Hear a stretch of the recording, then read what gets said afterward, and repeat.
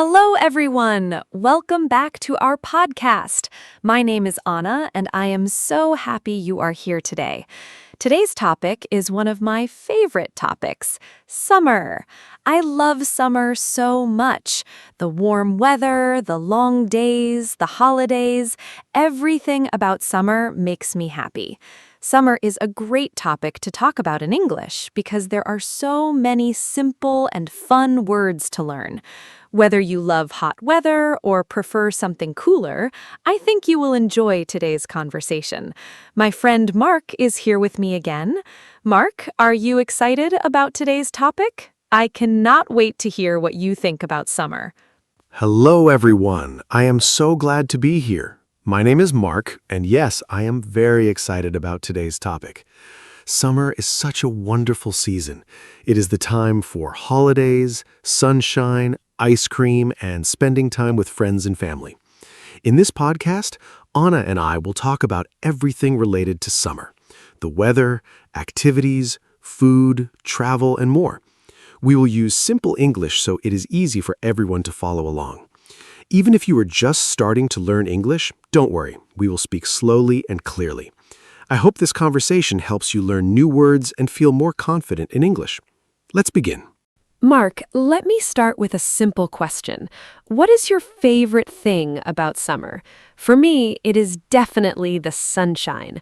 I love waking up in the morning and seeing a bright blue sky. In winter, the days are short and gray, but in summer, the sun rises early and sets late. There is so much light. I feel so much happier and more energetic in summer. The warm weather also makes me want to go outside and be active. I love walking in the park, sitting in a cafe outside, or just reading a book in the garden. Sunshine really changes my mood completely. What about you, Mark?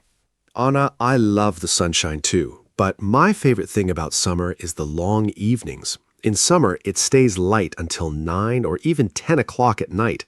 That means more time to enjoy the outdoors after work or school. I love sitting outside with friends in the evening, having a cold drink and just talking and relaxing. There is something very special about a warm summer evening. Everything feels slower and more relaxed. People seem happier and friendlier too. I also love that in summer you can do so many activities outside. Barbecues, walks, outdoor cinema, festivals. Summer evenings are truly magical. They are my absolute favorite part of the season. Oh, yes, summer evenings are so beautiful. I love them too. Mark, let's talk about summer weather. Summer means hot weather for most people, but how hot do you like it? I personally love warm weather, but not too hot. Around 25 degrees Celsius is perfect for me. When it is over 35 degrees, I find it too hot. I feel tired and uncomfortable. I drink a lot of water, stay in the shade, and try not to go outside in the middle of the day. What temperature do you prefer in summer? And do you have any tips for staying cool when it is very hot outside? Hot weather can be tough. 25 degrees is perfect. I agree with you, Anna. I also love warm weather, but extreme heat is very difficult. When it is very hot, I drink a lot of cold water, maybe 2 or 3 liters a day. I also wear light, loose clothing. Light colors like white and yellow are best because they do not absorb as much heat as dark colors. I also use a fan or air conditioning at home. Taking a cold shower in the afternoon is wonderful when it is hot. And I try to do outdoor activities in the morning or evening, not at midday when the sun is strongest. Staying hydrated is the most important thing in hot weather. Great tips, Mark. Staying hydrated is so important. I always carry a water bottle with me in summer. Mark, let's talk about summer holidays. Do you take a holiday in summer? I think summer is the most popular time for holidays. Many people travel in July and August because children are not in school. I love going on holiday in summer. Last summer, I went to the beach for 1 week. It was wonderful. I swam in the sea, ate delicious food, and relaxed in the sun. The beach is my favorite holiday destination in summer. Do you prefer the beach, the mountains, or the city for a summer holiday? What is your dream summer holiday? I love summer holidays. Last summer, I went to a small village in the mountains. It was cooler there than in the city, which was really nice. I went hiking every day and saw beautiful views. The mountains are so peaceful and quiet. But I also love the beach. The sea, the sand, the sound of the waves. It is very relaxing. I think my dream summer holiday would be a mix of both, a few days at the beach and a few days in the mountains. I also love city trips in summer. Many cities have outdoor events and festivals in summer. There are so many options. Every type of holiday has something special to offer. A mix of beach and mountains sounds wonderful. Mark, let's talk about summer food. I think food is one of the best parts of summer.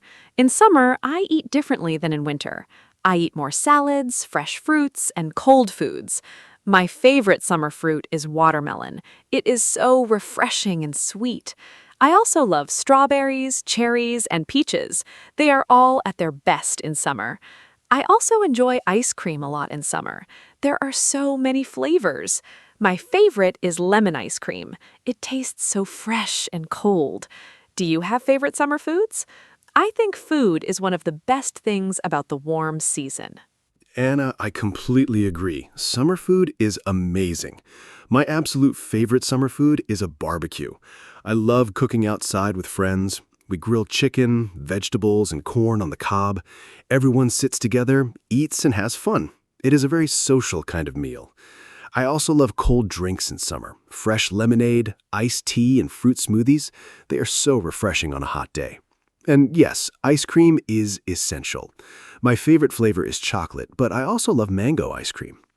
Summer is also great for eating outside at restaurants and cafes. There's something special about eating good food in the warm sunshine with the people you love.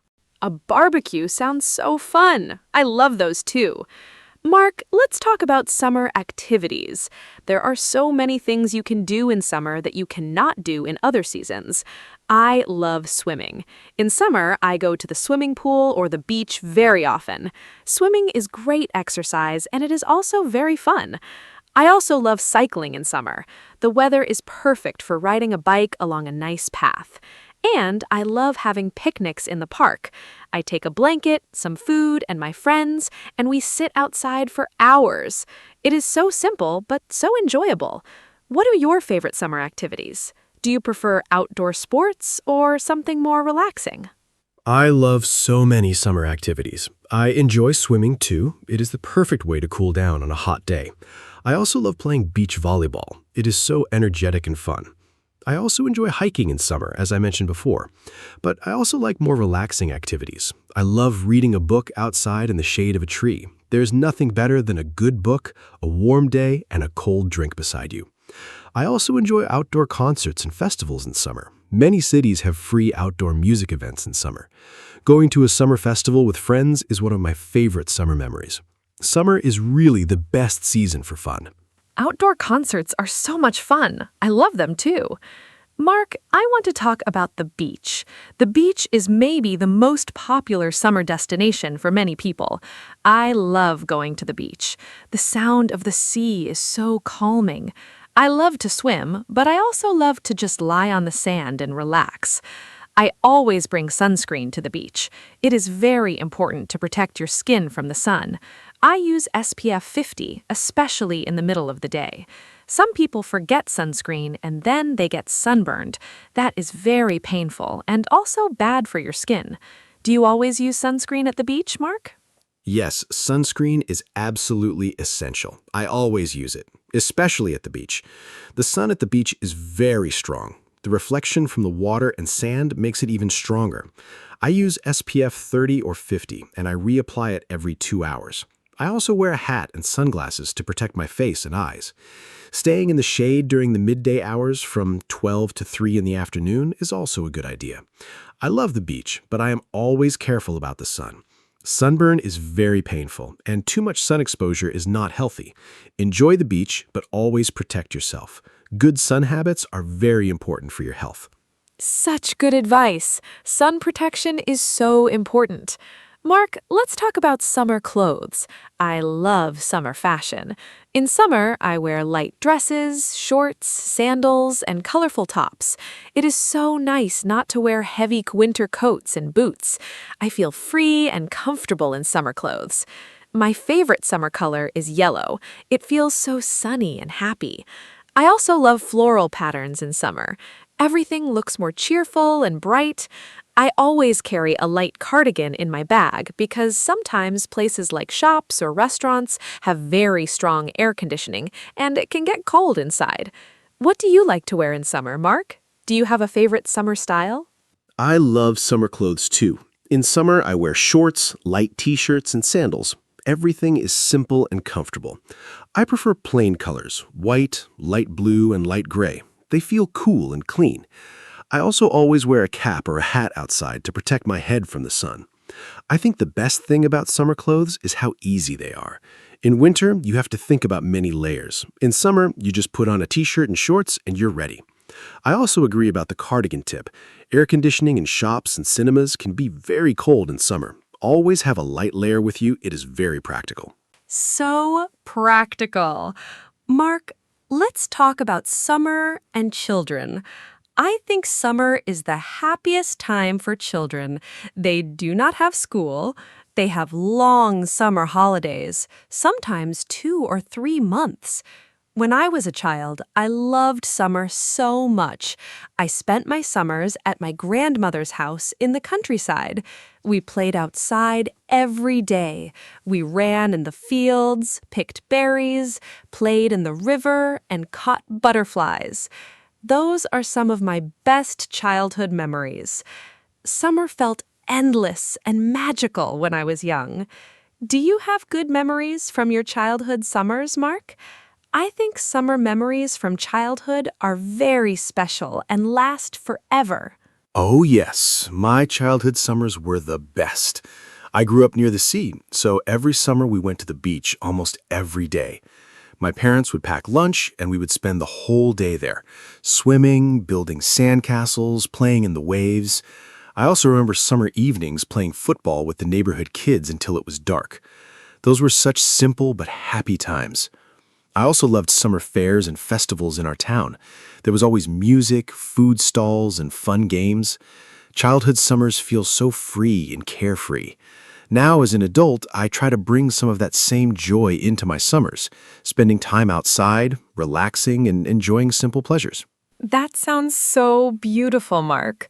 Childhood summers really are magical. Now, let's talk about something different: summer and health. Summer can be very good for your health, but it can also be challenging.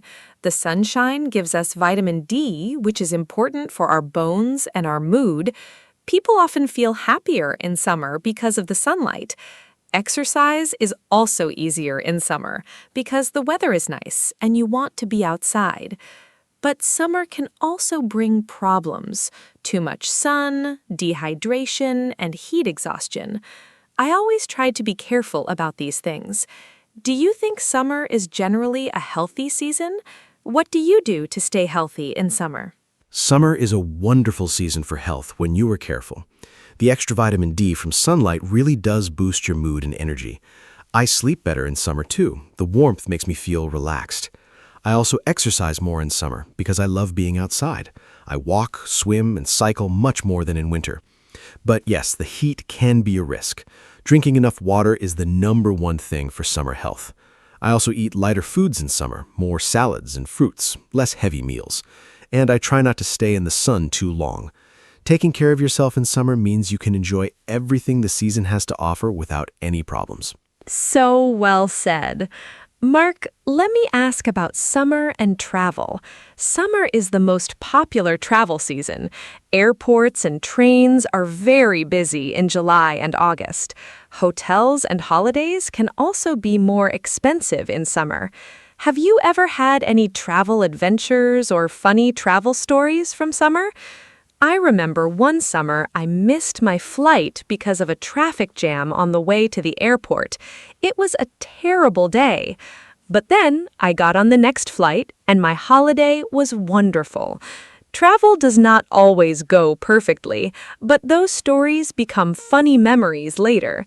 Do you have any memorable summer travel stories? Good or bad ones are both welcome. Oh, I have a funny travel story. One summer, my friends and I drove to the coast for a camping trip. We were so excited. But when we arrived, we realized we forgot the tent at home. We had all our sleeping bags and food, but no tent. We had to sleep in the car that first night. It was very uncomfortable, but we laughed so much about it. The next day, we bought a cheap tent from a local shop, and the rest of the holiday was perfect. Now that story is one of our favorite memories to tell. Travel surprises and mistakes make the best stories. The most important thing is to stay positive and laugh about the unexpected things. That story is so funny. Sleeping in the car? Oh no! But I love that it became a great memory. Mark, let's talk about summer festivals and events. Summer is full of fun events. There are music festivals, outdoor cinema, food festivals, sports events, and local fairs. I love going to local summer festivals. They are usually free or not expensive. There is music, food, dancing, and a great atmosphere. Last summer, I went to an outdoor jazz festival in my city.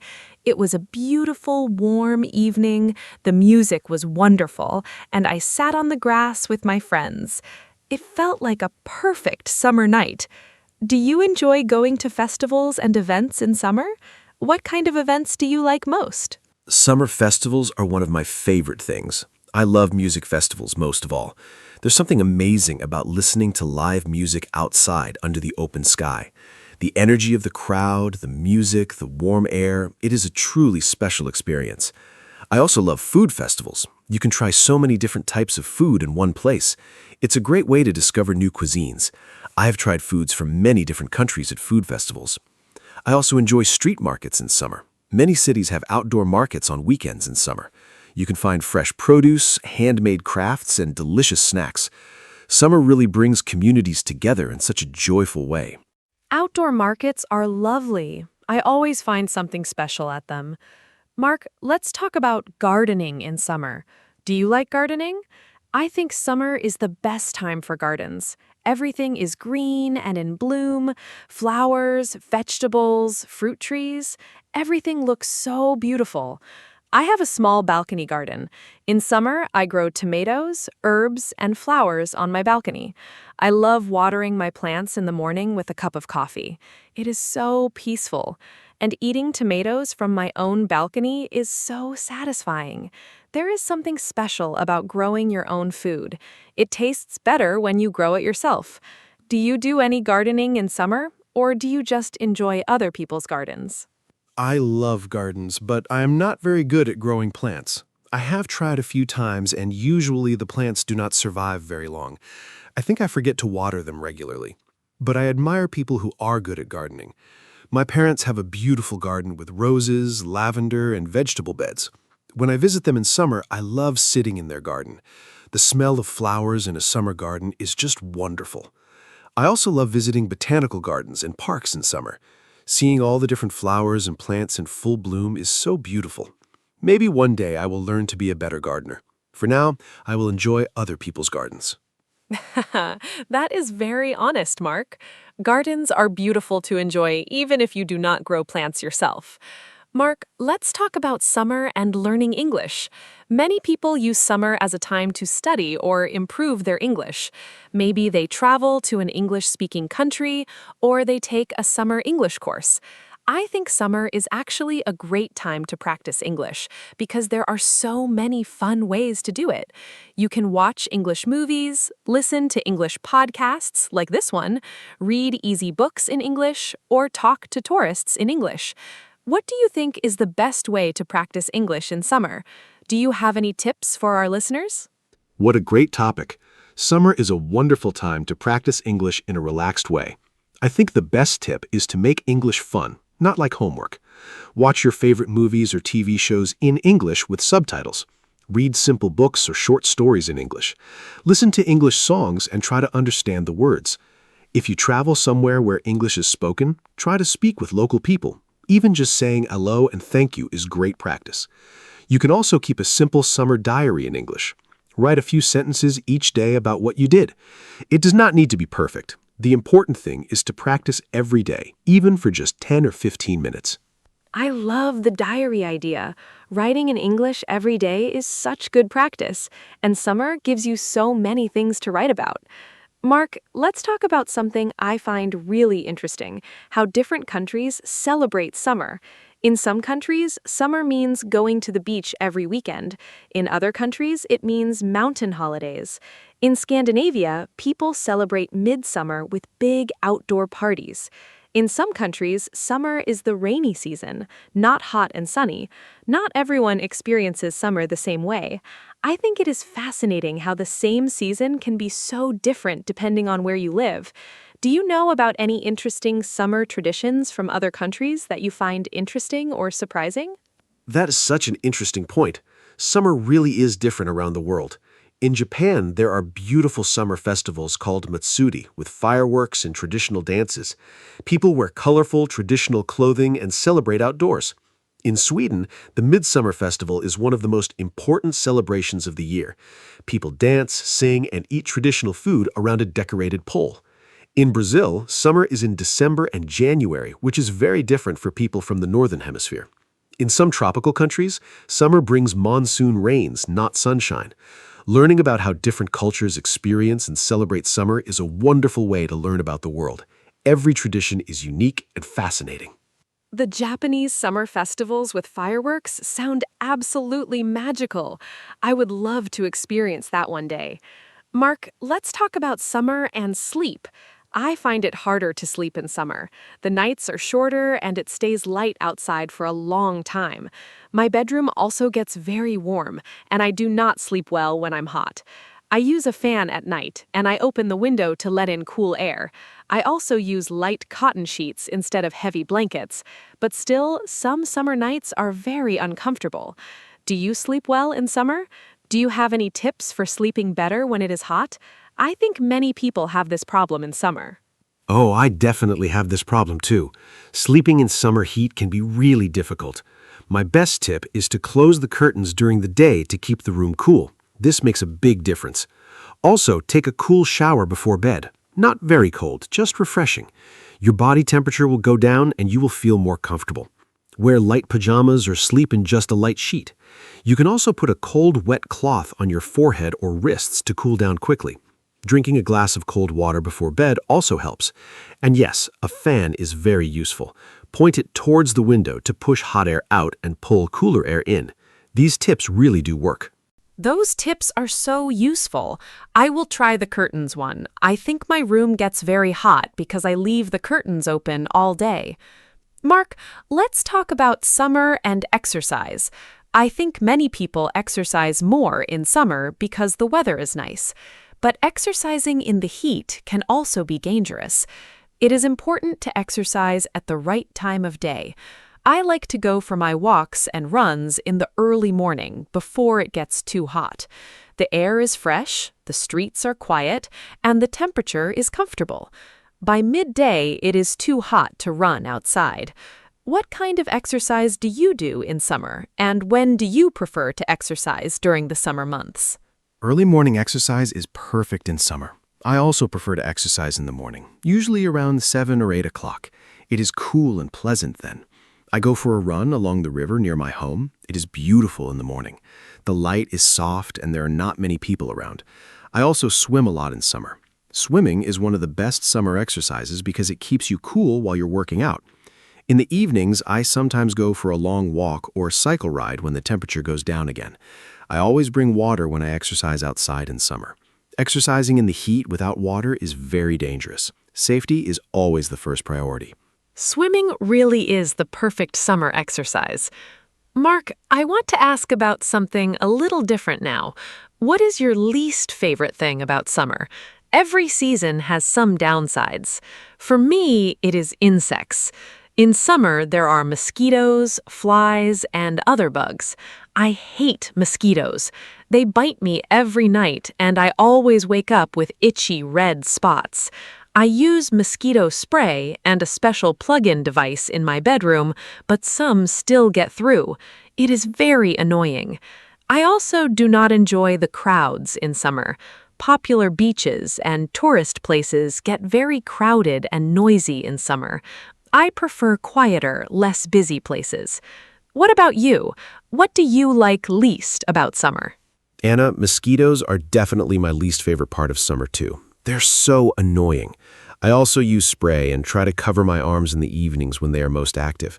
My other least favorite thing about summer is the traffic and crowds. Highways and airports are so busy in summer.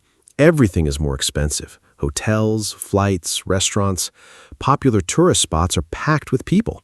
Sometimes it's hard to relax and enjoy yourself when everywhere is so crowded. I also sometimes miss the coziness of autumn and winter. Hot drinks, warm blankets, and quiet evenings inside also have a special charm. But overall, the good things about summer definitely outweigh the bad things. Summer is still my favorite season. I agree. The good things definitely outweigh the bad. Mosquitoes are a small price to pay for all the wonderful things summer brings.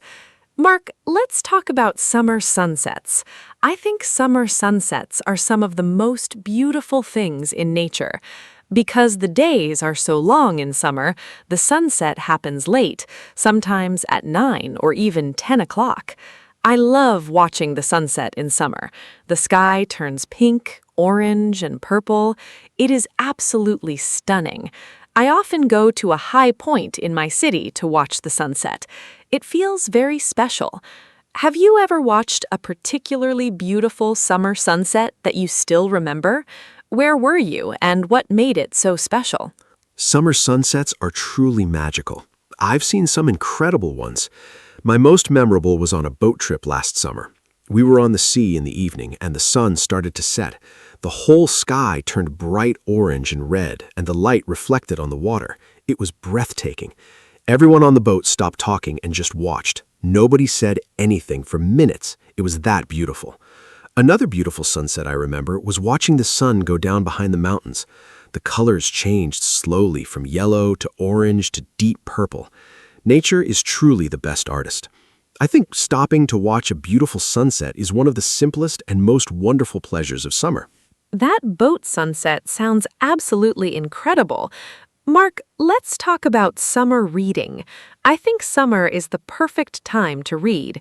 You have more free time, you can sit outside, and a good book in the sunshine is such a pleasure. I love reading on holiday. I always pack at least 2 books for any trip.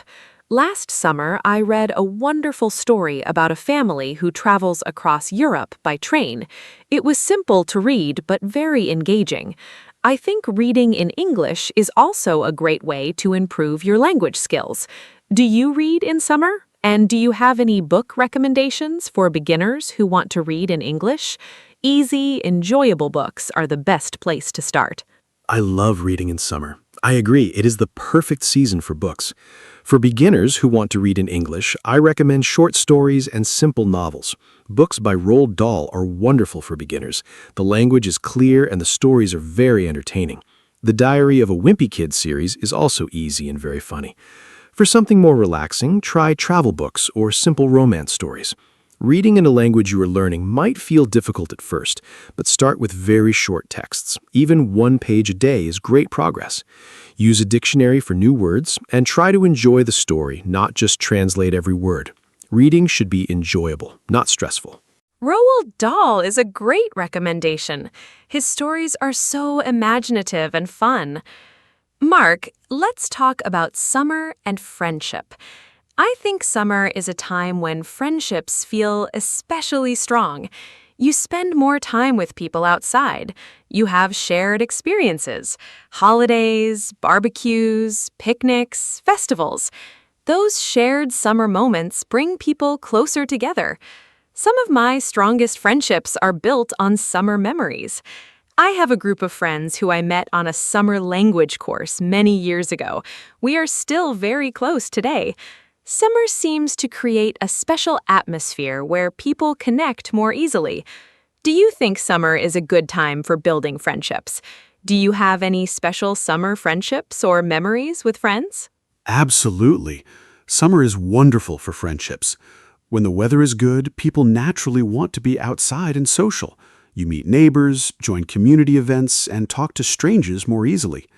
I think the relaxed atmosphere of summer makes people more open and friendly.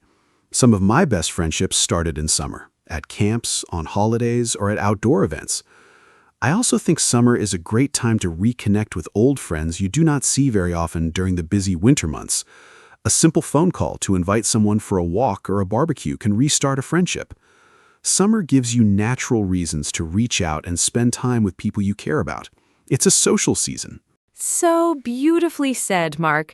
Summer really is a social season. It connects people in such a natural way. Mark, we are getting close to the end of our conversation today. I want to ask you one final big question before we wrap up. If you could design your perfect summer day from morning to night, what would it look like?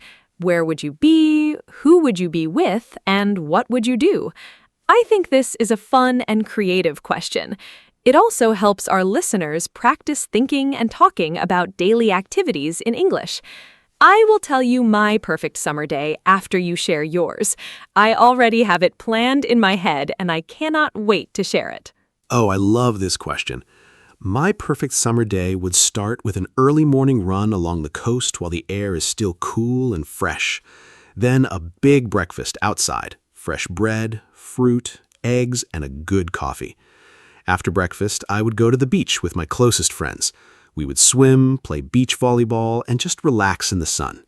In the afternoon, we would find a nice shaded terrace and have a long, slow lunch with cold drinks. In the evening, we would watch the sunset from a boat on the sea. Then dinner outside at a local restaurant with good food and great conversation. Finally, we would sit around a fire on the beach and talk and laugh until late at night. That would be my perfect summer day. What a wonderful conversation today, Mark. I feel so happy just talking about summer. We talked about so many great things: the weather, food, holidays, activities, travel, fitness, sleep, sunsets, reading, friendships, and so much more. I hope our listeners learned some new English words and phrases today, and I hope this conversation made you feel excited about summer, or maybe a little nostalgic if summer is not here yet. Remember, the best way to improve your English is to listen, speak, and enjoy the language. Thank you so much to everyone who listened today. Summer and English learning are both beautiful journeys. Enjoy both of them to the fullest. Thank you, Anna. This was such a joyful conversation. And thank you to all our wonderful listeners for spending time with us today. Summer really is a special season, full of warmth, light, and happy memories. I hope our conversation gave you some ideas for things to do this summer and some useful English vocabulary to talk about summer with your friends. If you want to improve your English, use summer as your teacher. Go outside, experience new things, and try to describe them in English. Keep a summer journal, listen to English podcasts, and speak as much as you can. Learning English can be just as fun and warm as a beautiful summer day. Until next time, enjoy the sunshine, stay happy, and we will see you soon. Goodbye. Hello, everyone. Welcome to our podcast. My name is Anna, and I am so happy you're here with us today. This podcast is for beginner English learners, and every episode is simple, fun, and useful. Today, we have a really delicious topic. We are going to talk about food. Food is one of the best topics in English because we talk about it every single day. What do you like to eat? What is your favorite meal? Do you cook at home? These are all questions you will hear and use constantly. I am joined by my wonderful co-host, Mark. Mark loves food just as much as I do. Mark, say hello and tell us, are you hungry right now? Hello, hello. Thank you, Anna. Hi to all our amazing listeners. Yes, I am always a little hungry when we talk about food. Today's topic is one of my absolute favorites, talking about food. Food is such a great topic for English learners because the vocabulary is very practical. You use it every day, at home, at restaurants, at the supermarket, and when you talk with friends. Anna and I are going to share our favorite foods, talk about meals and cooking, and give you lots of useful words and phrases. By the end of this episode, you will be able to talk about food in English easily and naturally. So let's get started. I am ready to eat. I mean, learn. Okay, so let's start with the most basic and important question. What is your favorite food? This is one of the first questions people ask when they meet someone new. It is a great conversation starter. In English, you can ask it in a few different ways. What is your favorite food? Or what do you like to eat? Or what is your favorite meal?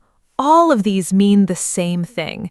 And to answer, you can say, my favorite food is pizza. I love sushi. I really enjoy pasta. Simple and natural. Mark, what is your favorite food? Tell our listeners, and please make it sound delicious so we all get hungry. Okay, my absolute favorite food is pizza. I know. It's a very popular answer, but I genuinely love it. My favorite type of pizza is margarita. Simple tomato sauce, mozzarella cheese, and fresh basil leaves. It sounds simple, but when it is made well, it is absolutely amazing. I also love Japanese food a lot, especially ramen, a hot noodle soup with broth, eggs, and different toppings. And I love tacos, a Mexican dish with meat, vegetables, cheese, and salsa inside a tortilla. I think my perfect day of eating would be ramen for lunch, tacos for dinner, and pizza as a late-night snack. What about you, Anna? Oh, I love all of those. Pizza, ramen, tacos, great choices. My absolute favorite food is sushi. I love how it is both simple and beautiful at the same time. My favorite type is salmon sashimi. That is just fresh, raw salmon sliced thinly. I also really love pasta, especially carbonara. That's pasta with eggs, cheese, and pancetta, which is Italian bacon. And I have a big sweet tooth. That means I love sweet things. So desserts are very important to me. My favorite dessert is tiramisu, which is an Italian dessert made with coffee, cream, and ladyfinger biscuits. It's incredible. Mark, do you have a sweet tooth too? Yes, definitely. I have a very strong sweet tooth. My favorite dessert is chocolate lava cake, a small, warm chocolate cake with soft, melted chocolate inside. When you cut it open, the chocolate flows out like lava from a volcano. It is absolutely delicious. I also love ice cream. My favorite flavor is vanilla. It sounds simple, but good quality vanilla ice cream is wonderful. I also enjoy mango sorbet, which is a light frozen dessert without cream. It's very refreshing, especially in summer. And I love chocolate in general. Dark chocolate is my favorite. I think if I could only eat one sweet thing forever, it would be a really good piece of dark chocolate. What is your favorite chocolate, Anna? Oh, dark chocolate is so good. I personally prefer milk chocolate. It is sweeter and creamier, but I love all chocolate, honestly. Now, let's talk about meals. In English, we talk about 3 main meals in a day.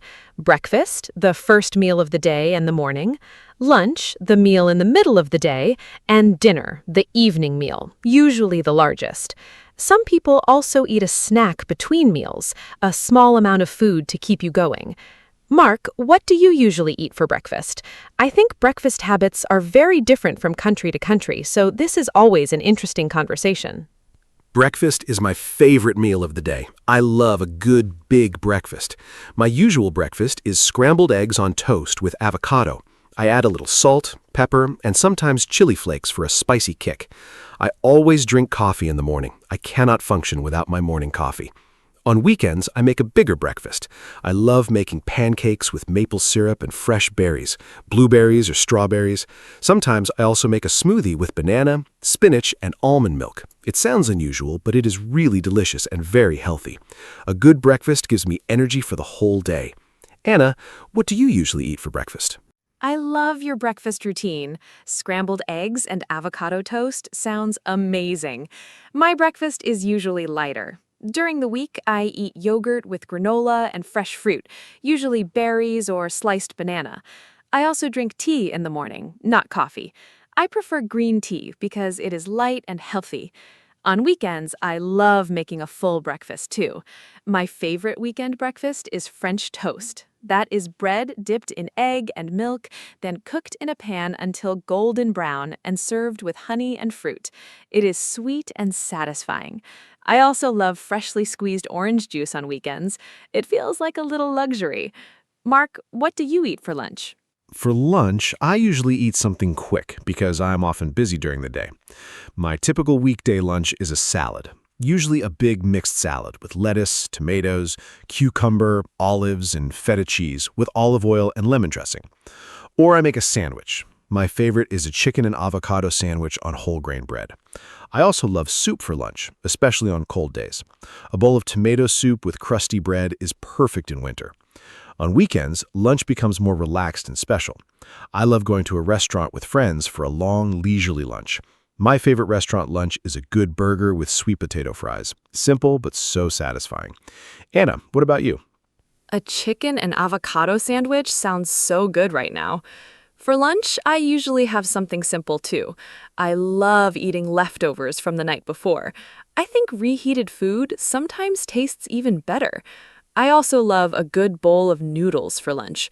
My favorite is a Vietnamese-style pho, a clear broth noodle soup with herbs and vegetables. It is light but filling. I also enjoy a simple rice bowl, rice with grilled vegetables and a fried egg on top. It's cheap, easy, and delicious. On weekends, I love brunch, a meal between breakfast and lunch. Brunch is very popular now. My favorite brunch food is Eggs Benedict, poached eggs on toasted English muffin with hollandaise sauce. Incredible. Eggs Benedict is one of the best brunch dishes ever. I completely agree. Now let's talk about dinner. Dinner is my favorite meal because I have more time to cook in the evening and I can really enjoy the food. My favorite dinner to cook at home is pasta. I make a homemade tomato sauce with garlic, onions, and fresh basil. It takes about 30 minutes and it tastes incredible. I also love making stir-fry, a quick Asian-style dish where you cook vegetables and meat together in a very hot pan with soy sauce and ginger. It is fast, healthy, and delicious. When I don't feel like cooking, I order Thai food, my favorite takeaway. Mark, what do you usually cook for dinner? Wait, I'm Anna. But yes, let me tell our listeners about my favorite dinner. I love making big salads for dinner in summer. My favorite is a Greek salad. Tomatoes, cucumbers, olives, red onion, and feta cheese with olive oil. So fresh and satisfying. In winter, I love making soups and stews. My favorite is lentil soup. Lentils cooked with onions, garlic, cumin, and tomatoes. It is very warming and healthy. I also love making homemade pizza on Friday evenings. I make the dough from scratch and add all my favorite toppings. It's a really fun cooking activity. And sometimes I just want something simple, like scrambled eggs and toast. Quick, easy, and always good. Mark, do you like cooking? I do love cooking. I think cooking is a wonderful skill and a really relaxing activity. When I cook, I feel creative and happy. My favorite thing to cook is a Sunday roast, a traditional British meal with roasted chicken, roasted potatoes, vegetables, and gravy. It takes a few hours, but the result is so worth it. I also enjoy baking. My favorite thing to bake is banana bread. It's moist, sweet, and smells incredible when it comes out of the oven. I started baking during a holiday at home, and I discovered I really enjoy it. Cooking and baking are also great ways to practice English because recipes are written in clear, simple language. Anna, what is your favorite thing to cook? I love that you bake banana bread. That is one of my favorites too. My favorite thing to cook is definitely pasta. I make a simple garlic and olive oil pasta called aglio e olio. It's Italian and it's incredible. Just garlic, olive oil, chili, and pasta.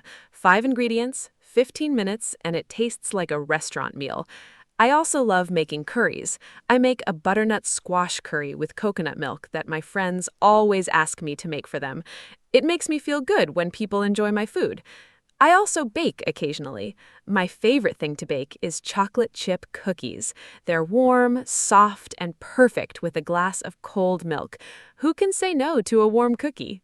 Nobody can say no to a warm cookie. Now let's talk about different types of food from around the world. One of the best things about food is that every country has its own amazing dishes and flavors. Italian food is very popular worldwide. Pizza, pasta, risotto, gelato. Japanese food is also incredibly popular. Sushi, ramen, tempura, miso soup. Mexican food is loved everywhere. Tacos, burritos, guacamole, enchiladas.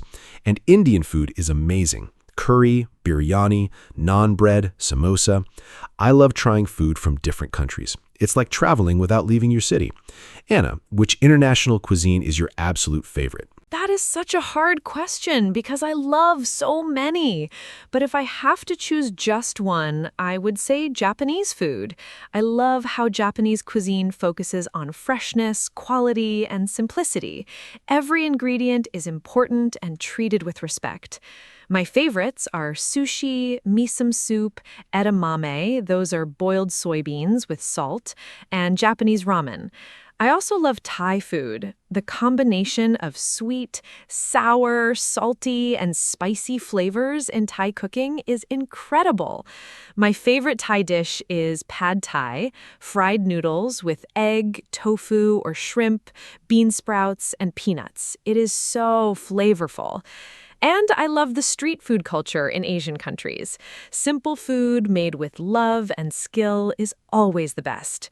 Mark, which cuisine? If I have to choose, I would say Italian food is my number one. The reason is simple. Italian food makes me happy every single time. There is something incredibly comforting about a bowl of pasta or a slice of pizza. Italian food uses simple, high-quality ingredients and lets them shine. I love that about it. But my second favorite is definitely Indian food. The spices in Indian cooking are incredible. Cumin, turmeric, coriander, cardamom, garam masala.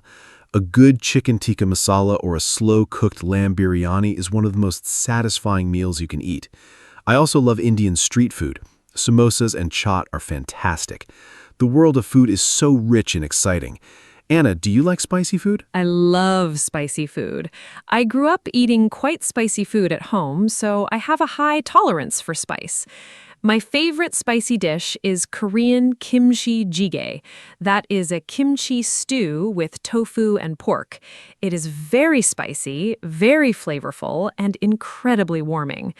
I also love Thai basil chicken with plenty of fresh chilies. When I eat very spicy food, I always have a glass of cold milk nearby because milk helps cool down the burning feeling. Water actually does not help much with spice. Milk is much more effective.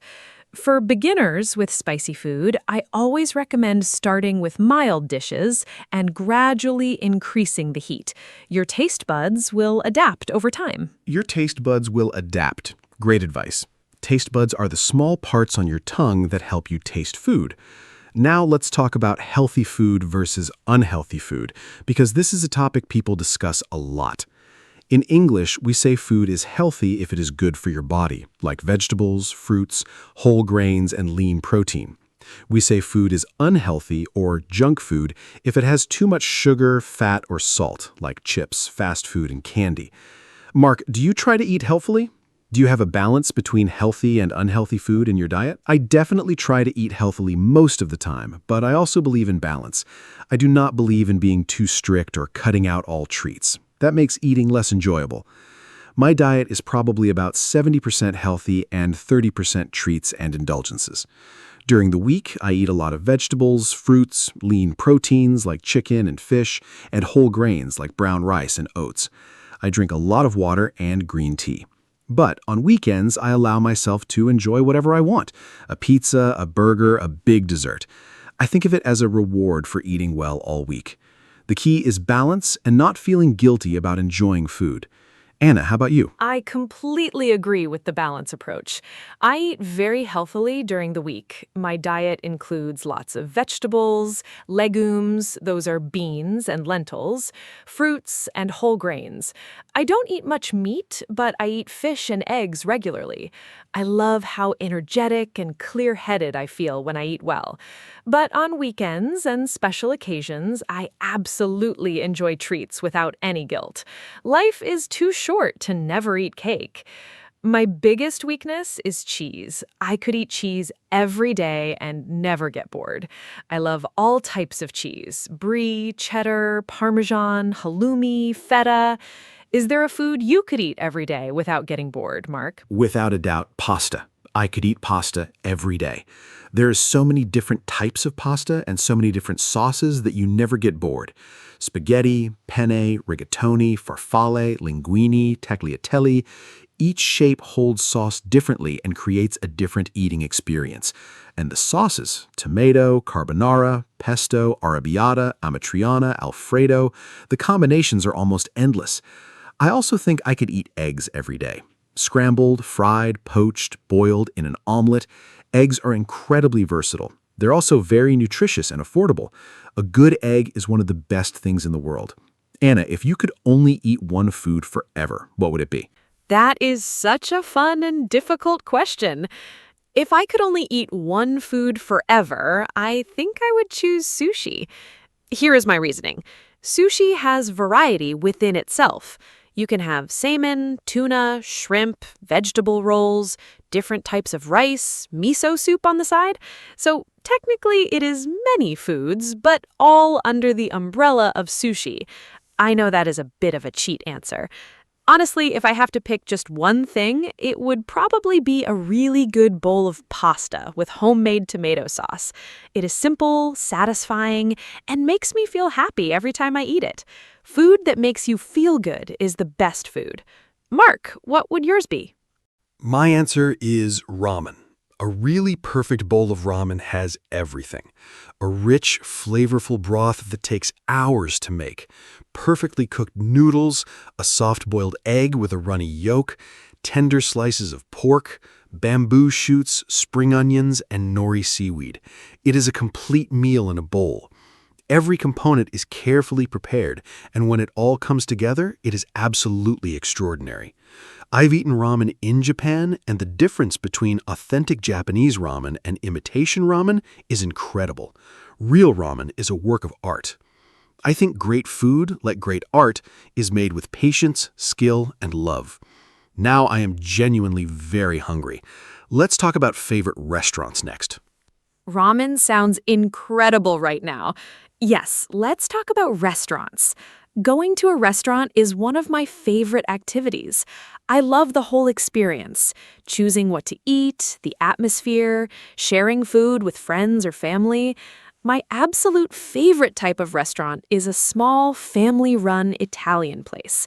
The kind where the chef is also the owner, the portions are generous, and the food is made with love using family recipes. I love restaurants where you feel like a guest in someone's home, not just a customer. My favorite thing to order at a restaurant is usually fresh pasta, something I could make at home, but it just tastes better when someone else makes it.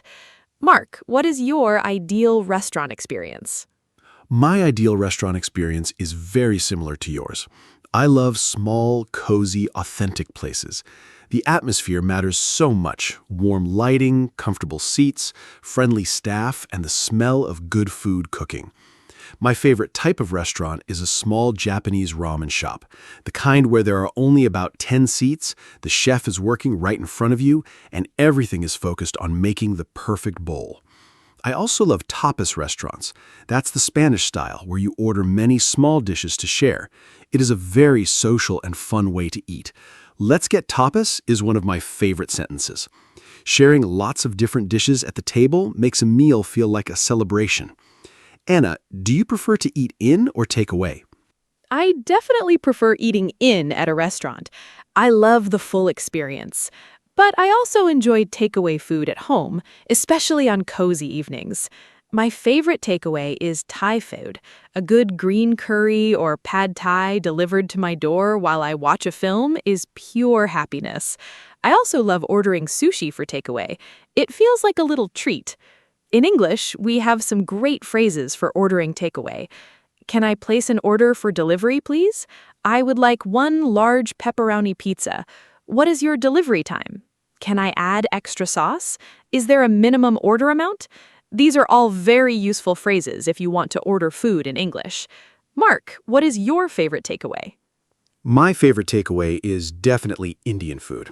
A good curry, rich, fragrant, perfectly spiced, with fluffy naan bread and basmati rice is one of life's greatest pleasures when delivered to your door.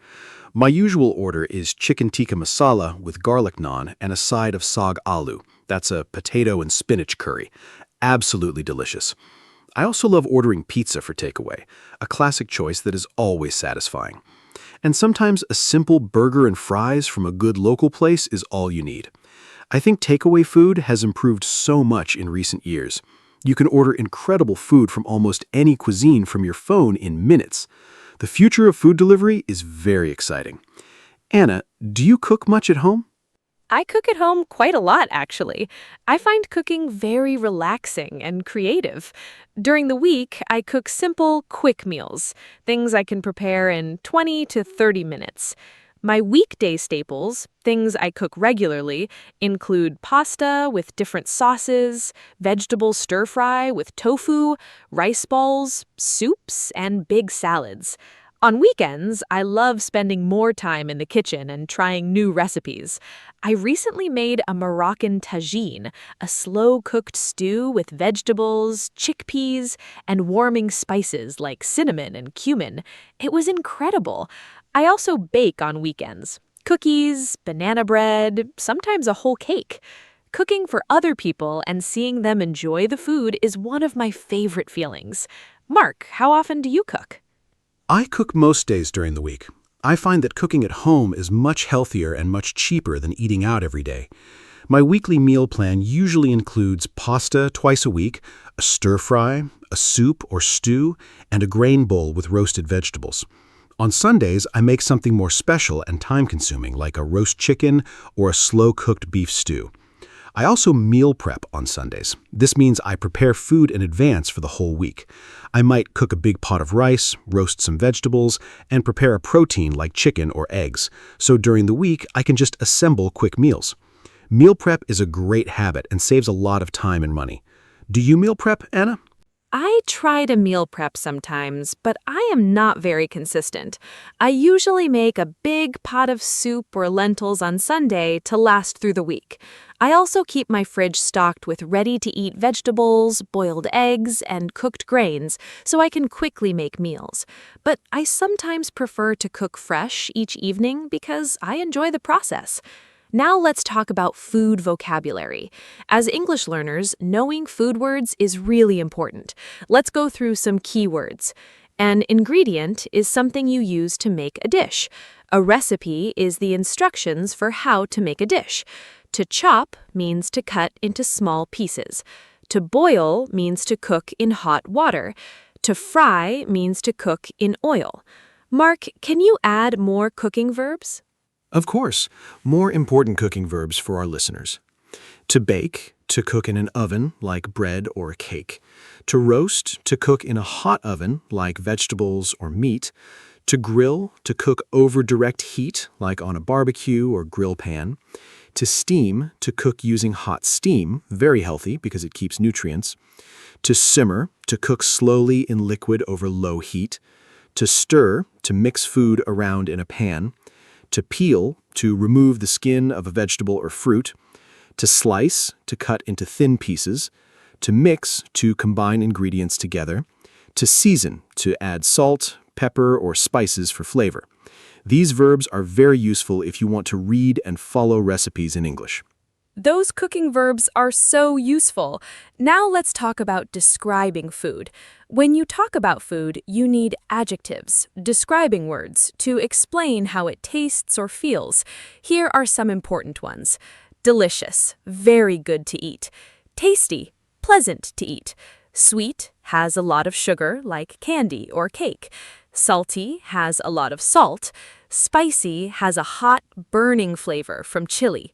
Sour has a sharp, acidic taste, like lemon.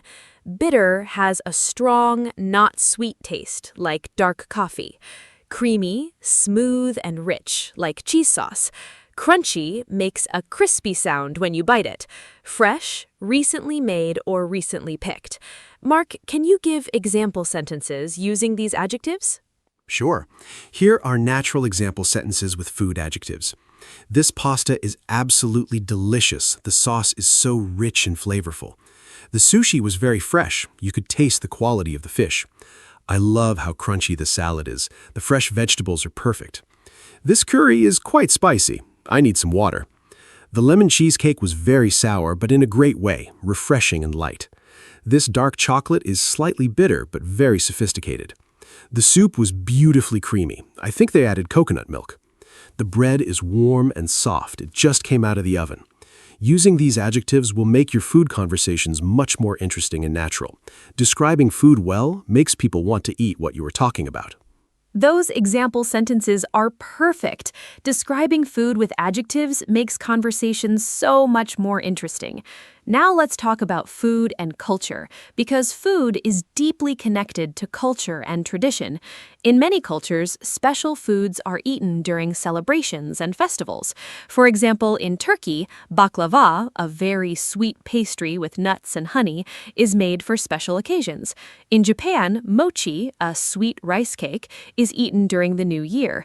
In England, hot cross buns are eaten at Easter. In Mexico, tamales are made for Christmas. Food connects us to our history and our families. Mark, are there special foods connected to important days or celebrations in your culture? Food and tradition are so deeply connected. In my family, Sunday lunch was always a very important ritual. My grandmother would make a big pot of beef stew every Sunday, and the whole family would gather around the table. That stew was one of my most powerful food memories. The smell of it cooking made the whole house feel warm and welcoming. I also think of birthday cakes.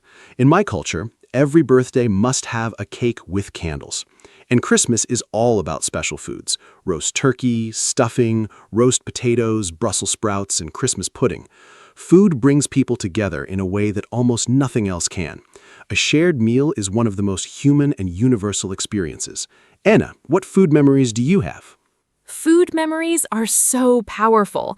The smell of a familiar food can take you straight back to a moment in your childhood.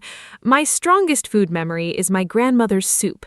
She made a simple vegetable soup with homemade bread every winter, and eating it felt like the warmest, safest feeling in the world. I still try to recreate it sometimes, and while it is good, it never quite tastes the same as hers did. I think food always tastes better when it is made with love by someone you love. Another strong memory is eating fresh fruit from the garden, strawberries still warm from the sun in summer. Nothing from a shop ever tastes as good as fruit you pick yourself. Mark, what is your strongest food memory? My strongest food memory is from a trip to Naples, Italy when I was about 20 years old. I ate a margarita pizza at a small local pizzeria, and it was the best thing I had ever tasted in my life. The dough was thin and charred at the edges, the tomato sauce was bright and fresh, and the mozzarella was soft and melted perfectly. I remember sitting outside in the warm evening, eating that pizza and thinking, this is what food is supposed to taste like. That experience changed how I thought about food. It showed me that simple, high-quality ingredients made with skill and love are always better than complicated dishes with many ingredients. That pizza started my real love of food. It's a beautiful memory. That Naples pizza story is so romantic and beautiful. Simple food made perfectly. That is the best. Now let's do a fun quiz section for our listeners. I will ask Mark some questions about food, and he will answer. And listeners, you can think about your own answers too. Ready? First question. Mark, if you could have dinner with any famous person in the world, and you could choose the restaurant and the meal, what would you choose? Take a moment to think about this one, listeners. Who would you want to have dinner with? Where would you go? What would you eat? These are great conversation questions to practice with a friend in English. Oh, what a fun question. I would choose to have dinner with Anthony Bourdain, the late American chef, author, and travel show host. He was one of the most interesting people in the world when it came to food and culture. I would take him to a tiny local ramen shop in Tokyo, Japan. We would both have the chef's special ramen, the most authentic, carefully made bowl possible. I would ask him about all the most incredible food experiences of his life, all the places he visited, and what he believes food means to people. I think the conversation would be as nourishing as the meal. Anthony Bourdain believed food connects people across cultures, and I completely agree with that philosophy. Anna, who would you choose? What a wonderful answer. Anthony Bourdain was truly a remarkable person. I would choose to have dinner with Julia Child, the famous American chef who taught Americans how to cook French food and made cooking fun and accessible for everyone. I would take her to a classic French bistro in Paris, and we would eat the full traditional French menu: onion soup, duck confit, croissants, and crème brûlée for dessert. Julia Child was famous for her joyful, enthusiastic attitude towards food and cooking. She believed everyone could cook, and that mistakes in the kitchen are part of the fun. I think having dinner with her would be the most delicious and joyful experience imaginable. She's one of my heroes. Okay, next quiz question for you, Mark. Ready. Give me another question, Anna. I am enjoying this food quiz very much, and I love your choice of Julia Child. She was an icon. By the way, listeners, if you want to practice your English with food topics, I highly recommend watching cooking shows in English.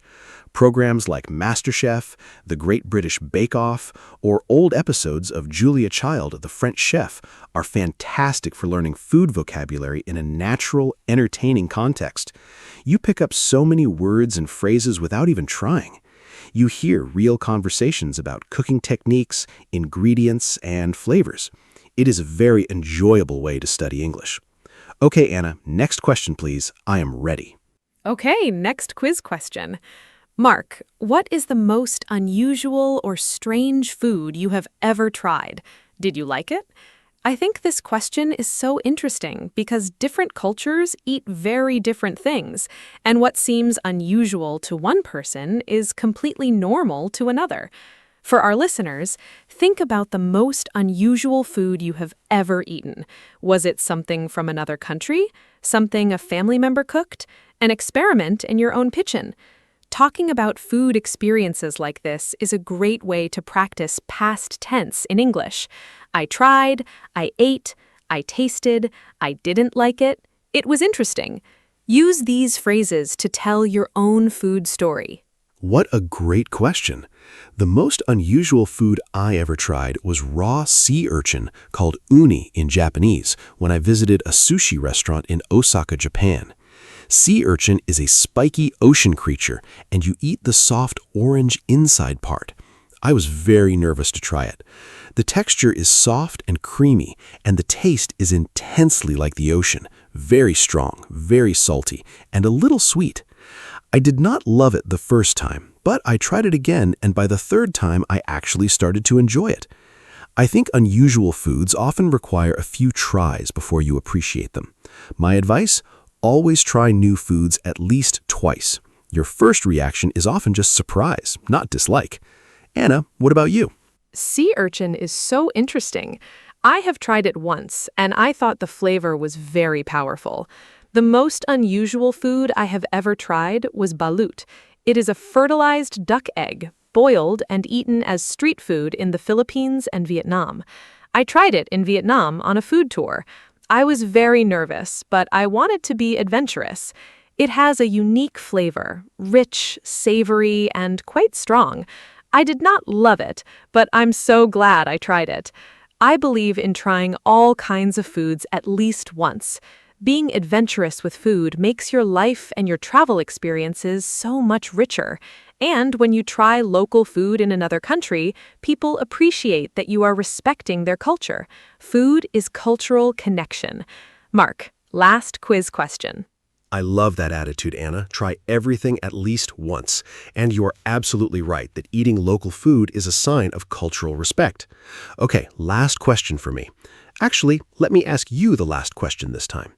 Anna, if you had to give one piece of food advice to our listeners, one tip that would make their eating life better, what would it be? And listeners, think about this too. What food wisdom would you share? What is the one food rule or habit that has made your life better?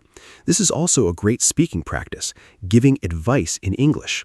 You can say, my advice is, or I recommend, or you should try. These phrases are very useful. Oh, I love that you turned it around on me. My one piece of food advice is simple. Cook more at home. I know it sounds basic, but cooking your own food changes everything. When you cook, you know exactly what ingredients are in your food. You save money, you can make things exactly how you like them, you develop a wonderful skill that makes you more independent and creative. And the process of cooking is genuinely relaxing and satisfying. Even simple home cooking, a bowl of pasta, a plate of eggs, a homemade soup, is usually healthier, cheaper, and more satisfying than buying ready-made food. Start with simple recipes, watch tutorials online, make mistakes and laugh about them. Cooking is a gift you give yourself. What is your food advice, Mark? My food advice is be curious and brave with food. Try new things regularly. Visit a restaurant that serves cuisine you have never tried before. Buy one unfamiliar ingredient at the supermarket each week and look up a recipe for it. Order the dish on the menu that you do not recognize. Ask a colleague or friend from a different country what their favorite food is and try to make it or find it.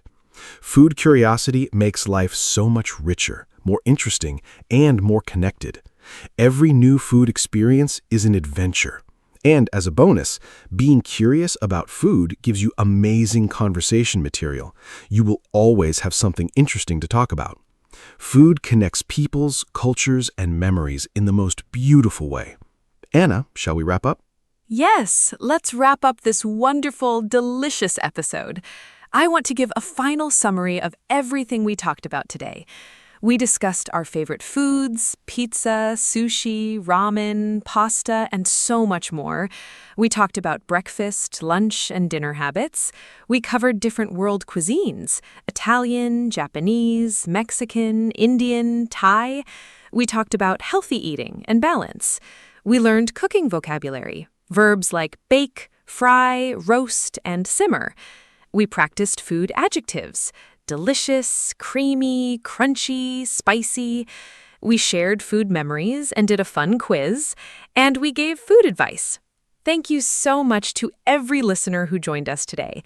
I hope this episode made you hungry, happy, and a little more confident talking about food in English. See you next time. What an absolutely delicious episode this has been. Thank you so much, Anna. You are the best co-host and food conversation partner anyone could ask for. And a huge thank you to every wonderful listener who spent this time with us. Food is one of the most universal topics in the world.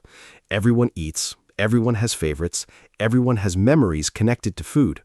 Talking about food in English is something you can practice every single day. At home, at restaurants, at the supermarket, with friends. Use the vocabulary and phrases from today's episode. Talk about your favorite foods, describe how they taste, share your food memories. The more you use English to talk about real, everyday topics like food, the faster and more naturally it will come. Take great care, eat well, and goodbye, everyone. Hello, everyone. Welcome to our podcast. My name is Anna. Today, we talk about education. Education is very important in our life. We go to school when we are children. We learn many things there. We learn to read, write, and count. We also learn about the world. I think school is a great place. We meet friends there, we play and study together. Teachers help us every day. I liked school very much when I was a child. Did you like school? Today, my friend Mark is here with me. Hi, Mark. Let's talk about education together. Hi, Anna. Hello, everyone. Thank you for having me. Yes, I liked school too. School is a very special place. We spend many years there. I started school when I was 6 years old. I remember my first day. I was a little nervous, but my teacher was very kind. She helped me feel good. I made many friends on my first day. We played games and learned new things. School gave me many good memories. I think education is the most important thing in life. Without education, it is hard to get a good job. I am happy to talk about this today. Yes, Mark, I agree with you. Education helps us in so many ways. First, we learn to read. Reading is very important. We read books, signs, and messages every day. Second, we learn math. Math helps us count money and understand numbers. Third, we learn about history and science. These are very interesting subjects. I loved reading class the most in school. My teacher always told us fun stories. I think every child needs a good teacher. A good teacher makes learning fun. Children learn better when they are happy. What was your favorite subject in school, Mark? My favorite subject was science. I loved learning about animals and plants. Our teacher always brought interesting things to class. One day, she brought a small fish. We all looked at it and asked many questions. I also liked sports class. We played football and basketball. Sports are good for our body. They also teach us how to work as a team. I think physical education is very important for children. A healthy body helps us learn better. Anna, do you think children should have more sports at school? I believe movement helps the brain work better. It is very important. I completely agree, Mark. Children need to move. They cannot sit all day. When children play and move, they feel better and learn more easily. I think schools should have sports every day, not only once or twice a week. But I also think art is very important. In art class, children draw and paint. They use their imagination. Art helps children express their feelings. Some children are very quiet, but they can show their feelings through art. Music is also wonderful. When I was a child, I loved singing at school. I think all subjects are important. Every child is different and likes different things. That is so true, Anna. Every child is different. Some children love reading. Some love drawing. Some love numbers. Good schools understand this. They give children many different activities. This helps every child find what they love. I remember one boy in my class. He was not good at math, but he was amazing at drawing. His teacher always praised his art. This made him feel confident. He grew up and became a great artist. I think teachers must see the talents in every child. When a teacher believes in you, you can do great things. Every child has something special inside. Yes, teachers are so important. They are like second parents to us. They spend many hours with children every day. Teaching is not an easy job. Teachers must be patient and kind. They must explain things clearly. Sometimes a child does not understand a lesson. A good teacher explains it again in a different way. My math teacher was amazing. When I did not understand something, she drew pictures to help me. Pictures made the lesson much easier. I was very grateful for her help. I think we should say thank you to our teachers more often. Teachers work very hard for us every day. Absolutely, Anna. Teachers deserve much more respect and appreciation. In some countries, teachers earn very little money. This is not fair. Teaching is one of the most important jobs in the world. Without good teachers, there are no doctors, engineers, or scientists. Everyone needs a teacher first. I had a history teacher who loved his subject very much. His excitement made us excited too. He told stories about old kings and great events. I never fell asleep in his class. A passionate teacher changes everything. When a teacher loves what they teach, the students feel it. That energy is very powerful and unforgettable. I had a teacher like that too. She taught us English. She brought songs, games, and movies to class. Learning English felt like playing, not studying. I think the way we teach is very important. Old teaching methods were very strict. The teacher spoke and students listened quietly. They could not ask questions. Now, modern teaching is different. Students ask questions, they work in groups, they do projects together. I think this is much better. Children learn more when they are active. They remember things longer when they do them, not just hear them. Good teaching is like a door. It opens the world for children. That is a beautiful way to say it, Anna. Education really opens doors. Let me talk about technology now. Today, many children use computers and tablets at school. They watch videos and play educational games. Technology makes learning very interesting and fast. My little nephew loves learning with his tablet. He watches science videos and then asks his parents many questions. Technology helps children learn at their own speed. Some children are slow learners. That is okay. With technology, they can watch a lesson again and again. This is a great advantage. I think technology is a wonderful tool for education when teachers use it in the right way. Yes, technology is wonderful, but I also think we must be careful. Children should not spend too many hours looking at screens. It is not good for their eyes or their health. Balance is very important. Children need technology, but they also need books, pencils, and paper. Writing by hand is still very important. It helps the brain remember information better. I still write notes by hand when I study something new. It helps me a lot. Also, not all families have tablets or computers at home. Some children are poor. Schools must help these children too.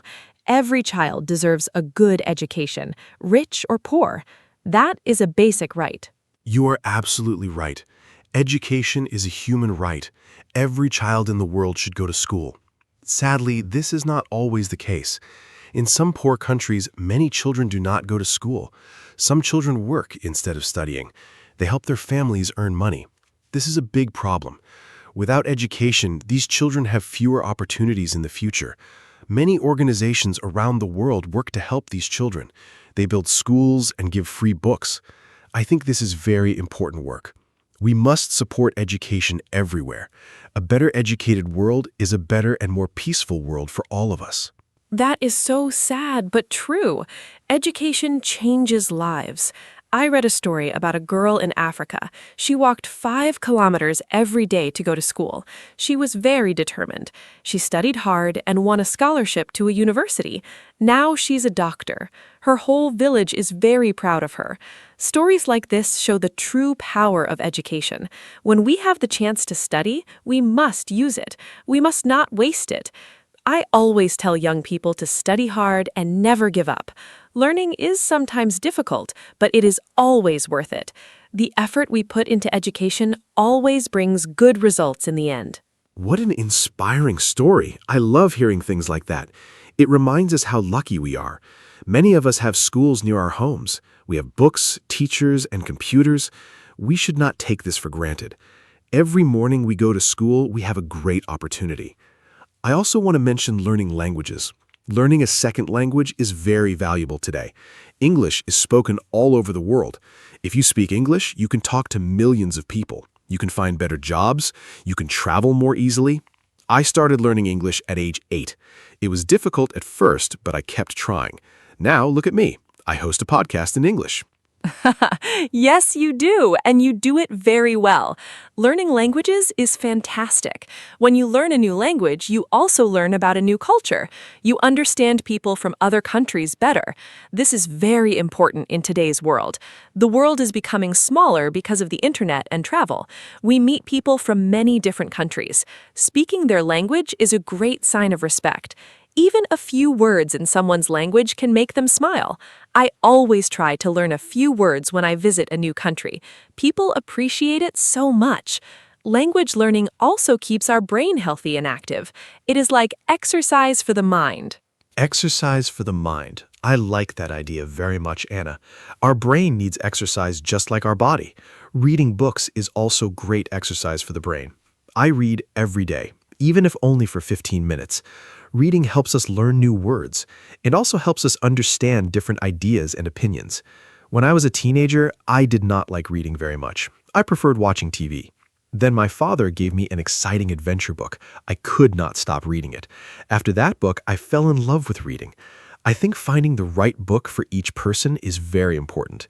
The right book can change your life and make you love reading forever. I love that story, Mark. The right book really can change everything. Parents play a big role in education, too. They are the first teachers in a child's life. Children learn from watching their parents. If parents read books at home, children want to read, too. If parents ask curious questions, children become curious, too. Parents should talk to their children a lot. They should read stories to them before bed. This is very important for children's language development. My mother read to me every night when I was small. I think this is why I love books so much today. Parents must be involved in their child's education. School and home must work together. Totally agree. Parents and teachers must be a team. When they communicate well, children do better in school. Some parents never go to school meetings. They're very busy with work. But it is important to make time. Just one visit to school can make a big difference. The teacher can tell the parents how the child is doing. Parents can share information about problems at home. Together, they can find solutions. My parents always came to my school. They knew all my teachers by name. I felt very supported. I worked harder because I knew my parents cared. Children who feel supported at home do better at school. That connection is truly very powerful. Exactly. Support is everything. Let's talk about university now. After school, many students go to university. University is a place for higher education. Students choose a subject they love. They study it in more depth. University can be very exciting. You meet many new people from different places. You become more independent. You cook for yourself, manage your money, and make your own decisions. University teaches life skills, not only academic knowledge. I studied teaching at university. I loved every minute of it. The friendships I made there are still very strong today. University was a life-changing experience for me. Do you have good memories from university, Mark? Oh, yes, university was amazing. I studied computer science. It was challenging, but very interesting. I learned to think logically and solve problems. These skills help me every day in my work. At university, we also had many group projects. Working in a team taught me a lot. I learned to listen to other opinions. I learned to share ideas and compromise. These are important skills in real life, too. I also joined the university football team. Sport connected me with people from different departments. University is not only about books and exams. It's about growing as a person. I left university feeling much more confident and ready for the world. That is wonderful, Mark. But not everyone goes to university, and that is okay too. There are many other paths after school. Some people go to vocational schools. There they learn practical skills like cooking, car repair, or hairdressing. These skills are very valuable. The world needs skilled workers. Not everyone needs a university degree to be successful. What matters most is doing something you love and doing it well. I know a woman who did not go to university. She learned to bake cakes. Now she has her own bakery. She employs 10 people. She is very happy and successful. Success has many different shapes and forms. It is not only one path. That is a great example, Anna. There's no single right path for everyone. The important thing is to never stop learning. Learning does not stop after school or university. We learn every day of our lives. We learn from our experiences. We learn from our mistakes, too. Mistakes are actually very good teachers. When I make a mistake, I try to understand what went wrong. Then I do better next time. I'm not afraid of making mistakes. They help me grow. Lifelong learning is a wonderful concept. Even elderly people can learn new things.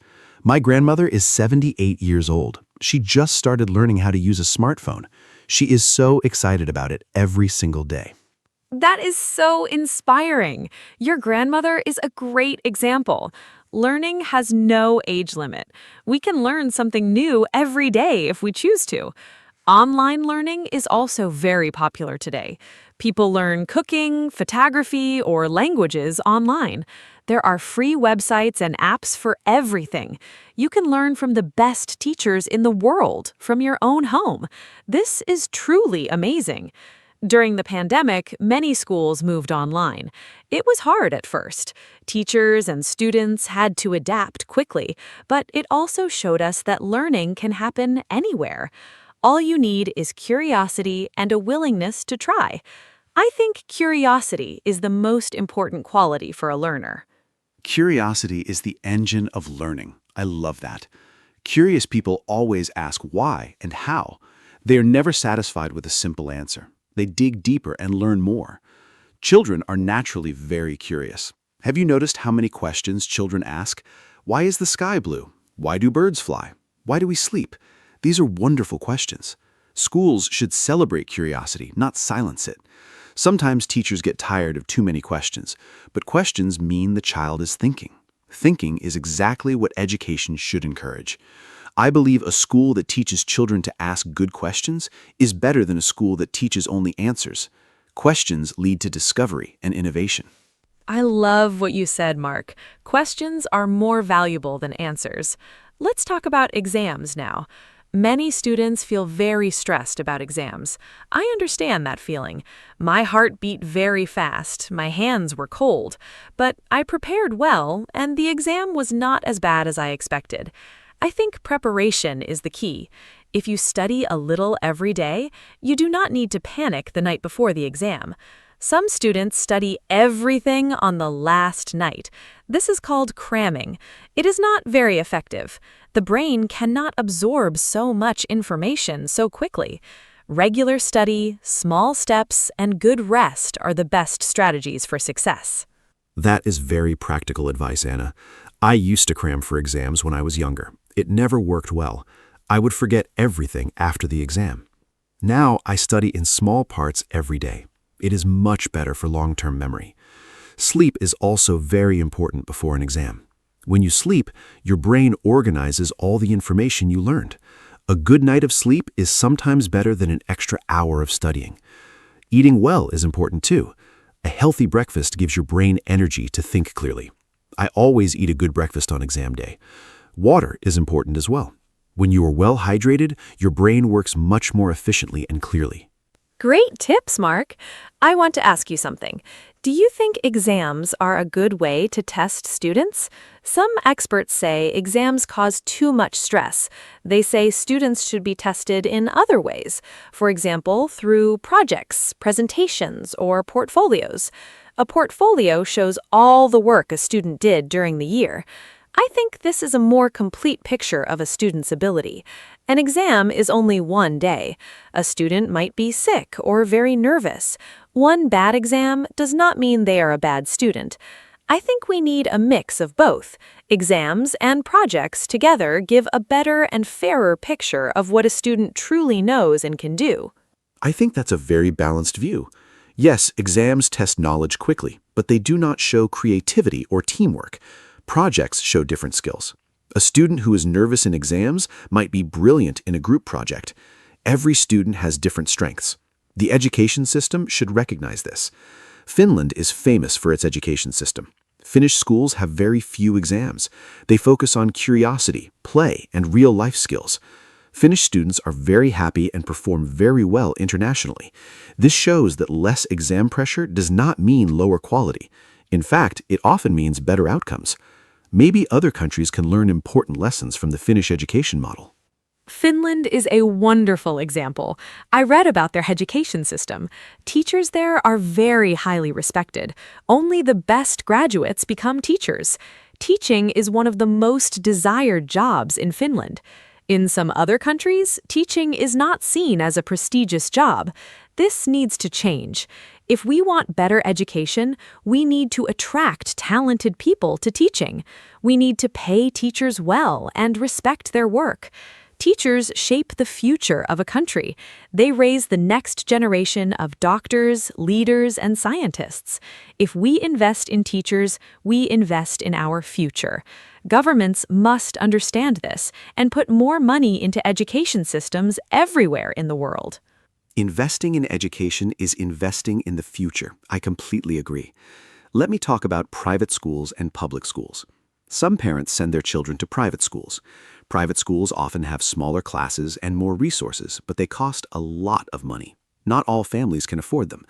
Public schools are free for everyone. They are funded by the government. The quality of public schools varies a lot between countries. Some public schools are excellent. Others do not have enough teachers or books.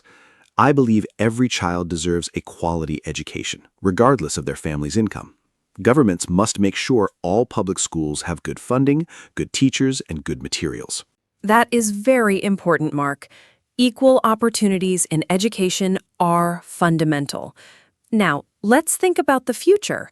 How will education look in 50 years?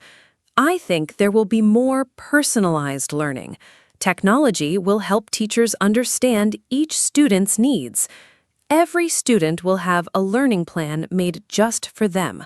Some students learn fast, some need more time. Future technology can adapt to each learner. Virtual reality might also be used in schools. Imagine learning about ancient Rome by actually walking through it in virtual reality. That would be amazing and so much more exciting than reading from a textbook. The future of education is full of incredible and exciting possibilities. I am curious to see what comes next. Virtual reality in schools sounds incredible. I think artificial intelligence will also change education a lot. AI can already help students with homework and explain difficult concepts. It can give personalized feedback instantly. This is something a single teacher cannot do for 30 students at the same time. AI can fill that gap. But I do not think AI will replace teachers. Teachers give something very special. They give emotional connection, motivation, and human warmth. A child needs a human role model. A machine cannot truly inspire a child the way a passionate teacher can. I think the future classroom will use the best of both, human teachers and smart technology working together for better results. I think that is exactly right. Technology is a tool, not a replacement. The human element in education is irreplaceable. Let's also talk about adult education. Learning is not only for children and young people. Adults can and should continue learning throughout their whole lives. Many adults go back to school after working for years. They learn new skills because their job changed. Technology changes very fast. Workers must learn new things to stay relevant. This can feel difficult for older workers, but it is also exciting. Learning something new at any age feels wonderful. It gives us confidence and energy. Adult education programs are very important. Governments and companies should support their employees in continuing to learn and grow. Adult learning is so important in today's fast-changing world. I took an online course last year to improve my presentation skills. It helped me so much. I feel more comfortable speaking in front of people now. Before, I was very shy when I had to speak publicly. The course gave me tools and techniques. I practiced every day. Slowly, my confidence grew. This experience reminded me that we can always improve. No matter how old we are, we can always learn and get better. I encourage everyone listening today to try something new. Take a class, watch a tutorial, or read a book about something you do not know. Learning enriches life and makes every day more interesting and meaningful.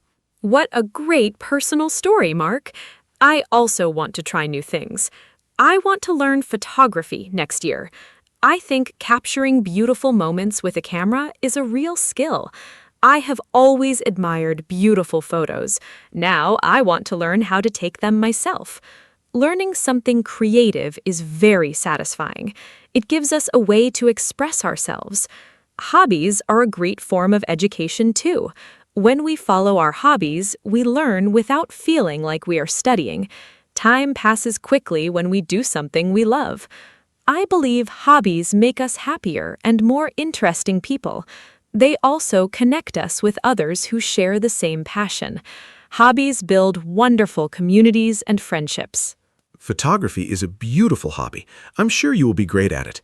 You should share your photos with us on our social media. Our listeners would love to see them. Speaking of community, education also builds community. When people learn together, they form bonds. They share experiences. They help each other.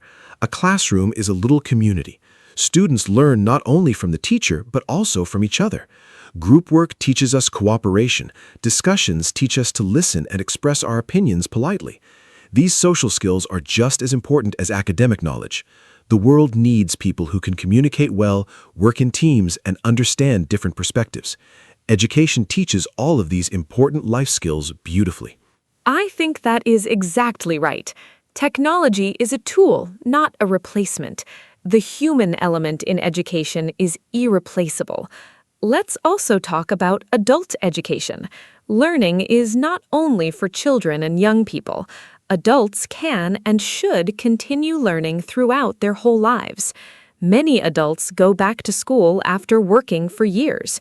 They learn new skills because their job changed. Technology changes very fast. Workers must learn new things to stay relevant. This can feel difficult for older workers, but it is also exciting. Learning something new at any age feels wonderful. It gives us confidence and energy. Adult education programs are very important. Governments and companies should support their employees in continuing to learn and grow. Adult learning is so important in today's fast-changing world. I took an online course last year to improve my presentation skills. It helped me so much. I feel more comfortable speaking in front of people now. Before, I was very shy when I had to speak publicly. The course gave me tools and techniques. I practiced every day. Slowly, my confidence grew. This experience reminded me that we can always improve. No matter how old we are, we can always learn and get better. I encourage everyone listening today to try something new. Take a class, watch a tutorial, or read a book about something you do not know. Learning enriches life and makes every day more interesting and meaningful. What a great personal story, Mark. I also want to try new things. I want to learn photography next year. I think capturing beautiful moments with a camera is a real skill. I have always admired beautiful photos. Now I want to learn how to take them myself. Learning something creative is very satisfying. It gives us a way to express ourselves. Hobbies are a great form of education too. When we follow our hobbies, we learn without feeling like we are studying. Time passes quickly when we do something we love. I believe hobbies make us happier and more interesting people. They also connect us with others who share the same passion. Hobbies build wonderful communities and friendships. Photography is a beautiful hobby. I'm sure you will be great at it. You should share your photos with us on our social media. Our listeners would love to see them. Speaking of community, education also builds community. When people learn together, they form bonds. They share experiences. They help each other. A classroom is a little community. Students learn not only from the teacher, but also from each other. Group work teaches us cooperation. Discussions teach us to listen and express our opinions politely. These social skills are just as important as academic knowledge. The world needs people who can communicate well, work in teams, and understand different perspectives. Education teaches all of these important life skills beautifully. I think that is exactly right. Technology is a tool, not a replacement. The human element in education is irreplaceable. Let's also talk about adult education. Learning is not only for children and young people. Adults can and should continue learning throughout their whole lives. Many adults go back to school after working for years. They learn new skills because their job changed. Technology changes very fast. Workers must learn new things to stay relevant. This can feel difficult for older workers, but it is also exciting. Learning something new at any age feels wonderful. It gives us confidence and energy. Adult education programs are very important. Governments and companies should support their employees in continuing to learn and grow. Adult learning is so important in today's fast-changing world. I took an online course last year to improve my presentation skills. It helped me so much. I feel more comfortable speaking in front of people now. Before, I was very shy when I had to speak publicly. The course gave me tools and techniques. I practiced every day. Slowly, my confidence grew. This experience reminded me that we can always improve. No matter how old we are, we can always learn and get better. I encourage everyone listening today to try something new. Take a class, watch a tutorial, or read a book about something you do not know. Learning enriches life and makes every day more interesting and meaningful. What a great personal story, Mark. I also want to try new things. I want to learn photography next year. I think capturing beautiful moments with a camera is a real skill. I have always admired beautiful photos. Now I want to learn how to take them myself. Learning something creative is very satisfying. It gives us a way to express ourselves. Hobbies are a great form of education too. When we follow our hobbies, we learn without feeling like we are studying. Time passes quickly when we do something we love. I believe hobbies make us happier and more interesting people. They also connect us with others who share the same passion. Hobbies build wonderful communities and friendships. Photography is a beautiful hobby. I'm sure you will be great at it. You should share your photos with us on our social media. Our listeners would love to see them. Speaking of community, education also builds community. When people learn together, they form bonds, they share experiences, they help each other. A classroom is a little community. Students learn not only from the teacher, but also from each other. Group work teaches us cooperation. Discussions teach us to listen and express our opinions politely. Before we finish today, I want to share one final thought. Education taught me something very important. It taught me how to think, not just what to think, but how to think. Critical thinking means we do not believe everything we hear. We ask questions, we look for evidence, we consider different opinions. In today's world, we see a lot of false information online. Critical thinking helps us identify what is true and what is not. This is one of the most valuable skills education can give us. I am very grateful for everything my education gave me. It truly shaped who I am. That is the perfect note to end on, Anna. Critical thinking is the most important gift of education. We live in a world full of information. We need the skills to navigate it wisely and carefully. Today, we talked about so many aspects of education. We talked about school, teachers, parents, technology, universities, and lifelong learning. Education is truly a lifelong journey. It starts when we are babies, and it never really ends. Every day, we have the chance to learn something new and wonderful. Thank you so much for this great conversation, Anna. And thank you to all our listeners for joining us today. Keep learning, keep growing, and never stop being curious. See you in the next episode. Hello, everyone. Welcome to our podcast. My name is Anna. Today, we have a very fun topic. We are going to talk about the gym. I think many people want to go to the gym, but they don't know where to start. I am not an expert, but I love going to the gym. I started not very long ago, and I learned many things. Today, my friend Mark is here with me. He also goes to the gym. We will talk about our experiences. I hope this is helpful for you. So, let's start. Mark, are you ready?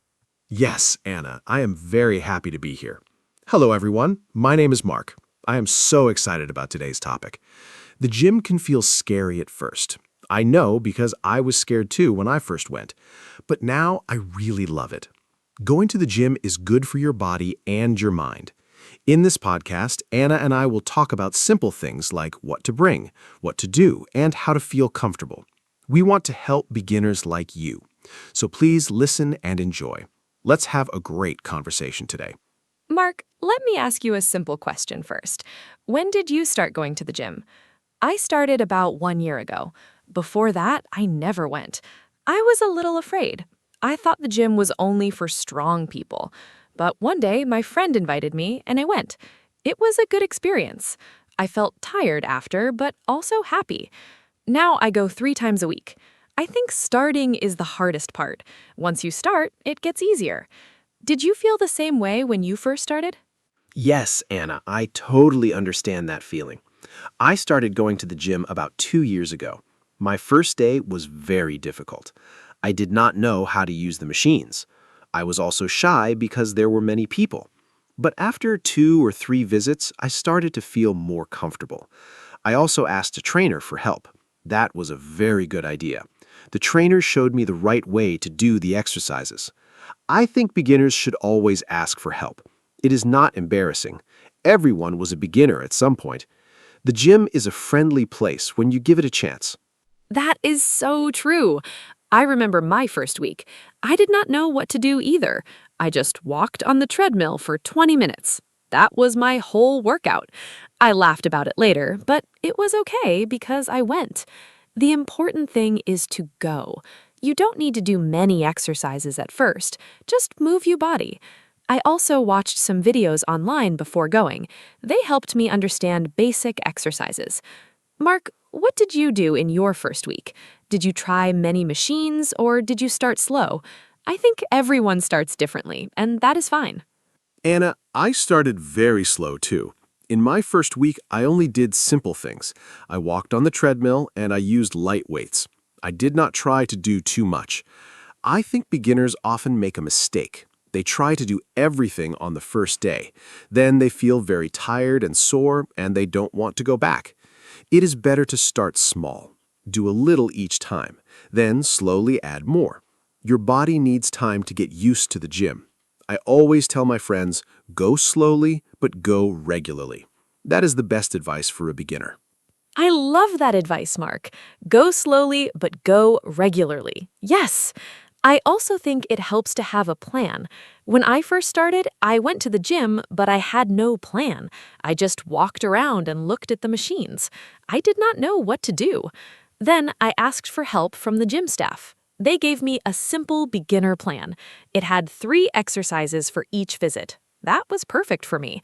Having a plan made me feel more confident. I knew what to do when I came in. Mark, do you think beginners need a plan, or is it okay to just go without one? A plan is very helpful. I think beginners should have at least a simple plan. It does not need to be complicated. For example, warm up for 5 minutes, do 3 exercises, then cool down. That is enough at the start. Without a plan, you can feel confused and waste time. Also, a plan helps you see progress. You can write down what you do each day, then you can see that you are getting better. That feels really good. Many gyms offer free sessions with a trainer when you join. Beginners should use that opportunity. The trainer can make a simple plan just for you. Oh yes, free trainer sessions are so valuable. I used mine when I joined my gym. The trainer was very kind. She showed me 5 basic exercises. She also taught me how to breathe correctly during exercise. I did not know that breathing was so important. If you breathe wrong, you get tired faster. The trainer also showed me how to use the machines safely. Safety is very important in the gym. If you use the machines in the wrong way, you can hurt yourself. Mark, did your gym offer free trainer sessions too, or did you pay for help from a trainer? My gym also offered one free session with a trainer when I joined. I used it on my second visit. The trainer was great. He was patient and friendly. He explained everything clearly. He also told me not to lift heavy weights at the beginning. Many beginners try to lift very heavy weights to look strong, but that is dangerous. You can hurt your back or your shoulders. It is better to use light weights and do the exercise correctly. Form is more important than weight. After a few months, you can slowly increase the weight, but always focus on doing the exercise in the right way first. Form is so important. I learned that lesson too. One time I tried to use a heavier weight and my back hurt for 2 days. After that, I went back to lighter weights. I learned my lesson. Speaking of safety, I think it is also important to warm up before exercise. A warm-up prepares your body. It helps your muscles get ready. A simple warm-up can be 5 minutes of walking or light stretching. Do you always warm up before your workout, Mark? I try to, but sometimes when I am in a hurry, I skip it. And I usually feel it later. My muscles are more sore when I skip the warm-up. Yes, Anna, warming up is very important, and I always try to do it. When I skip the warm-up, I can feel the difference. My muscles feel tight and uncomfortable. A good warm-up gets your heart beating faster and your blood moving. It also helps prevent injury. I usually walk on the treadmill for 5 minutes, then do some light stretching. That takes about 10 minutes total. It is not long, but it makes a big difference. I also do a cool down at the end of my workout. That is also important. Cooling down helps your heart rate go back to normal slowly and reduces soreness the next day. Yes, the cool down is something I also do now. I stretch for about 5 to 10 minutes at the end of my workout. It feels really good after all that exercise. My body relaxes and I feel calm. Mark, let's talk about gym clothes now. I think many beginners wonder what to wear. When I first went, I just wore regular clothes, but I quickly learned that gym clothes are much more comfortable. I bought some good sports shoes and leggings. It made a big difference. I felt more comfortable moving and doing exercises. What do you think beginners should wear to the gym? Good question, Anna. Gym clothes are really important. You don't need to buy expensive clothes, but you need comfortable ones. The most important thing is your shoes. Get good sports shoes. They support your feet when you run or jump. Your feet and knees will thank you. Also, wear comfortable clothes that let you move freely. Avoid jeans or tight clothes. For men, a simple t-shirt and shorts are perfect. For women, leggings and a sports top work great. You can also bring a light jacket if the gym is cold. Some gyms have strong air conditioning. Dress in layers so you can remove clothes if you get hot. That is great advice about layers. My gym is sometimes very cold, and I always bring a hoodie. Mark, what about things to bring to the gym? I have a small gym bag. Inside, I always have a water bottle, a small towel, my earphones, and my gym shoes. I think water is the most important thing to bring. You need to drink water during your workout. It keeps you hydrated. I drink water between every exercise. Some people forget to drink water and then feel dizzy. That is not good. What do you always bring to the gym? Do you have a routine for packing your gym bag? Anna, I have a very similar list. I always bring water, a towel, and my earphones. I also bring a protein bar for after the workout. My body needs food after exercise to recover. I also bring a small notebook. I write down my exercises, the weights I use, and how many repetitions I do. This helps me track my progress.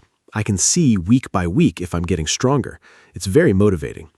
I also bring a lock for my locker. Most gyms have lockers where you can keep your things safe while you exercise. A small lock is a very useful thing to have. Oh, I love the idea of writing down your exercises in a notebook. That is so smart. I use my phone to track my workouts, but a notebook works too. Tracking your progress is really motivating. When I see that I can do more than before, I feel so proud of myself. Mark, let's talk about gym schedules. How often should a beginner go to the gym? I go 3 times a week. I think that is a good number for beginners, but some people try to go every day at the beginning. Is that a good idea? What do you think is the right number of gym days per week for a new person? 3 times a week is perfect for beginners. I agree with you, Anna. Going every day is too much at the start. Your muscles need time to rest and grow. When you exercise, your muscles get small tears. Then, during rest, they repair and become stronger. If you don't rest, your muscles cannot recover properly. You also risk getting injured. I recommend beginners go to the gym 2 or 3 times a week. Rest on the other days. On rest days, you can still be active, go for a walk, ride a bike, or just stretch at home. But the gym workout days should have rest days between them. That makes so much sense. Rest is part of the training.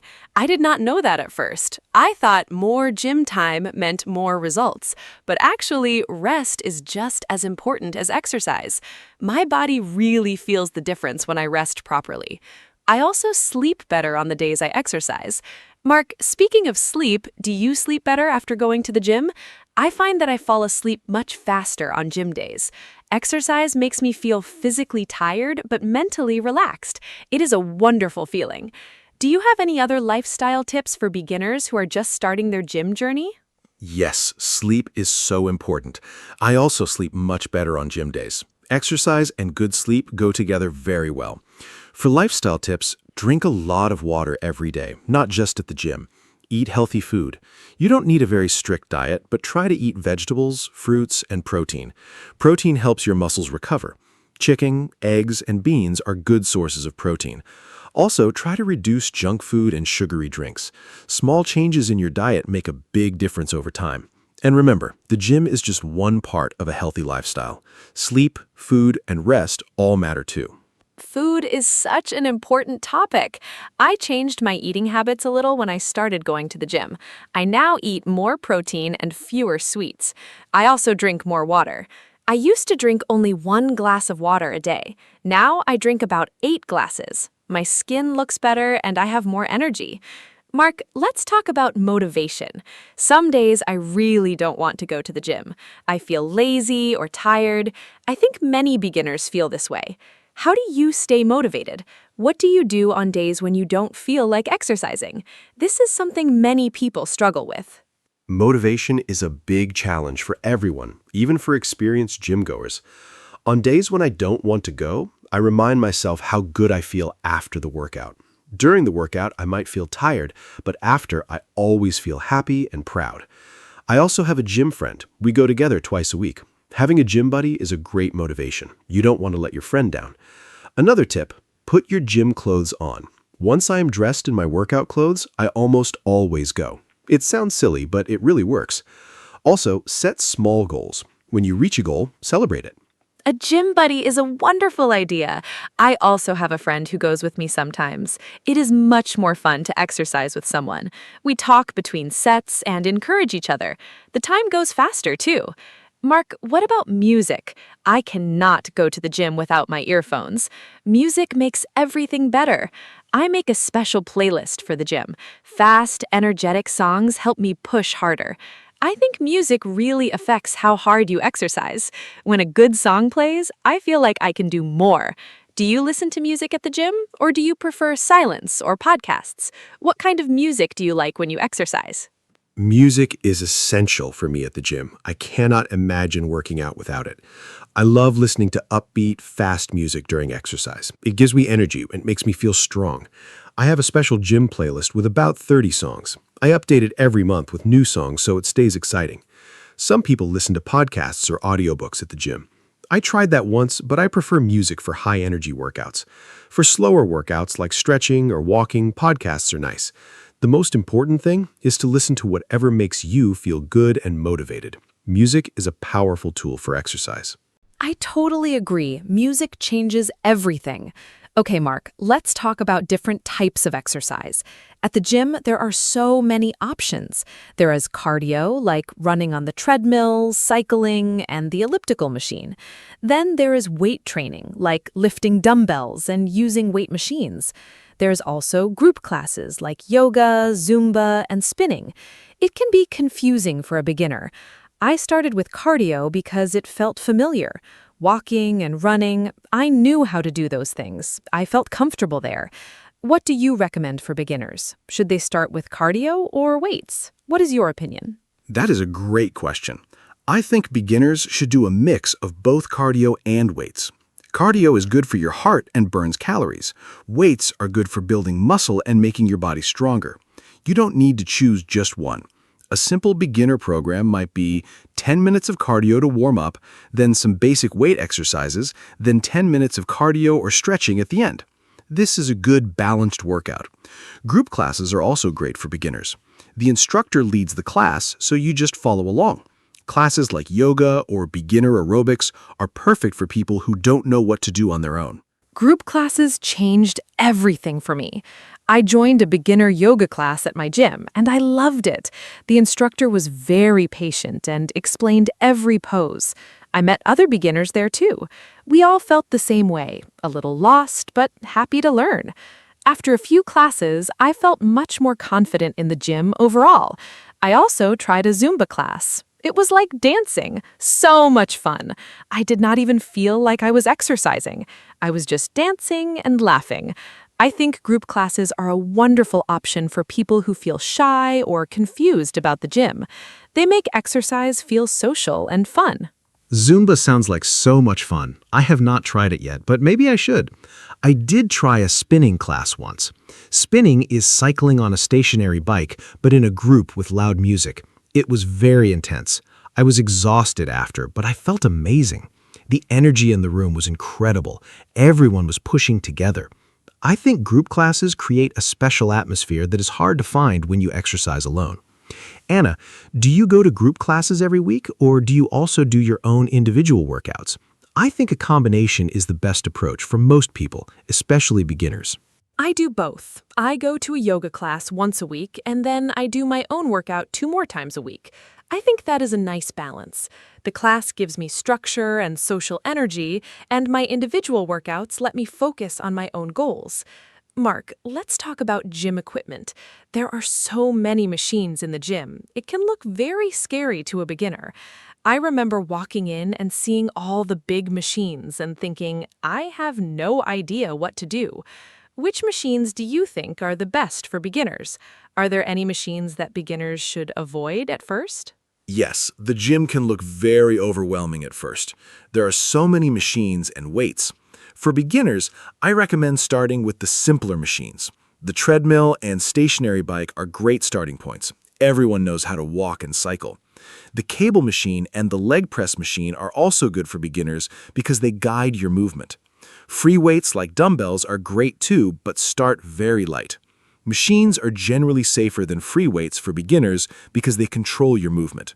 Avoid very complicated machines at first, or any machine you do not understand. Always ask a gym staff member to explain a machine before you use it. Safety first. Yes, safety first always. I still ask questions when I see a new machine. There is no shame in asking. The gym staff are there to help. Mark, I want to talk about something that many beginners worry about, feeling embarrassed at the gym. I know I felt very self-conscious when I first started. I thought everyone was looking at me and judging me. But was that true? No. People at the gym are focused on their own workouts. They are not watching you. Have you ever felt self-conscious at the gym? How did you deal with those feelings? I think this is something many beginners need to hear. Oh, absolutely. I felt very self-conscious my first few times at the gym. I was afraid of doing exercises wrong in front of people. I was also afraid of using too little weight. But here's what I learned. Nobody cares. Everyone at the gym is thinking about their own workout. They are not looking at you. And even if someone sees you make a mistake, they understand. Everyone was a beginner once. After a few visits, I stopped worrying about what others thought. I just focused on myself and my progress. That mindset change made everything easier. Go to the gym for yourself, not for anyone else. Your only competition is your past self. I love that. Your only competition is your past self. That is so motivating. It is so true. I only compare myself to who I was last month, not to other people. Everyone is on a different journey. Mark, let's talk about progress. How long does it take to see results at the gym? I think many beginners expect to see changes very quickly, but the reality is that progress takes time. I started noticing small changes after about 1 month. My clothes felt a little different, I had more energy, but big changes took longer, maybe 3 months. What was your experience? When did you first notice real progress? Progress is a slow and steady process. I started noticing small changes after about 6 weeks. My arms felt slightly stronger and I had more energy during the day. But visible changes in my body took about 3 months of consistent gym visits. I think beginners need to be patient. Social media shows people with amazing bodies and it looks like they got there quickly, but that is not real. Real, healthy progress takes many months. The key word is consistent. Go regularly, eat well, sleep well, and be patient. The results will come. Also, remember that feeling stronger and having more energy are results too, even before you see big physical changes. Consistency is the key. I could not agree more. Going regularly, even when you don't feel like it, that is what makes the difference. Mark, what about gym etiquette? There are some unwritten rules at the gym. As a beginner, I did not know these rules at first. For example, you should wipe down the equipment after you use it. You should not leave weights on the floor. You should not talk loudly on your phone. These are small things, but they matter. Did you know about gym etiquette when you first started, or did you learn the rules as you went? Are there any important rules you think beginners should know? Gym etiquette is very important. I learned most rules by watching other people. The main rules are always wipe the machine or mat after you use it. Put weights back in the right place when you finish. Do not occupy a machine when you are not using it. And don't give people unsolicited advice. If someone is exercising, do not interrupt them unless it is urgent. Also, be mindful of personal space. Give people room to exercise comfortably. Be friendly, but respect that some people want to focus and be quiet. Following these simple rules makes the gym a pleasant place for everyone. Beginners who follow gym etiquette are always appreciated by other gym members. Those are such important rules. I'm glad you mentioned not giving unsolicited advice. I have seen that happen, and it makes people uncomfortable. Mark, I want to ask about setting goals. When you first joined the gym, what was your goal? I think having a clear goal helps you stay focused. My first goal was simple: go to the gym at least twice a week for 1 month. I did not think about losing weight or getting strong yet. Just going regularly was my goal. After 1 month, I felt so proud that I had achieved it. Then I made a new goal. Small goals are the best way to start. What was your first gym goal? My first goal was also very simple. I wanted to go to the gym 8 times in 1 month. That's twice a week. I wrote it on a piece of paper and put it on my refrigerator. Every time I went to the gym, I put a check mark. Seeing those check marks was very motivating.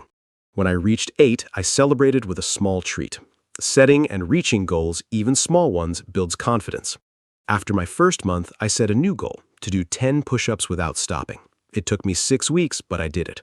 That feeling was wonderful.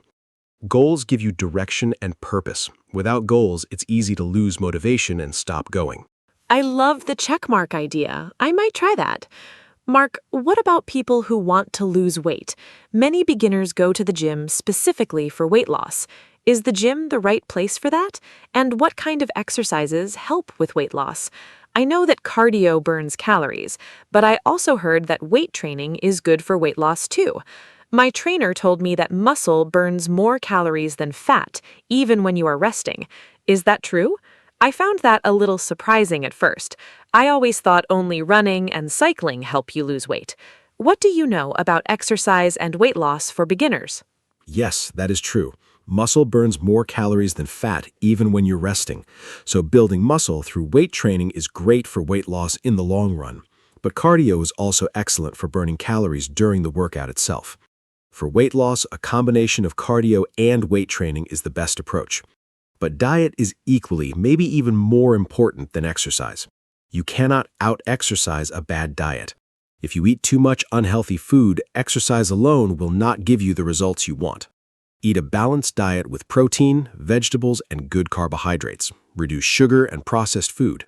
Combine that with regular gym visits and you will see results. Diet and exercise together, that is the winning combination. I noticed that my eating habits naturally got better after I started going to the gym.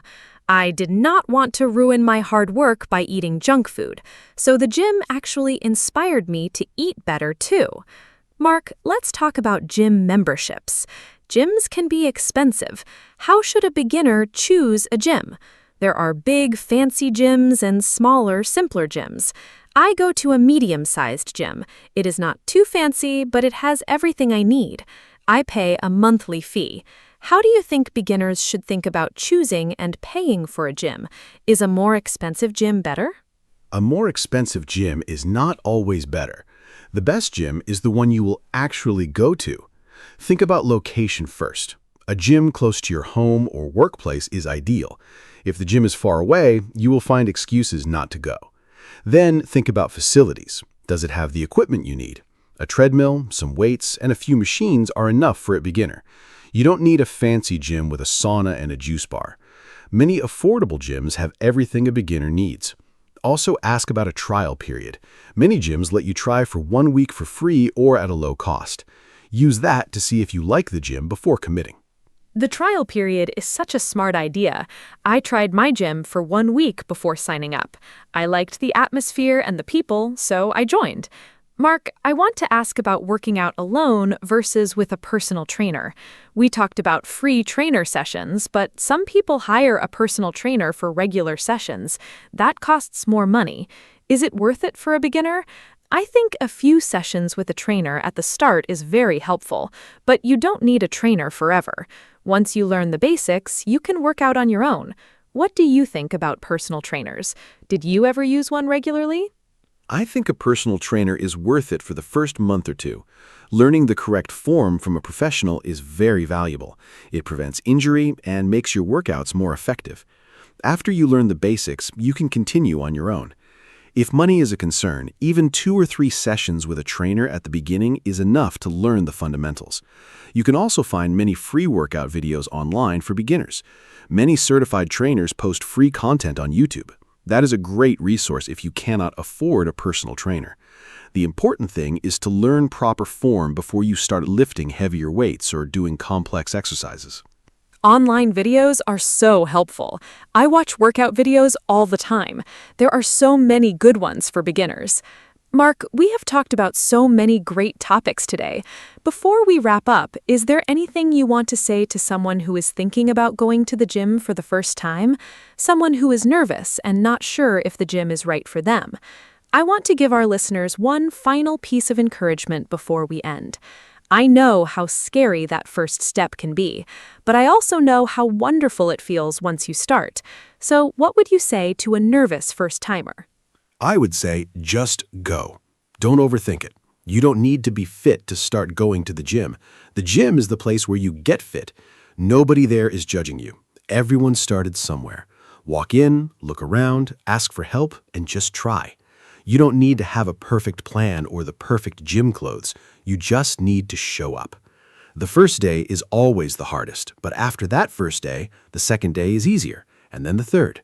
Before you know it, going to the gym becomes a normal, happy part of your week. Take that first step. Your future self will thank you. What a beautiful message, Mark. Thank you so much for that. I completely agree. Just show up. That is the most important thing. We talked about so many things today: how to start, what to wear, what to bring, how to stay motivated, gym etiquette, setting goals, and so much more. I hope our listeners feel a little more confident about going to the gym after hearing our conversation. Remember, start slow, be patient, ask for help, and enjoy the journey. The gym is for everyone, including you. Thank you all so much for listening to our podcast today. It was so much fun to talk about this topic. Thank you, Anna, for hosting this wonderful conversation, and thank you to everyone who listened today. I hope we gave you some useful tips and maybe a little push to try the gym. Remember, fitness is a journey, not a race. Be kind to yourself, celebrate small wins, and keep going even when it's hard. If you have any questions or topics you want us to talk about in the next episode, please let us know. We would love to hear from you. Until next time, stay active, stay healthy, and keep smiling. See you in the next episode. Goodbye, everyone. Hi, everyone, and welcome to our podcast. My name is Anna. Today, we are going to talk about time management. This is a very important topic. Many people feel they do not have enough time. They feel busy every day. But maybe the problem is not the time. Maybe the problem is how we use the time. I think it is possible to learn good habits. We can all get better at this. I am happy to talk about it today with my friend Mark. Mark, hello. How are you? Hello, Anna. I am very happy to be here. Thank you for that introduction. Yes, time management is a great topic. I think about it a lot. Every morning I wake up and I think, what do I need to do today? Sometimes I have a long list, and sometimes I do not do everything on the list. I feel bad about that, but I am learning.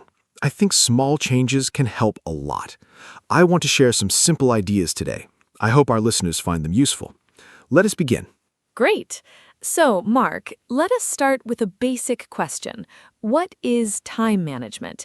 Can you explain it in simple words? I think some people hear this phrase and they feel confused. It sounds very professional, but I think it is not so difficult to understand. Time management means we plan how to use our time.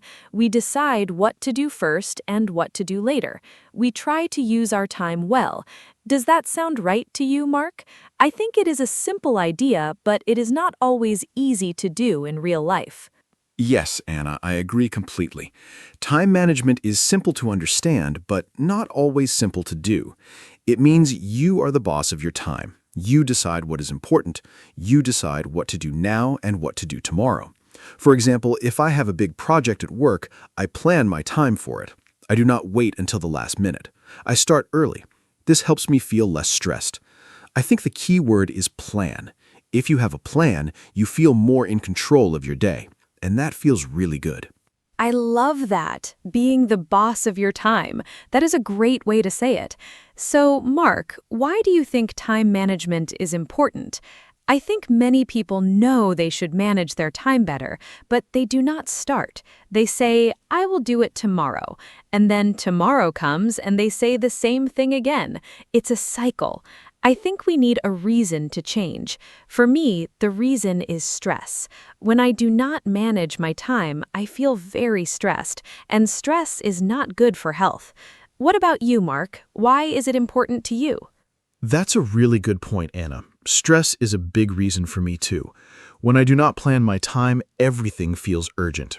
I feel like I am always running. I never have time to rest. And then I feel tired and unhappy. But when I manage my time well, I finish my work and I still have free time. Free time is so important. I can read a book, go for a walk, or spend time with my family. Good time management gives you more life outside of work. It's not just about being productive, it's about being happy too. Yes, I totally agree. Happy and productive. Let's talk about some common problems now.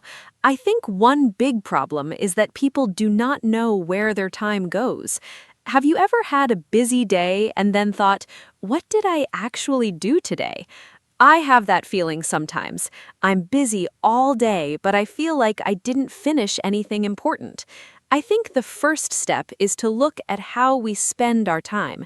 We need to see our habits. Sometimes we are surprised. We spend a lot of time on things that are not important. Do you agree, Mark? Oh, yes, absolutely. I did an exercise once. I wrote down everything I did for one whole day. Every hour, I wrote a short note. And at the end of the day, I looked at the list. I was surprised. I spent a lot of time checking my phone, maybe 2 or 3 hours total. That's a long time. And I didn't even feel like I was wasting time. It just happened little by little. So I think awareness is the first step. You need to know your habits before you can change them. Try this exercise. It's very eye-opening and helpful. That is a fantastic exercise, Mark. Writing down your activities. I think many people will be surprised when they try it. Okay, so now we know the problem. We do not always use our time well. What can we do about it? Let's talk about some simple strategies. One thing I do is make a to-do list every morning. I write down 3 things I want to do that day. Only 3, not 20 things, just 3 important things. This helps me focus. I don't feel overwhelmed. And when I finish all 3, I feel great. It's a small habit, but it makes a big difference. 3 things. I like that idea, Anna. It's simple and realistic. I also make lists, but sometimes my list is too long. Then I feel stressed looking at it. So 3 things is a good limit. I also try to do the most important thing first in the morning. I call this eating the frog. It sounds strange, I know, but it means you do the hardest or most important task first, before email, before social media, before everything. Then the rest of the day feels easier. You already did the big thing. The other tasks seem smaller after that. Have you tried this, Anna? Eating the frog. I love that expression. Yes, I have heard it before, and I think it is true. When I do a hard task first, I feel so relieved. The whole day is better after that. But sometimes it is hard to start with the hard thing. Our brain does not like hard things. We want to do easy things first. It's natural. So we need to be a little strict with ourselves. Maybe we say, no email until I finish my first task, or no coffee until I start the big project. We use small rewards to help us. Does that work for you, Mark? Yes, rewards really help. I use them all the time. For example, I tell myself, after I write this report, I can have a cup of coffee and a short break. The coffee becomes my reward. It sounds small, but it really works for me. Our brain likes rewards. It makes work feel more like a game. You finish a task, you get a reward. It's a simple system. I think the key is to make the reward something you really enjoy. And the reward should come right after the task, not much later, immediately after. That way your brain connects the reward with finishing the task. Rewards and tasks. I love this idea. Now let us talk about something else. Distractions. I think this is one of the biggest problems today. We have so many distractions. Our phones, social media, messages, emails, they never stop. Every few minutes, something wants our attention, and each distraction breaks our focus. Then it takes time to focus again after a distraction. Studies say it can take more than 20 minutes to fully focus again after a distraction. That is a lot of lost time in one day. Mark, how do you deal with distractions? Do you have any tips? Distractions are really difficult. I think the phone is the biggest one for most people, including me. My solution is simple. I put my phone in another room when I need to work. If I can't see it, I don't think about it as much. I also turn off notifications. I don't need to know every time someone likes my photo or sends a message. I check my phone at specific times, for example, once in the morning and once in the afternoon. This way I stay informed, but I'm not checking it all the time. It was hard at first, but now I feel much better and more focused during work time. Okay, let us now talk about planning. I think planning is the heart of time management. If you have a good plan, you know what to do and when. You don't waste time deciding. You just follow the plan. I plan my week every Sunday evening. I sit down with a cup of tea and I look at the next week. I write important things in my calendar, appointments, meetings, deadlines. Then I also think about personal goals. Maybe I want to exercise 3 times this week or finish a book. I put these in the calendar too. Then Monday morning, I already know my week. It feels good. Weekly planning is a great habit, Anna. I do something similar. On Sunday or Monday morning, I look at my week. I ask myself, what are the 3 most important things I need to do this week? Not for work only, but for life also. Maybe one thing is work, one thing is health, and one thing is family. I try to balance different areas of life, because time management is not only about work, it's about your whole life. If you only manage work time, you might forget your health or your relationships. A good plan includes everything that's important to you as a person. Balance is so important. You're right, Mark. We should not only think about work. We need time for everything: work, family, health, hobbies, rest. I think rest is often forgotten. Many people feel guilty when they rest. They think, I should be doing something. But rest is not lazy. Rest is necessary. When you rest, your brain recovers. You become more creative. You make better decisions. You are more patient with people. Without rest, everything gets harder. So I tell people, plan your rest time too. Put it in your calendar. Protect it like you protect a work meeting. Rest is a meeting with yourself. A meeting with yourself. I love that, Anna. That is a beautiful way to think about it. I used to feel guilty about taking breaks. I thought working all the time meant I was productive, but actually working without breaks makes you less productive over time. You make more mistakes, you feel tired, your ideas stop coming. Now I take short breaks every hour or so. I stand up, walk a little, drink some water, just 5 or 10 minutes, and then I come back to work feeling more fresh. These small breaks actually help me do more work, not less. So breaks are an investment in productivity. An investment in productivity, yes. Short breaks are so helpful. Now I want to talk about a technique that many people use. It's called the Pomodoro technique. Have you heard of it, Mark? It's a very popular method for managing time and staying focused. The idea is simple. You work for 25 minutes, then you take a 5-minute break. Then you work for 25 minutes again. After 4 rounds, you take a longer break, maybe 15 or 30 minutes.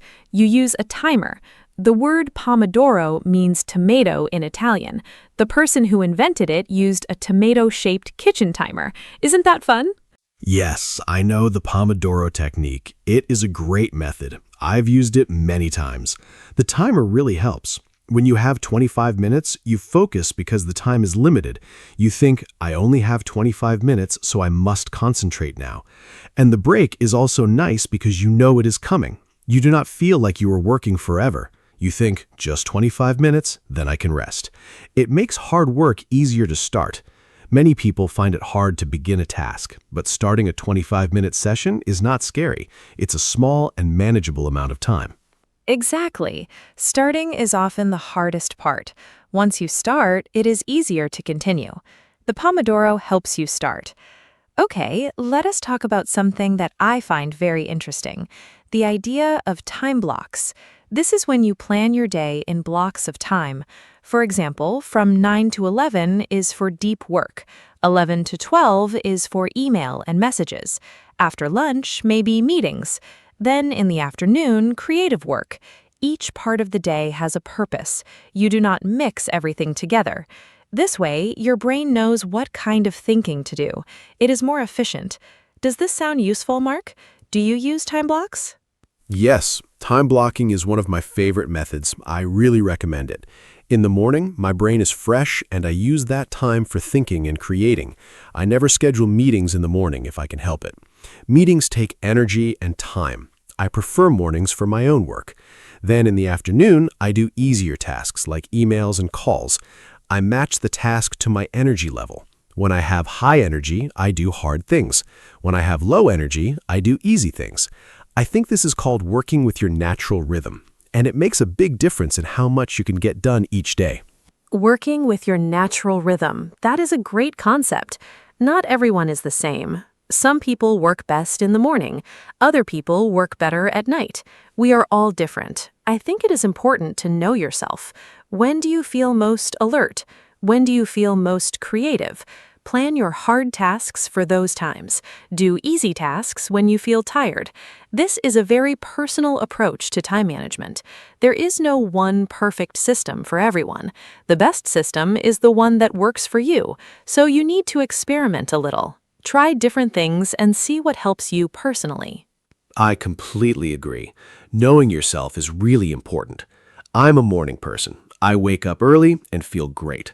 By 8 o'clock in the evening, I'm tired and I cannot focus well. So I never try to do important work late at night. I know it will not be my best work. But my sister is totally different. She works best at midnight. She is very creative at night. We are all different. So I always say, do not copy someone else's schedule exactly. Take ideas, but adapt them to your own life and body. What works for your friend might not work for you at all. And that's okay. Your sister sounds like me sometimes. I like working in the evening too. Okay, let us talk about something very common, the feeling of being overwhelmed. I think many people have this feeling. You look at your to-do list and it is very long. You have so many things to do, and you don't know where to start, so you feel stuck. You might even start to do nothing because everything feels too big. This is called being overwhelmed. Have you felt this way, Mark? I think most people have at some point. It's a very uncomfortable feeling, and it can stop you from doing anything at all. Oh, I know that feeling very well, Anna. It's terrible. You feel paralyzed. You can't move. I think the best thing to do when you feel overwhelmed is to stop and breathe first. Do not panic. Then take your big list and choose just one task. Just one. The most important or the most urgent one. Forget the rest for now. Focus only on that one task. Start it. When you finish it, choose another one. Take it step by step. The list will slowly get smaller, and each time you finish a task, you feel a little better. The feeling of progress is very powerful and motivating. One task at a time. Simple and powerful. I also want to talk about saying no. I think this is very important for time management. Many people say yes to everything. Someone asks for help, they say yes. Another meeting is added, they say yes. A new project arrives, they say yes. And soon, their calendar is completely full. There is no time for their own priorities. Learning to say no is a skill. It is not rude to say no, it is responsible. When you say no to one thing, you say yes to your own time and priorities. Mark, do you find it easy or difficult to say no? Honestly, saying no is very difficult for me. I'm a people pleaser. I like to help. I don't want to disappoint anyone. So I often say yes when I should say no. And then I'm stressed because I have too much to do. I'm slowly getting better at this. One thing that helps me is to pause before answering. When someone asks me something, I don't say yes immediately. I say, let me think about it and check my schedule. This gives me time to decide honestly. Sometimes I can help, sometimes I cannot, and that's okay. We can't do everything for everyone all the time. It's not possible. Pausing before answering is a wonderful strategy. I do that too now. It's okay to say, I will check and let you know. You don't have to answer immediately. Okay, let us talk about technology and time management. We already talked about phones and distractions, but technology can also help us manage time better. There are many apps and tools for this. Have you used any apps for time management, Mark? I know there are apps for to-do lists, calendar apps, timer apps, and many others. Sometimes I think there are too many options, and it can also be confusing. Do you use any specific apps that you like? Yes, I use a few apps. For my to-do list, I use a very simple app. I just write my tasks and check them off when I finish. The satisfying feeling of checking something off is real and motivating. I also use a calendar app for all my appointments and plans. I sync it with my phone and computer. For the Pomodoro technique, I use a simple timer app, nothing fancy. I think the key is not to use too many apps. Find one or two that work for you and stick with them. Changing apps all the time is also a way to waste time. The tool is not the solution. Your habits are the real solution. That is so true. The habit is more important than the tool. You can have the best app in the world, but if your habits are bad, the app will not save you. Okay, I want to ask you something personal, Mark. What was your biggest time management mistake? Something you did before that you do not do now? I will share mine too. I think it is helpful to learn from mistakes. We all make them. My biggest mistake was trying to do many things at the same time, what people call multitasking.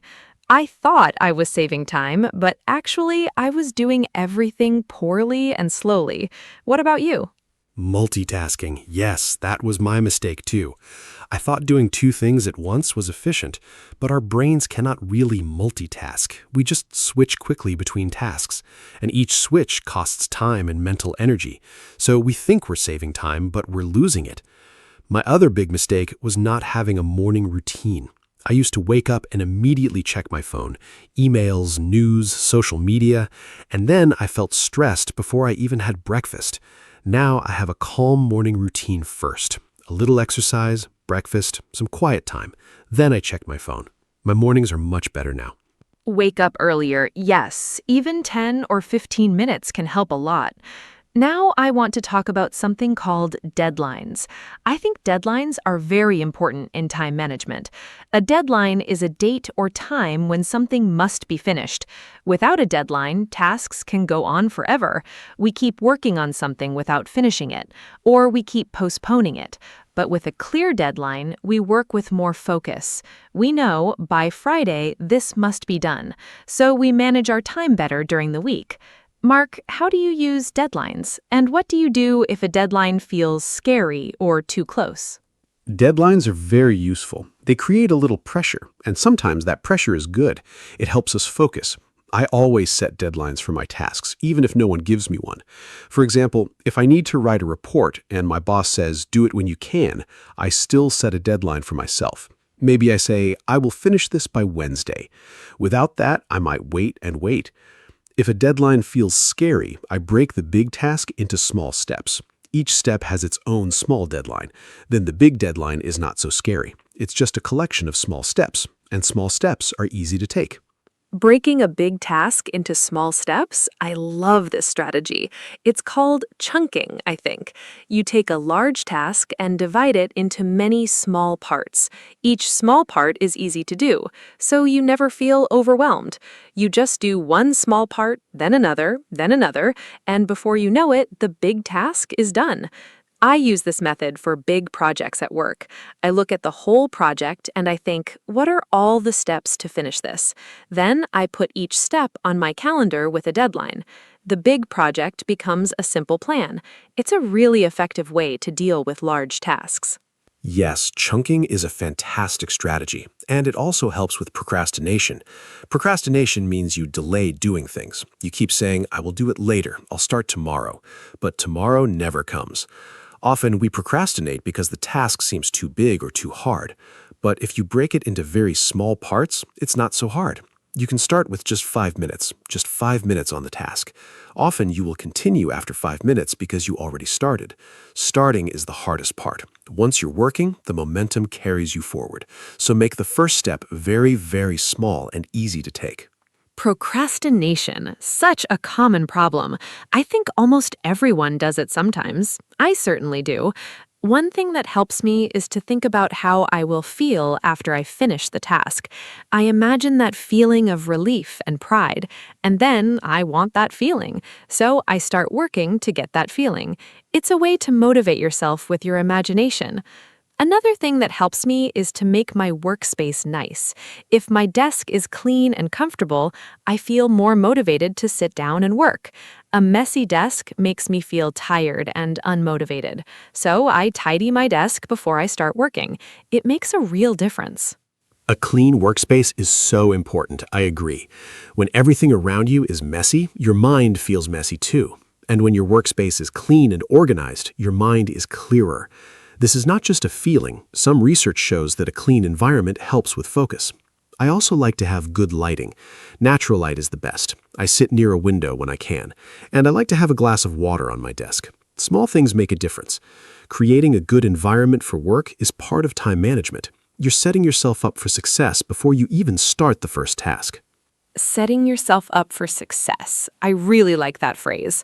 Okay, we're getting close to the end of our conversation today. I want to talk about one more thing, the balance between being productive and enjoying life. I think some people take time management too seriously. They plan every minute. They feel guilty if they are not doing something useful. But life is not only about being productive. We need to laugh. We need to enjoy small moments. We need to be present with people we love. Good time management should give you more time for joy, not make your life feel like a strict schedule. What do you think, Mark? I completely agree, Anna. Time management is a tool, not a prison. The goal is more freedom, not more stress. If your time management system makes you feel anxious, something is wrong. Adjust it. Make it work for your life, not against it. I also think rest and play are productive in their own way. When you rest, you come back stronger. When you play, you get new ideas. When you spend time with loved ones, you feel happier and healthier. And happy, healthy people are more productive. So enjoying life is not a waste of time. It is actually one of the most important things you can do. Beautifully said, Mark. Time management is about living better, not just working more. Now, I would love to know, what is the one piece of advice you would give to a total beginner? Someone who wants to start managing their time better but does not know where to begin. There's so much information available, it can be confusing. If someone listens to this podcast and wants to change just one thing, what would you tell them? What is the most important first step?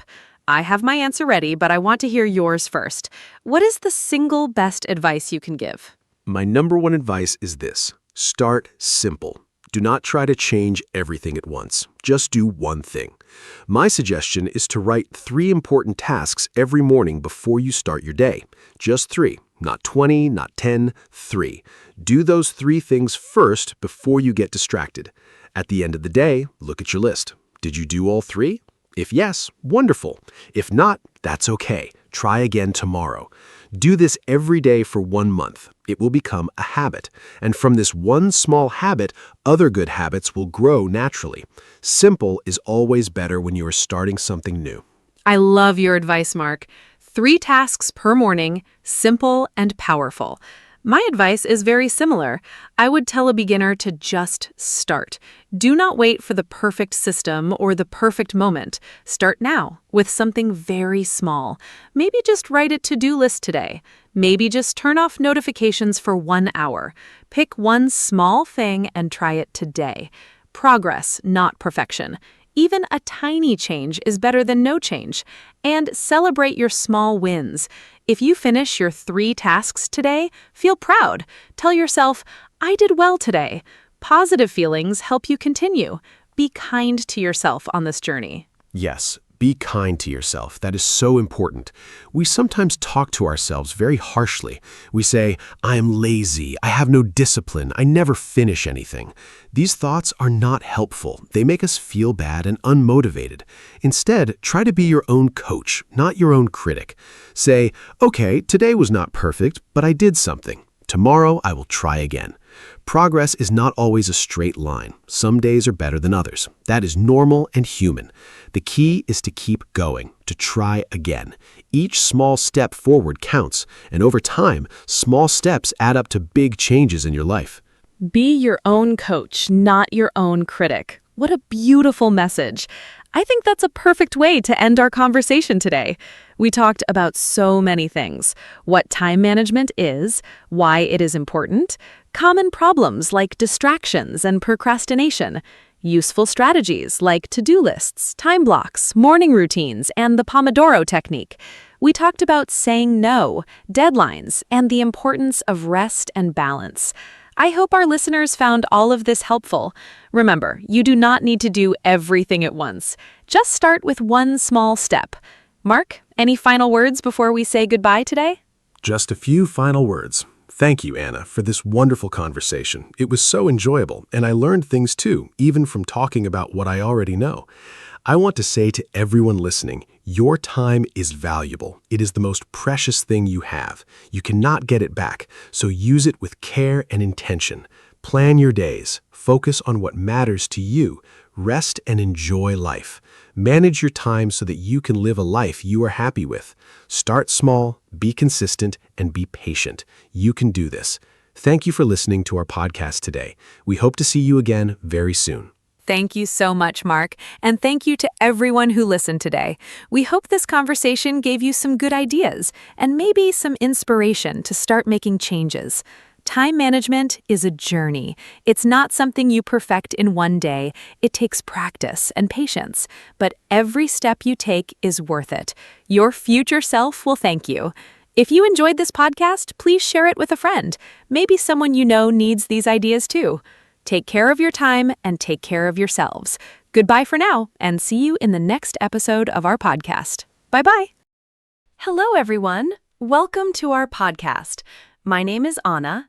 Today, I am here with my friend, Mark. We talk about easy topics in English. This podcast is for people who are learning English. We speak slowly and use simple words. Today's topic is very interesting. We talk about wasting time. What does that mean? When you do something but it is not useful or important, you are wasting time. I think everyone does this sometimes. I do it too. So Mark, are you ready to start? Hi, Anna. Hi, everyone. Yes, I am very ready. Thank you for the nice introduction. I am Mark. I am happy to be here today. This topic is fun because everyone can understand it. We all waste time sometimes. It is a normal part of life. Some people waste a lot of time, some people waste a little time, but nobody is perfect. I think we can learn a lot from talking about this. So, Anna, let's begin. This will be a great conversation. I'm excited. So, Mark, what does wasting time mean to you? Can you explain it in simple words? For me, wasting time means doing something that has no result. For example, I sit and look at my phone for 1 hour. After that, I do not feel good. I did not learn anything. I did not do any work. I just looked at videos and pictures. That is wasting time for me. Sometimes I feel a little sad after doing that, but I still do it. I think it is very easy to waste time. What do you think? That is a great example, Anna. I agree with you.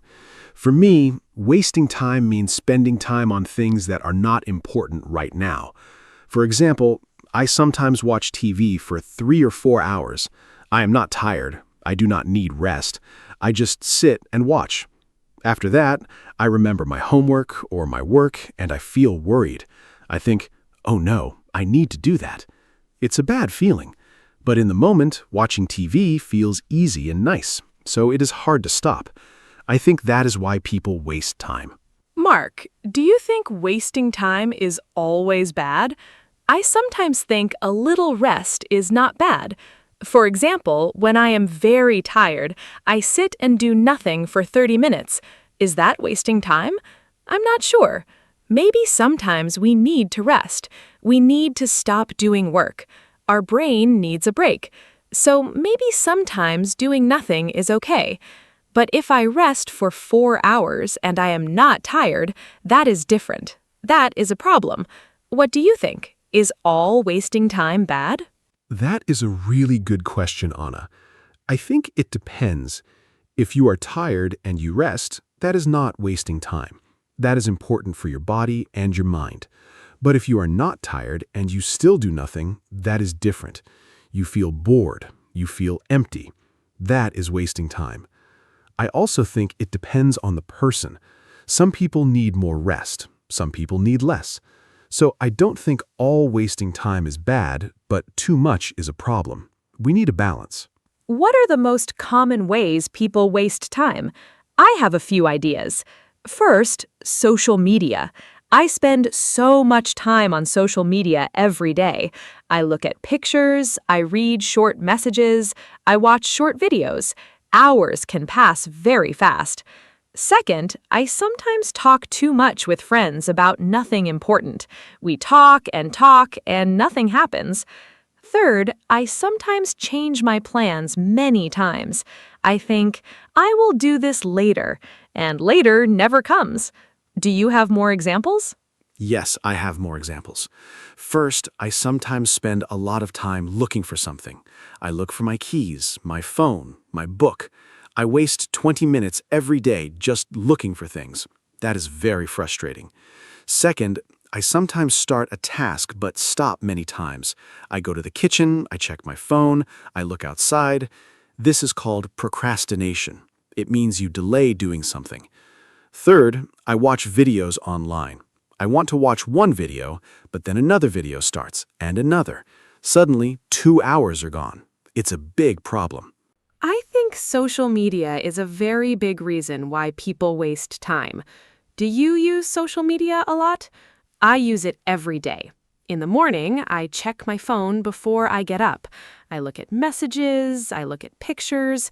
Sometimes 30 minutes pass before I even stand up from my bed. That is not good. I start my day already behind. I think this is very common now. Many people do this. Phones are everywhere. It is very easy to pick up your phone and start scrolling. Scrolling means looking through many things quickly. Yes, Anna, I do the same thing. In the morning, my phone is next to my bed. I hear a sound and I immediately pick it up. I check messages, news, and social media. Before I know it, it is late. I did not eat breakfast. I did not exercise. I did not prepare for work. The phone took all my morning time. I think phones are wonderful things. They help us with many things, but they can also steal our time. I use the word steal because we do not notice it happening. The time disappears quietly. Let's talk about procrastination. That word is a little difficult, but the meaning is simple. Procrastination means you delay doing something. You need to do a task, but you say, I will do it later. And later becomes tomorrow, and tomorrow becomes next week. Do you procrastinate, Mark? I procrastinate a lot. I have a list of things to do, but I look at my list and I feel tired just reading it. So I close it and do something easy instead.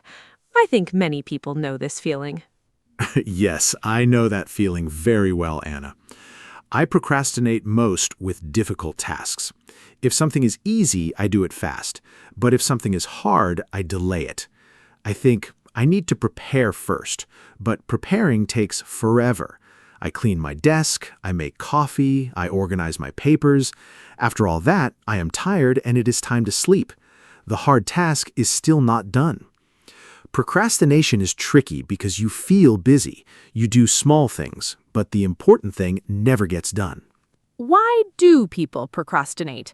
I think one reason is fear. We are afraid to start something because it might be hard, or we are afraid to fail.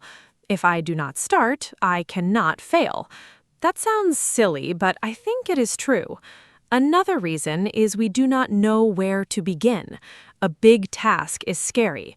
We look at it and it feels impossible, so we do nothing. Also, some people do not have energy. They are tired and cannot think clearly, so they delay things until they feel better. But that feeling does not always come. I agree. Fear is a big reason. Another reason is that our brains like easy things. Doing a difficult task requires a lot of thinking. Watching a video is easy. Our brain says, choose the easy thing, and we do. Also, I think some people do not see the result of their work right away. If you work hard today, you might see the result next week or next month.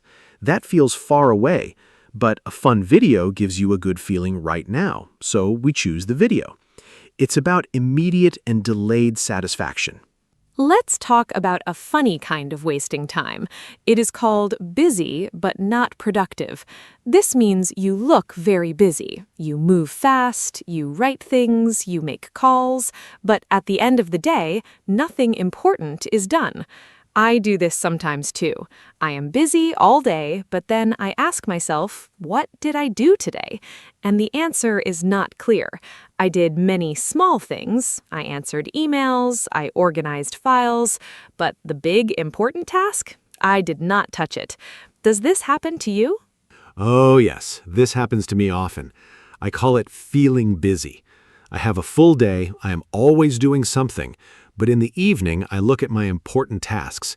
They are all still there, waiting. I spent all my time on small things.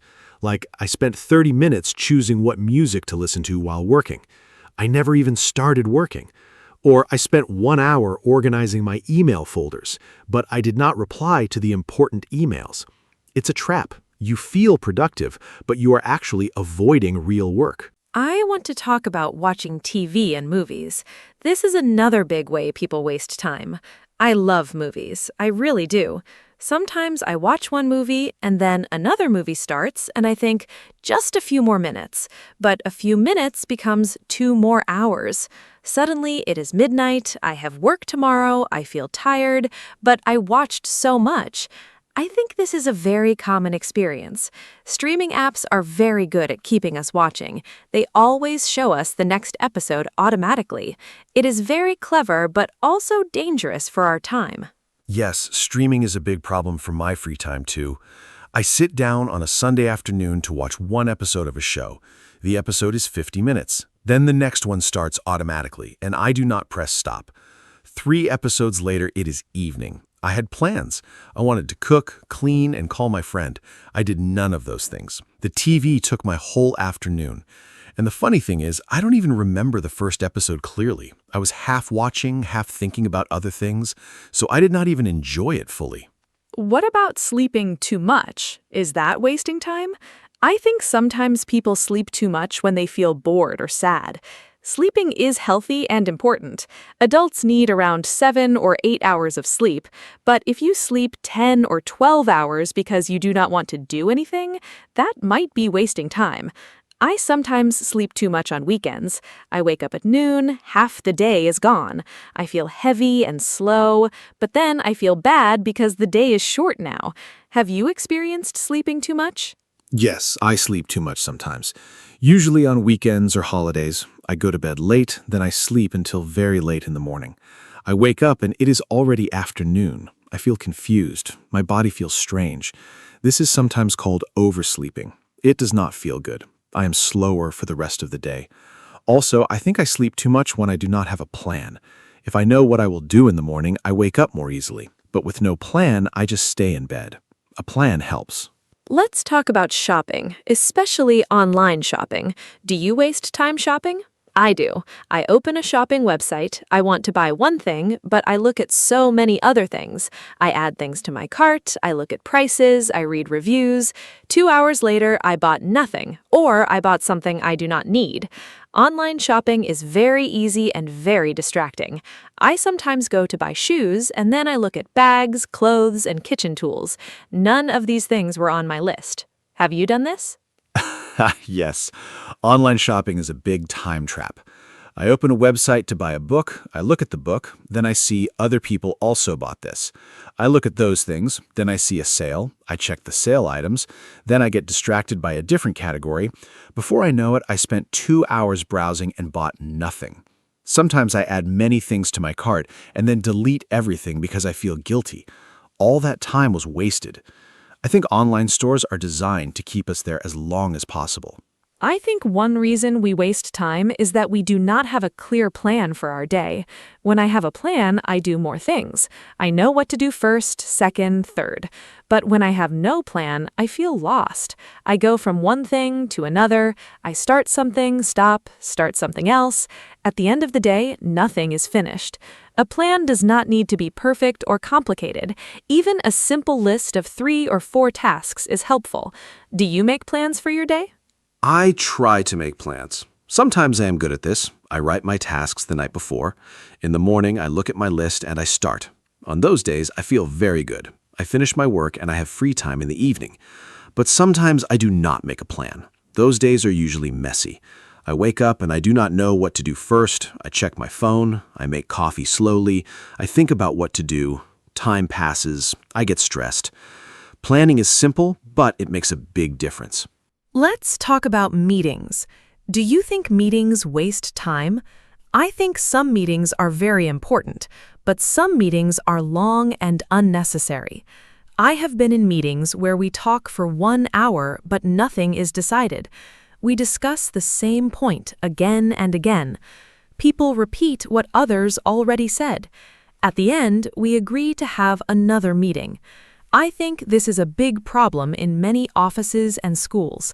A good meeting is short and has a clear goal. A bad meeting has no direction. What is your experience with meetings? I agree completely. I think many meetings are too long. Sometimes a simple email can replace a 1-hour meeting, but people prefer to meet and talk. I understand that face-to-face communication is important, but not every problem needs a meeting. I have attended meetings where I did not need to be there. My part was 5 minutes, but I stayed for the whole hour. That is 60 minutes of my life that I did not use well. The best meetings are short, clear, and end with a decision or action. I think everyone should learn how to have shorter meetings. Now let's talk about something positive. How can we stop wasting time? One thing I try to do is put my phone in another room when I am working. If my phone is next to me, I always want to check it. But if it is in the bedroom and I am in the kitchen working, I do not go to get it every 5 minutes. Out of sight, out of mind. This phrase means if you cannot see something, you think about it less. It really helps me focus. Another thing I do is set a timer. I work for 25 minutes without stopping. Then I rest for 5 minutes. Those are great tips, Anna. I do some of these too. Another thing that helps me is starting with the most difficult task first. In the morning, my energy is high. My brain works well, so I do the hard thing first.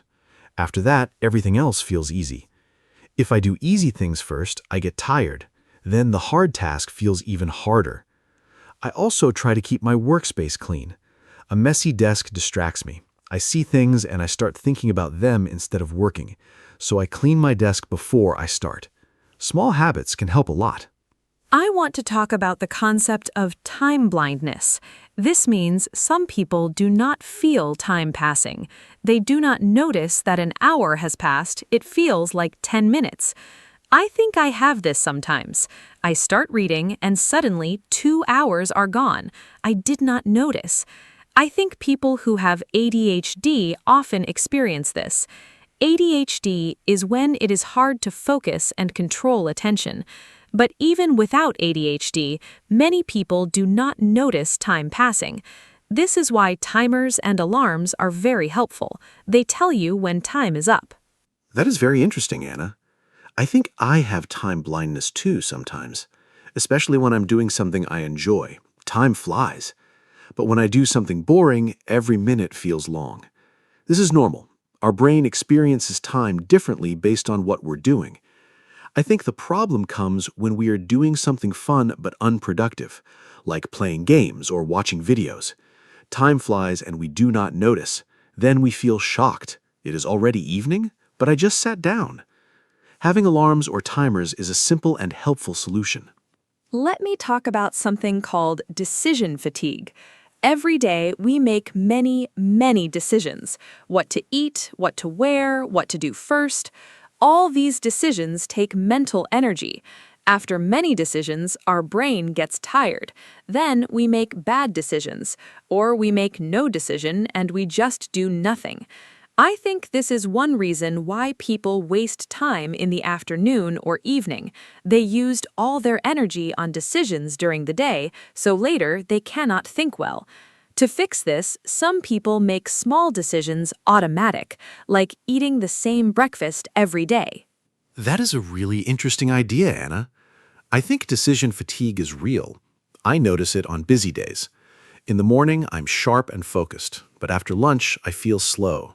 Small things feel hard. I cannot decide what to do next, so I just sit and look at my phone. I think making some decisions in advance is smart, like planning meals for the week or choosing clothes the night before. These small actions save mental energy. Then you can use that energy for important things later. Our brain has a limit, and we should use it wisely. Do you think boredom causes people to waste time? I think yes. When I am bored, I pick up my phone immediately. I scroll through social media without a real reason. I am not looking for anything specific. I just feel empty, and I want something to fill that feeling. Boredom is very uncomfortable. People do not like to feel bored, so they reach for easy entertainment. But I also read that boredom can be good sometimes. When we are bored, we can be creative. Our brain looks for something interesting. This can lead to new ideas. I agree. Boredom and wasting time are connected. When I am bored, I often do unproductive things. I eat snacks I do not need. I watch videos I do not really want to watch. I just want to feel something. But I have also experienced what you described. Sometimes when I am bored and I do not pick up my phone, I start thinking creatively. I get ideas. I remember things I want to do. I make plans. So boredom is not always bad, but most people do not let themselves feel bored. They immediately fill the silence with phones and screens. Let's talk about the difference between rest and wasting time. I think this is important. Rest is necessary. Rest is when you stop working and let your body and mind recover. Examples of rest: sleeping, taking a walk, talking with a friend, listening to music. Wasting time is different. Wasting time gives you no energy. After wasting time, you still feel tired, or you feel guilty. After real rest, you feel better. You have more energy. You are ready to work again. So the question to ask yourself is, do I feel better after this? If yes, it was rest. If no, it was wasting time. That is a very clear explanation, Anna. I like that test. Do I feel better after this? I will use that. I think for me, a walk outside is always real rest. I come back with more energy and a clearer head, but watching videos for 2 hours, I feel worse. My eyes are tired, I feel slow and a little sad, and I have less time for things I care about. So the videos were wasting time. I also think the intention matters. If I decide to rest and I watch one movie, that is planned rest. But if I watch 4 movies and miss my plans, that is wasting time. What do you think about video games? Are they wasting time? I know many people love video games. Some people play for fun and relaxation. That is fine, I think. But some people play for 6, 8, 10 hours a day.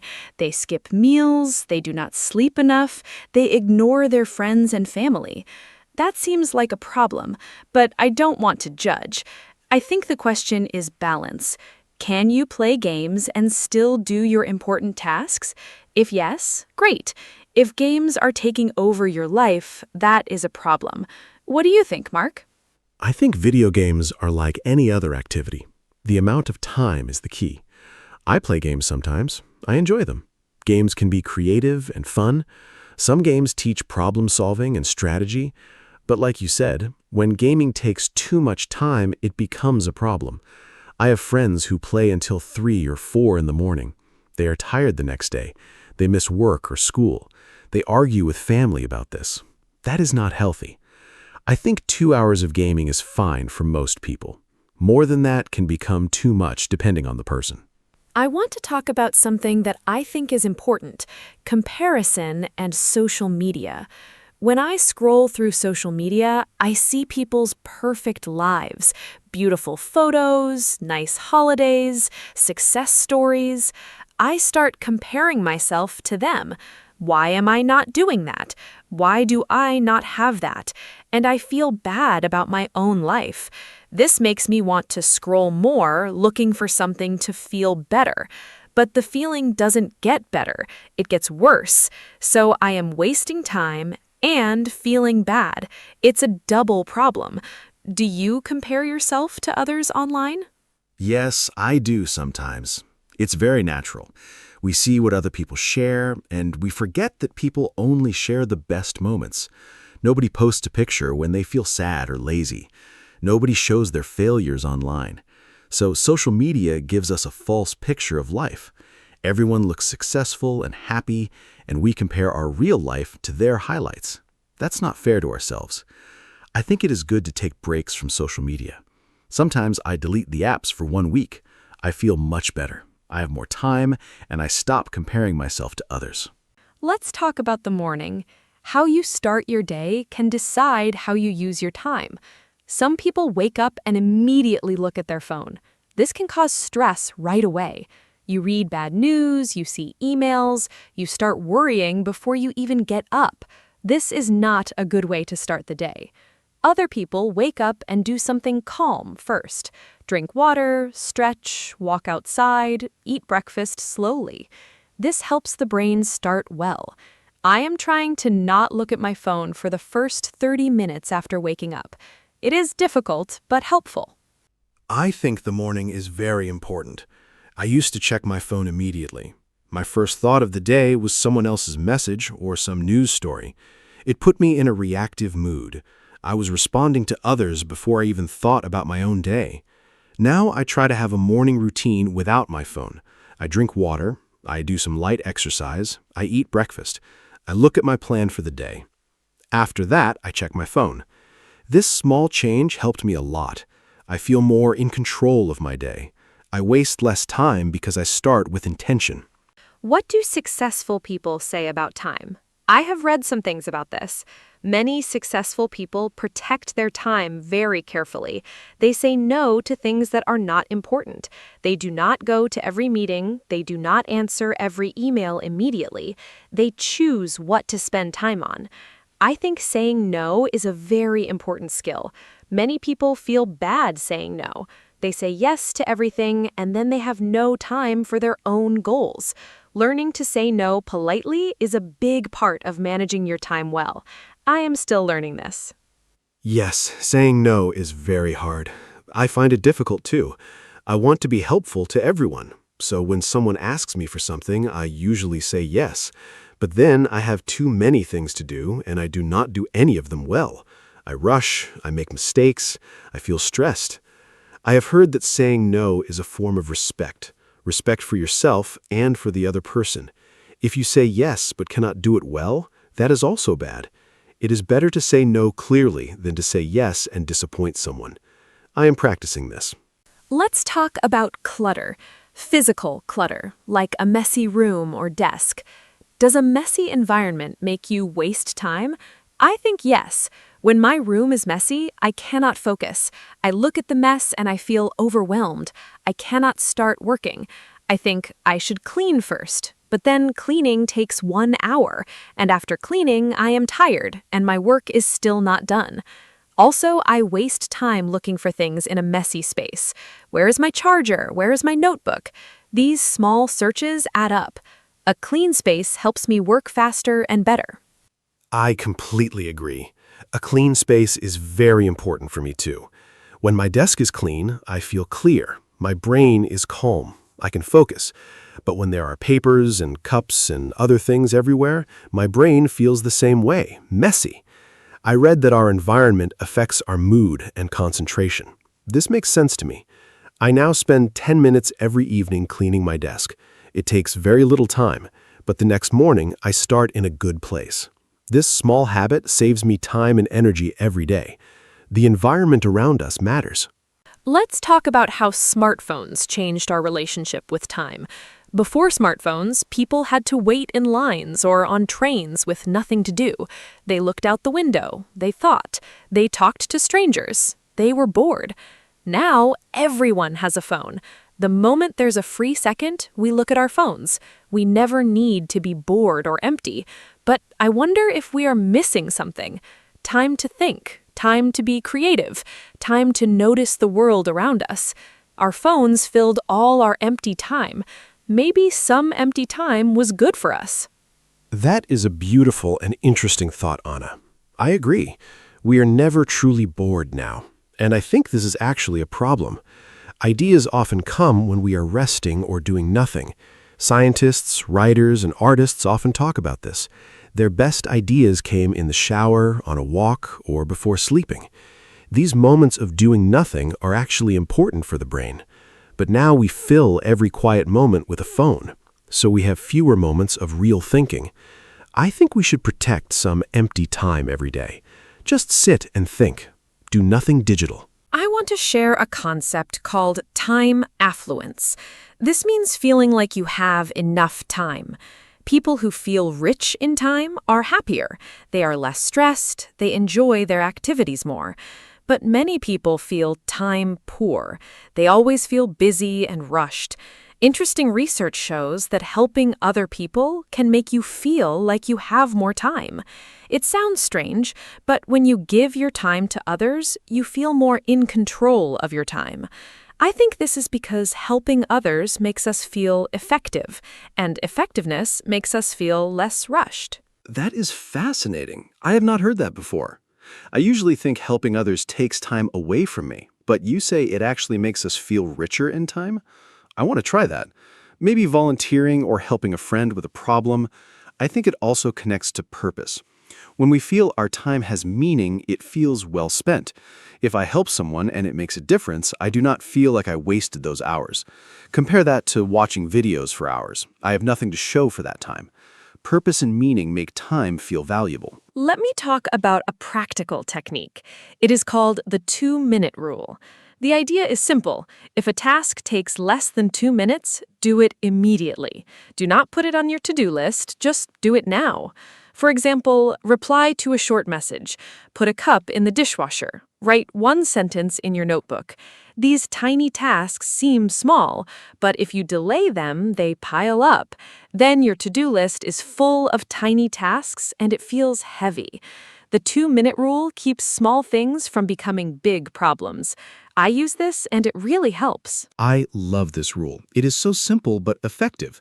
I have started doing this too. If I see something that needs a quick action, I do it right away.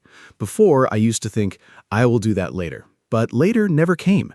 The small tasks grew into a big pile. Then I felt overwhelmed. Now, if I can do something in 2 minutes, I just do it. My life is neater, my to-do list has fewer things, and I feel more in control. I think simple strategies like this are the best. They don't require big changes, just small adjustments every day. Let's talk about what we truly value. I think we waste time on things we don't really care about, but we say we are too busy for things we love. This is a contradiction. I say I have no time to read, but I spend 2 hours on social media.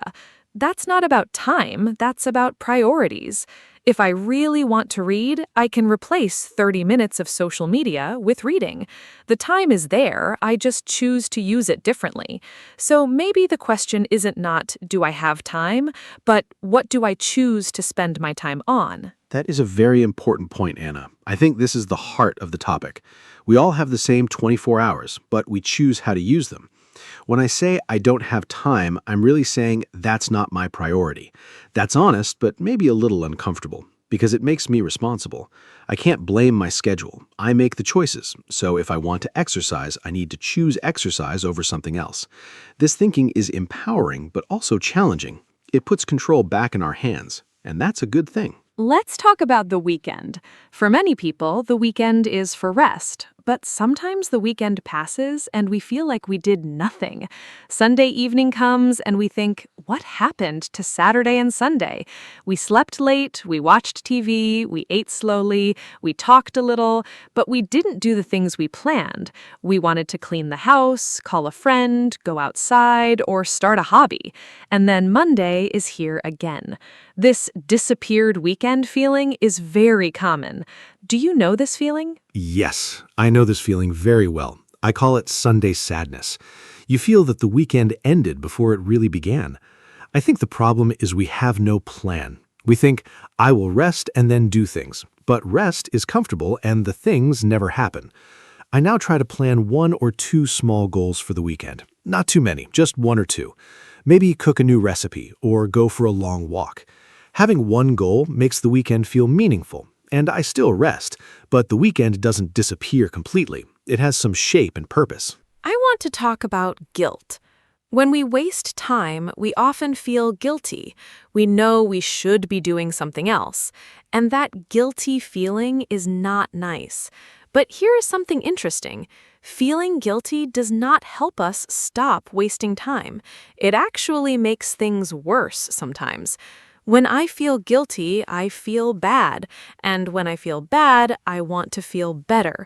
So I watch more videos or scroll more. The guilt creates more wasting. I think a better approach is to notice what happened without judgment. Okay, I wasted 2 hours. That is okay. What can I do now? That is very wise, Anna. I think self-compassion is important here. If you are always angry at yourself for wasting time, you create stress. Stress makes focus harder, and then you waste more time. It's a cycle. I try to be kind to myself when I waste time. I say, everyone does this, I can start fresh. This is much more helpful than I'm so lazy, I wasted the whole day. Negative self-talk does not motivate us. It just makes us feel bad. Kindness to yourself is not weakness. It is a strategy for doing better next time. Let's talk about the role of sleep in wasting time. When I do not sleep enough, I waste a lot of time the next day. I cannot focus, I move slowly, I make mistakes. I need to read things 3 times to understand. A task that takes 30 minutes when I'm rested takes 1 hour when I'm tired. So poor sleep actually creates wasted time. And then I feel bad in the evening and I stay up late, and then I am tired again the next day. It's a bad cycle. Good sleep is one of the best ways to protect your time. It sounds simple, but it is true.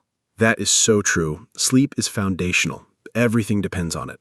When I sleep well, I am fast, clear, and energetic. I finish things quickly. I have time left over. But after a bad night, I am slow and distracted. I drink too much coffee. I sit at my desk, but nothing gets done. I look at my phone more. I eat more sugar to feel energy. All of this is wasting time and also hurting my health. I now try to go to sleep at the same time every night. This consistency helps my body know when to rest. A good sleep schedule is a real time saver. Let me share a reflection. We talked about many ways people waste time: social media, procrastination, screens, no plans, messy spaces, bad sleep, meetings. But I think the biggest reason is disconnection from our own values. When we know what we truly want in life, it is easier to say no to distractions. When I feel lost or empty, I waste more time. When I have a goal I care about, I waste less time. So maybe the deepest solution is not a time management trick. It's asking yourself, what do I really want? What matters to me? And then living in that direction. That is beautifully said, Anna. I agree deeply. Time management systems and apps can help. Timers and to-do lists can help. But without knowing your why, you will still get lost. You will still scroll and procrastinate. But if you have a clear reason to use your time well, everything changes. You wake up with intention. You make choices on purpose. You protect your time like something precious, because it is. Time is the one thing we cannot get back. Every minute spent is gone forever. So we should use it in ways that reflect what we truly love and value. We are getting close to the end of our podcast today. I want to say thank you to everyone who listened. I hope this conversation was helpful and easy to understand. We talked in simple English, I hope. We covered many topics about wasting time, from social media to procrastination, from sleep to values. I learned things from this conversation too. Talking with Mark always helps me think better. I hope you feel the same. Remember, you do not need to be perfect with your time. Small improvements are good enough. Even using your time a little better each day makes a big difference. Thank you, Anna, and thank you to all our listeners. I really enjoyed today's conversation. It made me think about my own habits. I know I waste time too, but I also know I can do better. And hearing Anna's thoughts helped me understand new ideas. I hope you, our listeners, also found something useful. Maybe one tip that you can use starting today. Remember, time is precious. It's the same for everyone. Rich or poor, young or old, we all have 24 hours. How we use them is up to us. Thank you for spending some of your time with us today. See you next time. Hello, everyone. Welcome to our podcast. My name is Anna, and I am very happy you are here today. This podcast is for people who are learning English. We talk about simple and important topics. Today, our topic is scamming. Maybe you heard this word before. Maybe you did not. Do not worry. We will explain everything step by step. My friend Mark is here with me today. He knows a lot about this topic. We will talk together and make it easy to understand. So please relax, listen carefully, and enjoy our conversation. Let us begin. Hi, everybody. I am Mark, and I'm so glad to be here with Anna today. Scamming is a very important topic. It happens every day, all around the world. Many people lose money because of scams. Many people feel sad and embarrassed after a scam. But if you know about scams, you can protect yourself. You can protect your family, too. Anna and I will use simple words today. We want everyone to understand. If you hear a word you do not know, do not stop listening. We will explain it. Okay, let us start our conversation. So, Mark, let us start with the basics. What is a scam? Can you explain it in simple words? I think some of our listeners do not know this word yet. A scam is something bad, right? It's when someone tries to take something from you, like money or personal information. Is that correct? I want to make sure our listeners understand from the very beginning. Scams can be very confusing. Sometimes people do not even know they are in a scam. That is why it is so important to talk about this. Please explain it for us, Mark. Yes, Anna, you are right. A scam is when a person or a group of people tries to trick you. They want to take your money or your personal information. They do this by lying. They pretend to be someone they are not. For example, they might say, "I'm from the bank," but they are not from the bank. They are lying. The goal of a scammer is to get something from you without you knowing. Scams can happen on the phone, on the internet, or even in person. They happen everywhere. That is why we need to learn about them. Knowledge is the best protection. That is a great explanation. So, scammers are people who lie to get money or information. Mark, I have a question. Are scams new? Did scams happen a long time ago too? Or is this something that started because of the internet? I am curious because today we hear about scams on our phones and computers, but maybe scams are not a new thing. Maybe people were scamming even hundreds of years ago. I think it is interesting to know the history a little. Can you tell us something about that? Even a simple explanation is fine. Great question, Anna. Scams are not new at all. People have been scamming others for hundreds and hundreds of years. A very old scam is the shell game. In this trick, a person hides a ball under 3 cups. They move the cups very fast. You try to guess where the ball is, but the scammer cheats. You almost always lose money. Another old scam is selling fake medicines. People sold water and said it could cure any sickness. Of course, it did not work. So yes, scams are very old. Today, scammers just use new tools like phones and the internet, but the idea is the same. They lie to get your money. Wow, that is very interesting. So scams have been around for a very long time. Okay, Mark, let us talk about today's scams. What are the most common scams right now? I think many of our listeners have seen or heard about some of them. Maybe they received a strange phone call, or maybe they got a weird email. I personally get strange messages sometimes on my phone. It is a little scary. I do not always know if something is real or fake. So what are the most common types of scams that people see today? Please share some examples. Sure, Anna. There are many common scams today. The first one is the phishing scam. In this scam, someone sends you a fake email or message. It looks like it is from a real company, like a bank or a store. The message says, "Click this link and enter your password." But if you click it, they steal your information. Another common scam is the lottery scam. You get a message that says you want a prize, but to get the prize, you must pay a fee first. Of course, there is no prize. Another one is the tech support scam. Someone calls and says your computer has a problem. They ask to access your computer. Then they steal your information. These are very common today. Oh, I have heard of phishing before. That word always sounds funny to me. phishing. It sounds like fishing, right? Like fishing in the water. But instead of catching fish, scammers are trying to catch people. Mark, do you think this is where the word comes from? Also, I want to ask, why do so many people fall for these scams? Sometimes I see a scam message and I think, that is so obviously fake. But I know that many people believe these messages. Why is it so easy to trick people? Can you explain? Yes, Anna, you are right. Phishing does come from the word fishing. Scammers are fishing for victims, just like catching fish. It is a clever word. Now, why do people fall for scams? There are a few reasons. First, scammers are very good at lying. They practice a lot. They know what words to use. Second, they often create fear or excitement. For example, your account is in danger. Act now. When people feel scared, they do not think carefully. They just react. Third, some people are lonely or sad, and scammers pretend to be their friend. This makes it easy to trick them. Scammers understand human feelings very well. That is why it works. That makes a lot of sense. Scammers use fear and emotion to trick people. That is very clever, but in a bad way.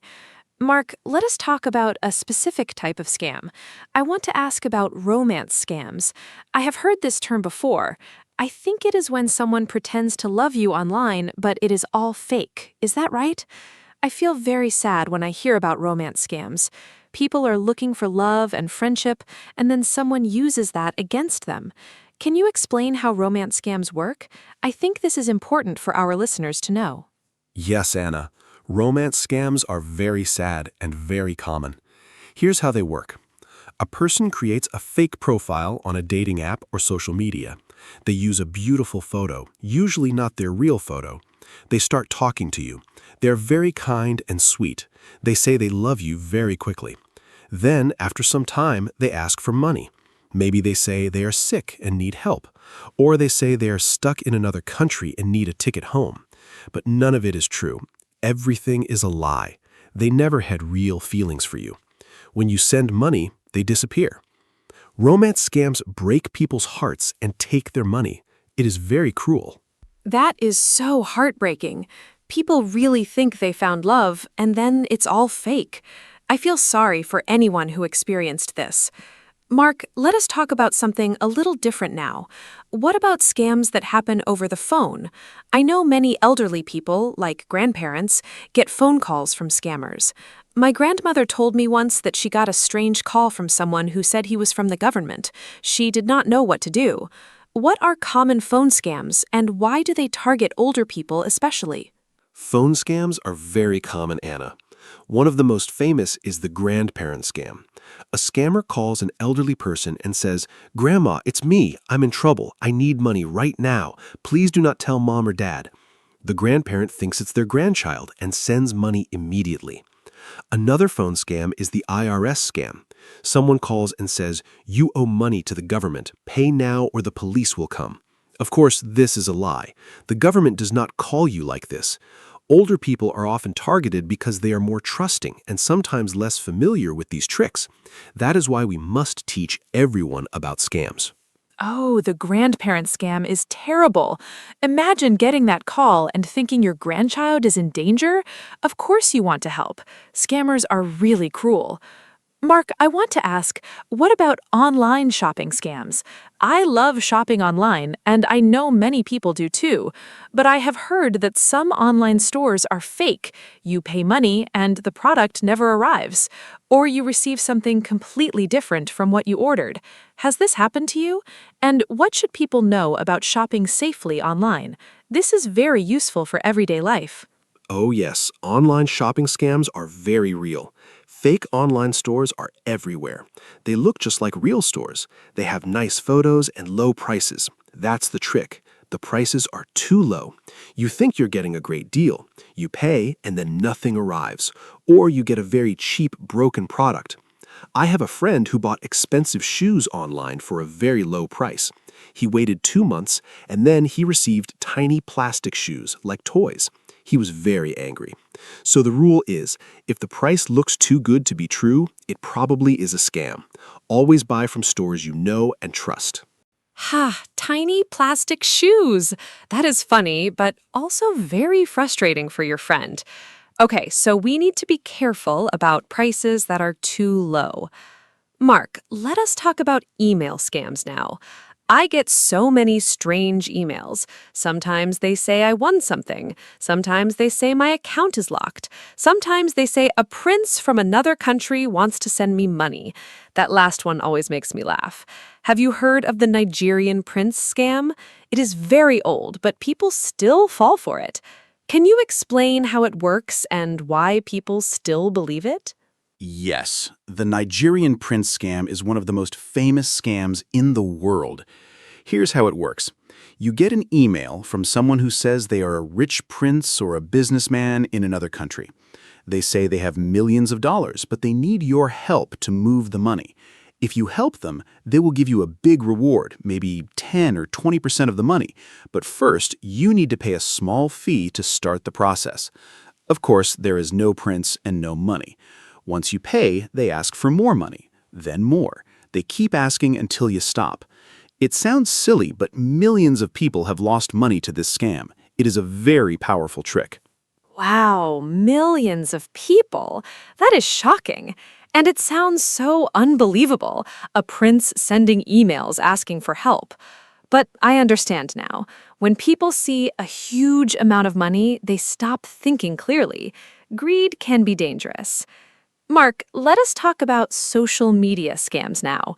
I use social media every day. I see advertisements all the time. Sometimes I wonder if they are real. What are common scams on social media? I think young people especially need to know about this because young people spend so much time on platforms like Instagram, Facebook, or TikTok. What should they watch out for? Great point, Anna. Social media scams are everywhere. One common scam is the fake giveaway. A fake account pretends to be a famous person or a big company. They say, "We are giving away $1,000. Follow us and share this post to win." But it's all fake. They just want more followers. Another scam is fake influencer products. An account promotes a product with amazing results, like a cream that makes you look 10 years younger in one day. You buy it, and it does nothing. A third scam is investment scams. Someone says, "Give me $100 and I will make it 1,000 in 1 week." Of course, that money disappears. Always be careful with things that sound too good. Those fake giveaways are everywhere. I see them all the time. And I admit, sometimes they look very real. Mark, I want to ask about something called identity theft. I hear this phrase a lot, but I'm not 100% sure what it means. Does it mean someone steals your personal information and pretends to be you? That sounds very scary. Can you explain what identity theft is, how scammers do it, and what can happen if someone steals your identity? I think this is a very important topic, and our listeners need to know about it. Yes, Anna, identity theft is very serious. It means someone takes your personal information like your name, your address, your date of birth, or your bank details, and uses it to pretend to be you. For example, they might open a bank account in your name or buy things with your credit card. How do they get your information? Sometimes through phishing emails, sometimes through fake websites.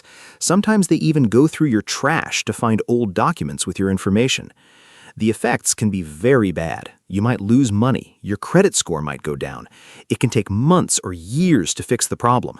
That is why protecting your personal information is so important. Going through your trash. I never thought about that.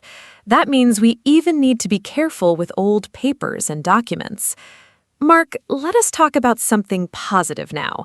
How can people protect themselves from scams? I think our listeners want to know what they can do. It is good to know about the dangers, but it's also important to know the solutions. What are the most important rules for staying safe? If you had to give just 3 or 4 simple tips, what would they be? Please keep it simple so everyone can remember. Great idea, Anna. Here are my top tips. Number 1, never give your personal information to someone you do not know. This includes your passwords, bank details, or ID numbers. Number 2, if something sounds too good to be true, like a big prize or a huge investment, it's probably a scam. Number 3, don't click on links in emails or messages from people you don't know. Go directly to the official website instead. And number 4, take your time. Scammers always try to create urgency. They say act now or only today. A real company will give you time to think. If you feel pressured, that's a warning sign. Stop and think before you do anything. Those are wonderful tips, simple and easy to remember. I especially like the last one. Take your time. Scammers want you to act fast so you do not think, so slowing down is a great defense. Mark, I want to talk about what to do if you think you are being scammed right now, in the middle of it. What if someone is on the phone with a scammer and they suddenly realize something is wrong? What should they do? Should they say something? Should they just hang up? I think many people do not know how to react in that moment. It can be scary and confusing. That is a very important question. If you think you are talking to a scammer, the best thing to do is stop the conversation immediately. Just hang up the phone.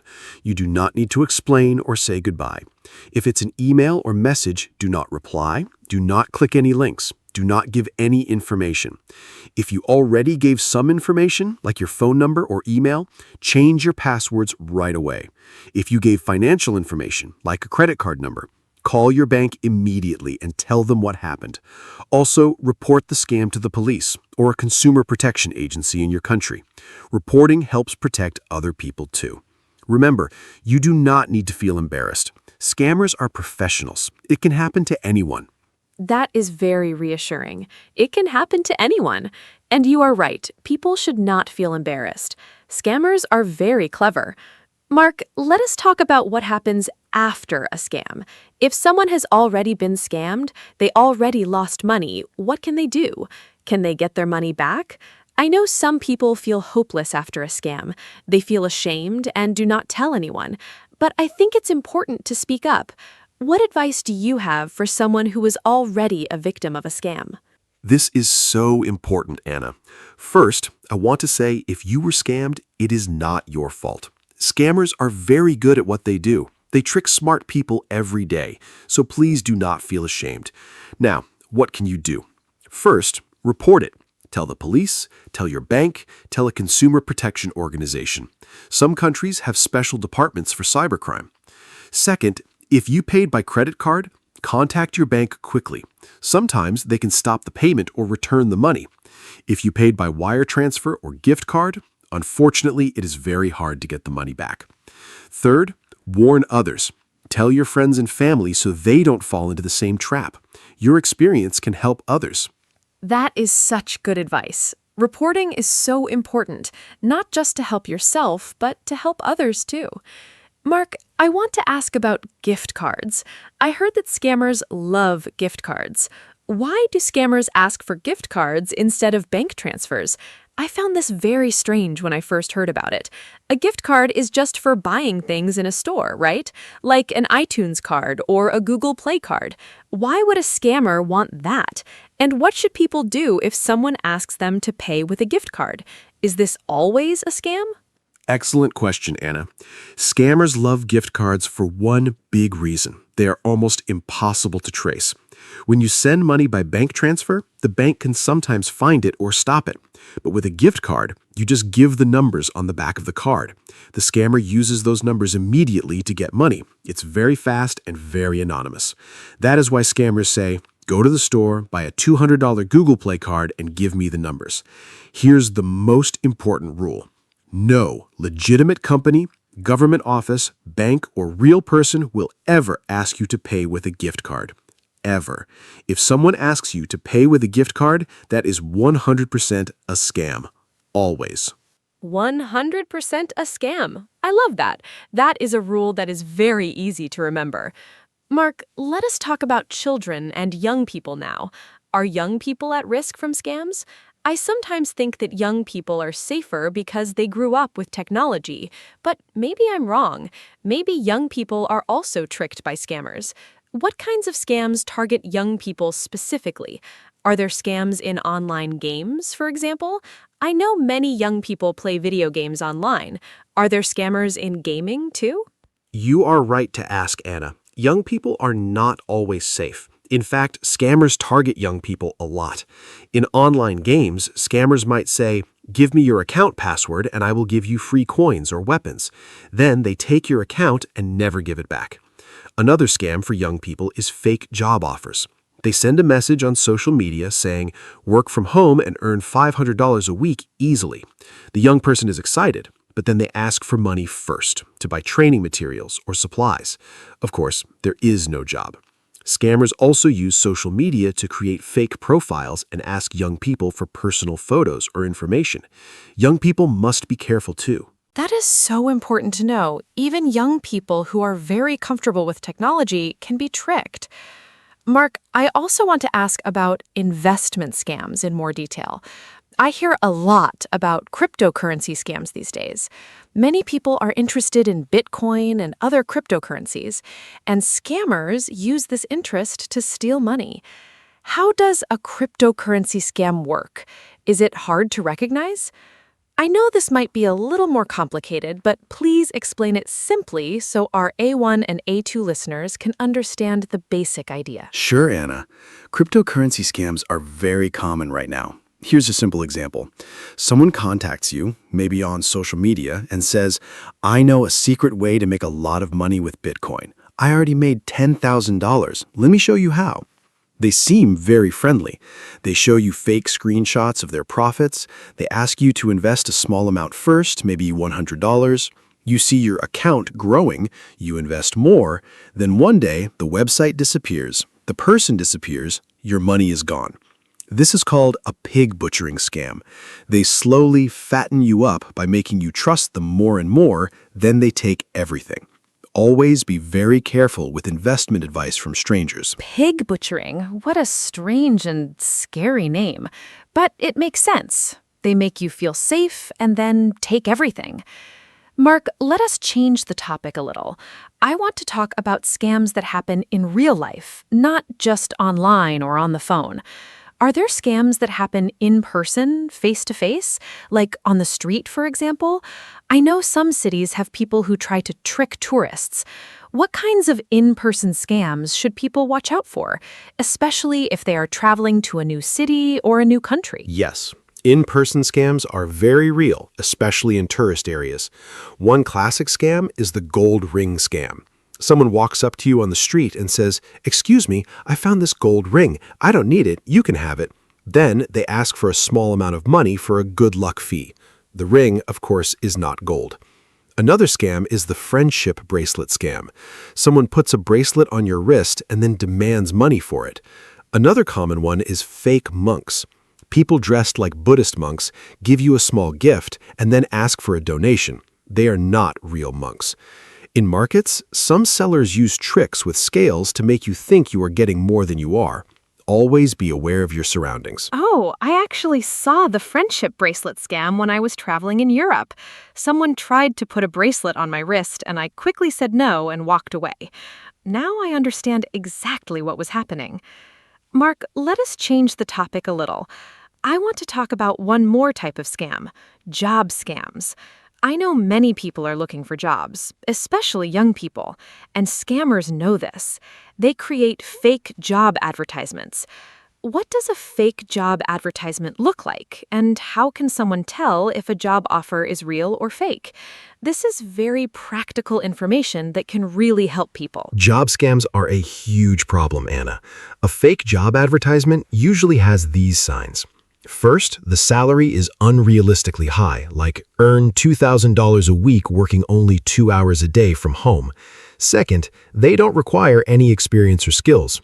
Real good jobs almost always need some qualifications. Third, they ask you to pay money before you start for training, uniforms, or background checks. Legitimate employers never ask workers to pay before starting. Fourth, the communication is strange, bad grammar in the emails, or they only communicate by WhatsApp or Telegram, not by official company email. Fifth, you can't find information about the company online. If you see these signs, be very careful. Research the company before you apply. Those are such helpful signs to watch out for. I love how you gave us a clear list. Mark, I think it is also important to talk about how to report a scam. We mentioned this briefly before, but let's go a little deeper. If someone in another country is trying to scam people in your country, who do you even call? Is there a special number? And does reporting actually make a difference? Sometimes people feel like reporting is useless, like nothing will happen. What do you think? Does reporting scams actually help? Reporting absolutely helps, Anna. Maybe your report alone won't stop a scammer immediately, but when many people report the same scammer, the police and agencies can take action. In most countries, you can report scams to the National Police, the Consumer Protection Agency, or a special cybercrime department. In the United States, for example, you can report to the FTC, the Federal Trade Commission. In the UK, there's Action Fraud. In many countries, you can also report scam phone numbers directly to your phone company. Your report adds important data. It helps investigators find patterns and stop criminals. So yes, please report every scam. Even if you didn't lose any money, your information matters. That is great motivation to report. Every report matters. Mark, before we start wrapping up, I want to ask one more important question. What about people who feel too embarrassed to tell anyone they were scammed? I know this is a real problem. Victims often feel ashamed or stupid. They do not want to tell their family or friends. They keep it secret. But keeping it secret can be dangerous, right? How can we help people feel comfortable talking about scams? And how should friends and family react when someone tells them they were scammed? What is the right way to support them? This is so important, Anna. Shame is one of the biggest problems after a scam. People feel stupid and do not ask for help. But the truth is, if you were scammed, you are not stupid. Scammers spend years learning how to trick people. It is their full-time job. They are professionals. If a family member or friend tells you they were scammed, please do not laugh or say, "How could you believe that?" That is the worst thing you can do. Instead, listen to them. Tell them it is not their fault. Help them take the next steps, like calling the bank or reporting to the police. Be patient and kind. The emotional pain after a scam can be very real. Support and understanding can make a huge difference. Beautifully said, Mark. Kindness and support are so important. I think we covered so many great topics today.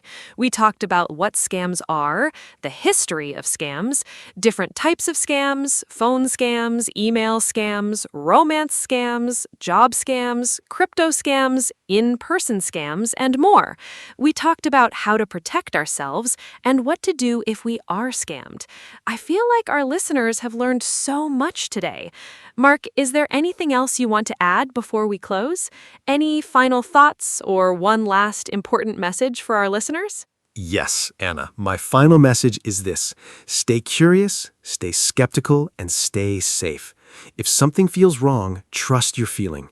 If you're not sure, ask someone you trust before you do anything. Talk to your friends and family about scams. Share the information you learned today. The more people know, the harder it is for scammers to succeed. And remember, scammers want you to feel alone and scared, but you are not alone. There are people who can help you. There are laws to protect you. You have the power to protect yourself and others. Knowledge is your best weapon against scams. And that brings us to the end of today's episode. Thank you so much for listening to our podcast. I hope you learned something useful and important today. Please share this episode with your friends and family, especially with people who are not so familiar with technology or online scams. They might really need this information. Remember the key lessons. Do not give your personal information to strangers. Think before you click. Take your time and do not let anyone rush you. And if something feels wrong, it probably is. If you have questions or comments, we would love to hear from you. See you next time. Stay safe, everyone. Thank you so much, Anna, and thank you to all our wonderful listeners. It was a great conversation today. I learned something too, just from talking about all these scam types together. Every day, scammers get smarter, but every day, we can get smarter too. Keep learning, keep sharing, and keep protecting each other. If you enjoyed this episode, please tell a friend about our podcast. That is the best way to help us grow. And as always, if you ever think someone is trying to scam you, stop, breathe, and think. You have the power to say no. Thank you, goodbye, and take good care of yourselves and the people around you.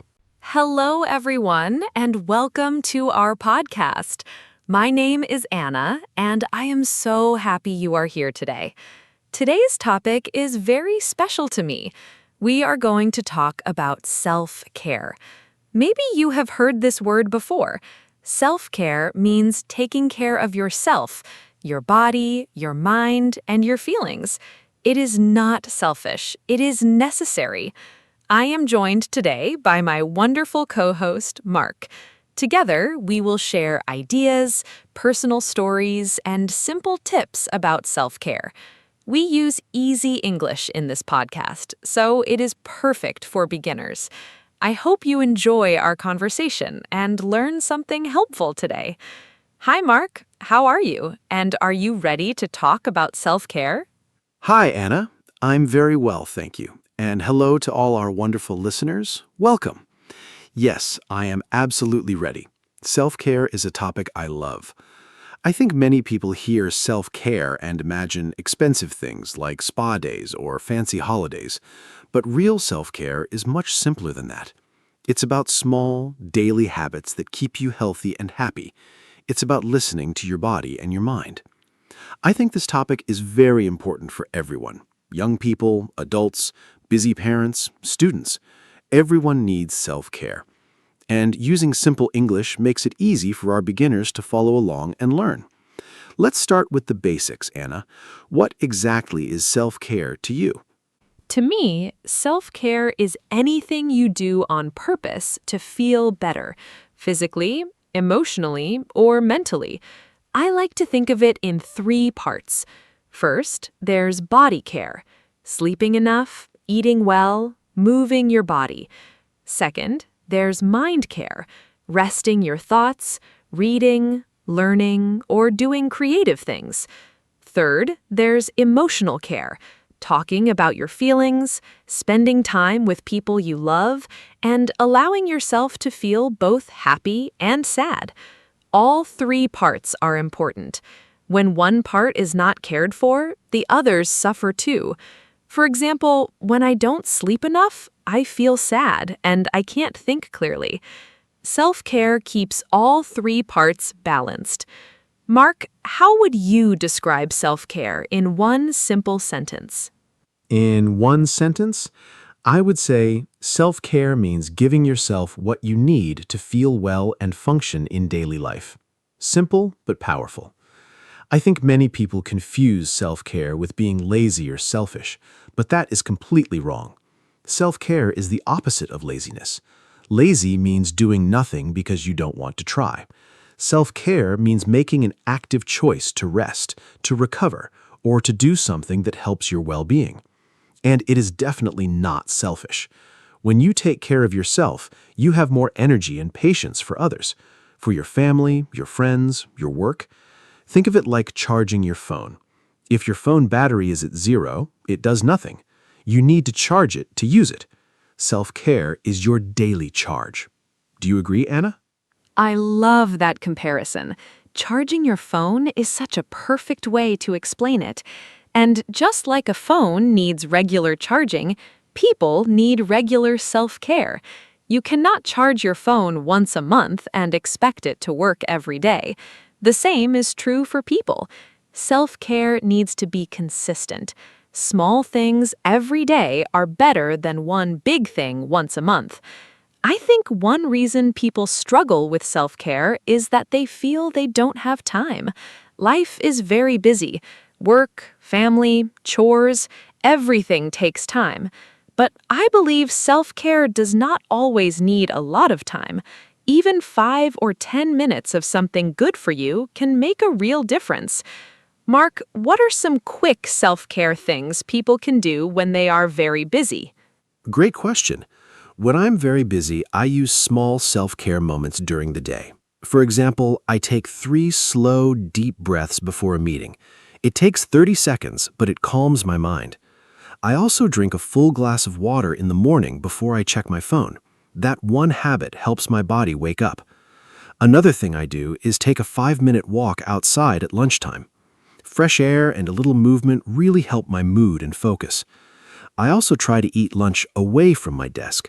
Just changing the location and not looking at a screen for 20 minutes gives my brain a real rest. These are tiny things, but together they add up. What's your favorite quick self-care moment, Anna? My favorite quick self-care moment is what I call my morning 5 minutes.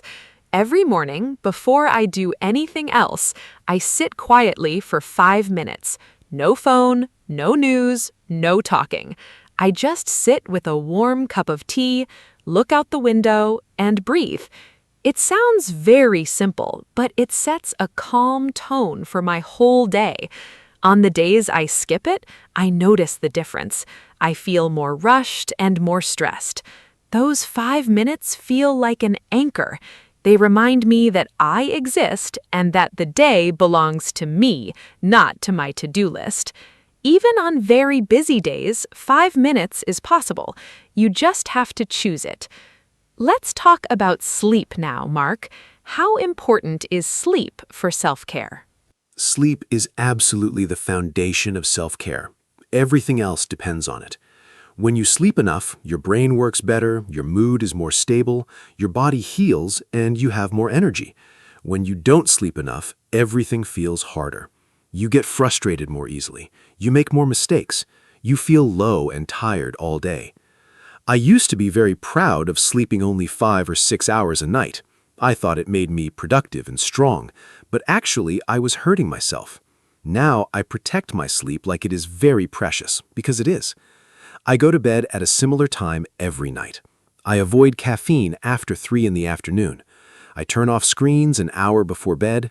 My sleep improved a lot. How many hours do you sleep, Anna? I try to sleep 7 to 8 hours every night. For me, the quality of sleep matters as much as the quantity. Sometimes I sleep 8 hours, but wake up feeling tired because my sleep was not deep or restful. I found that my sleep quality improved when I created a bedtime routine. About 30 minutes before bed, I stop using my phone, I dim the lights in my room, I read a few pages of a book, a real paper book, not a screen. Sometimes I write a few lines in my journal. These habits tell my brain it is time to slow down and rest. My body starts to relax naturally. A good bedtime routine is one of the best self-care gifts you can give yourself. Mark, let's talk about food. How does eating well connect to self-care? Food is a very important part of self-care. What we eat directly affects how we feel, physically and emotionally.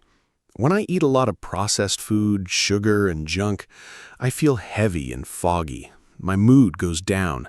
My energy crashes after a short time.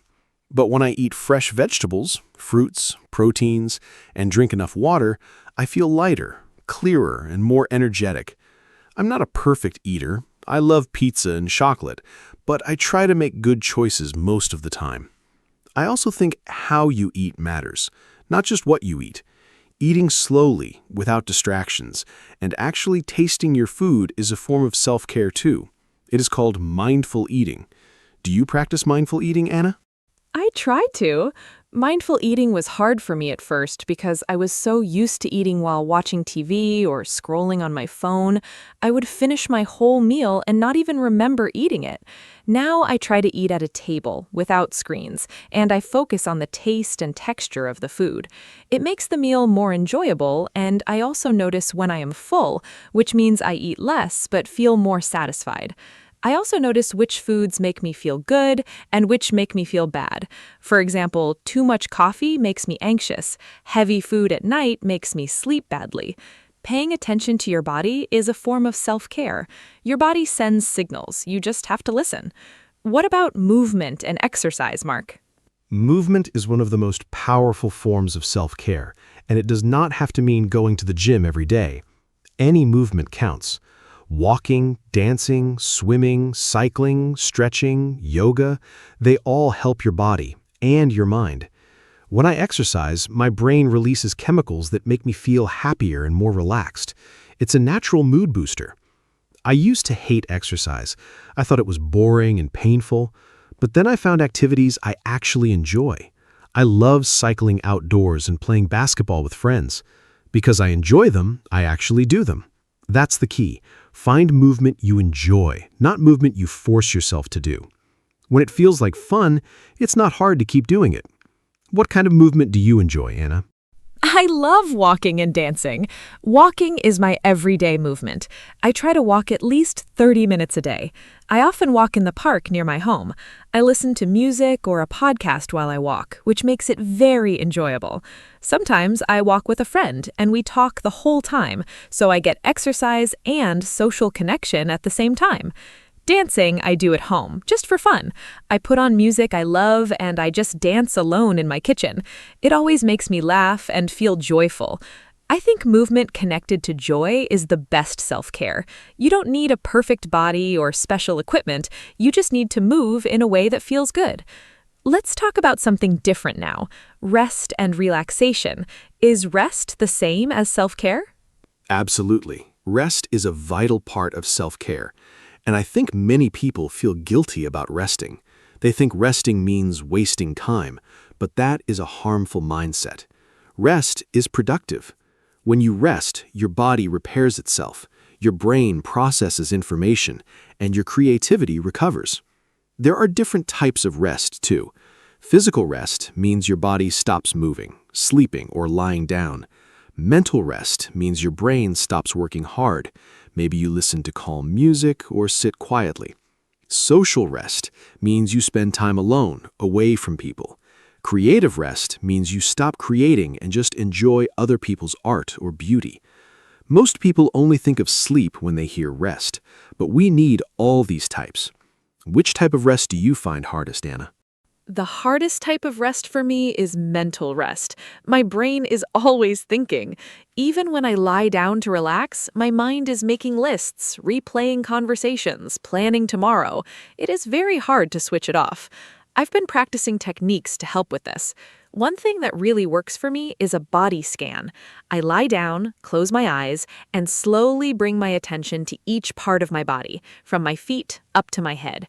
It takes about 10 minutes, and it usually quiets my mind.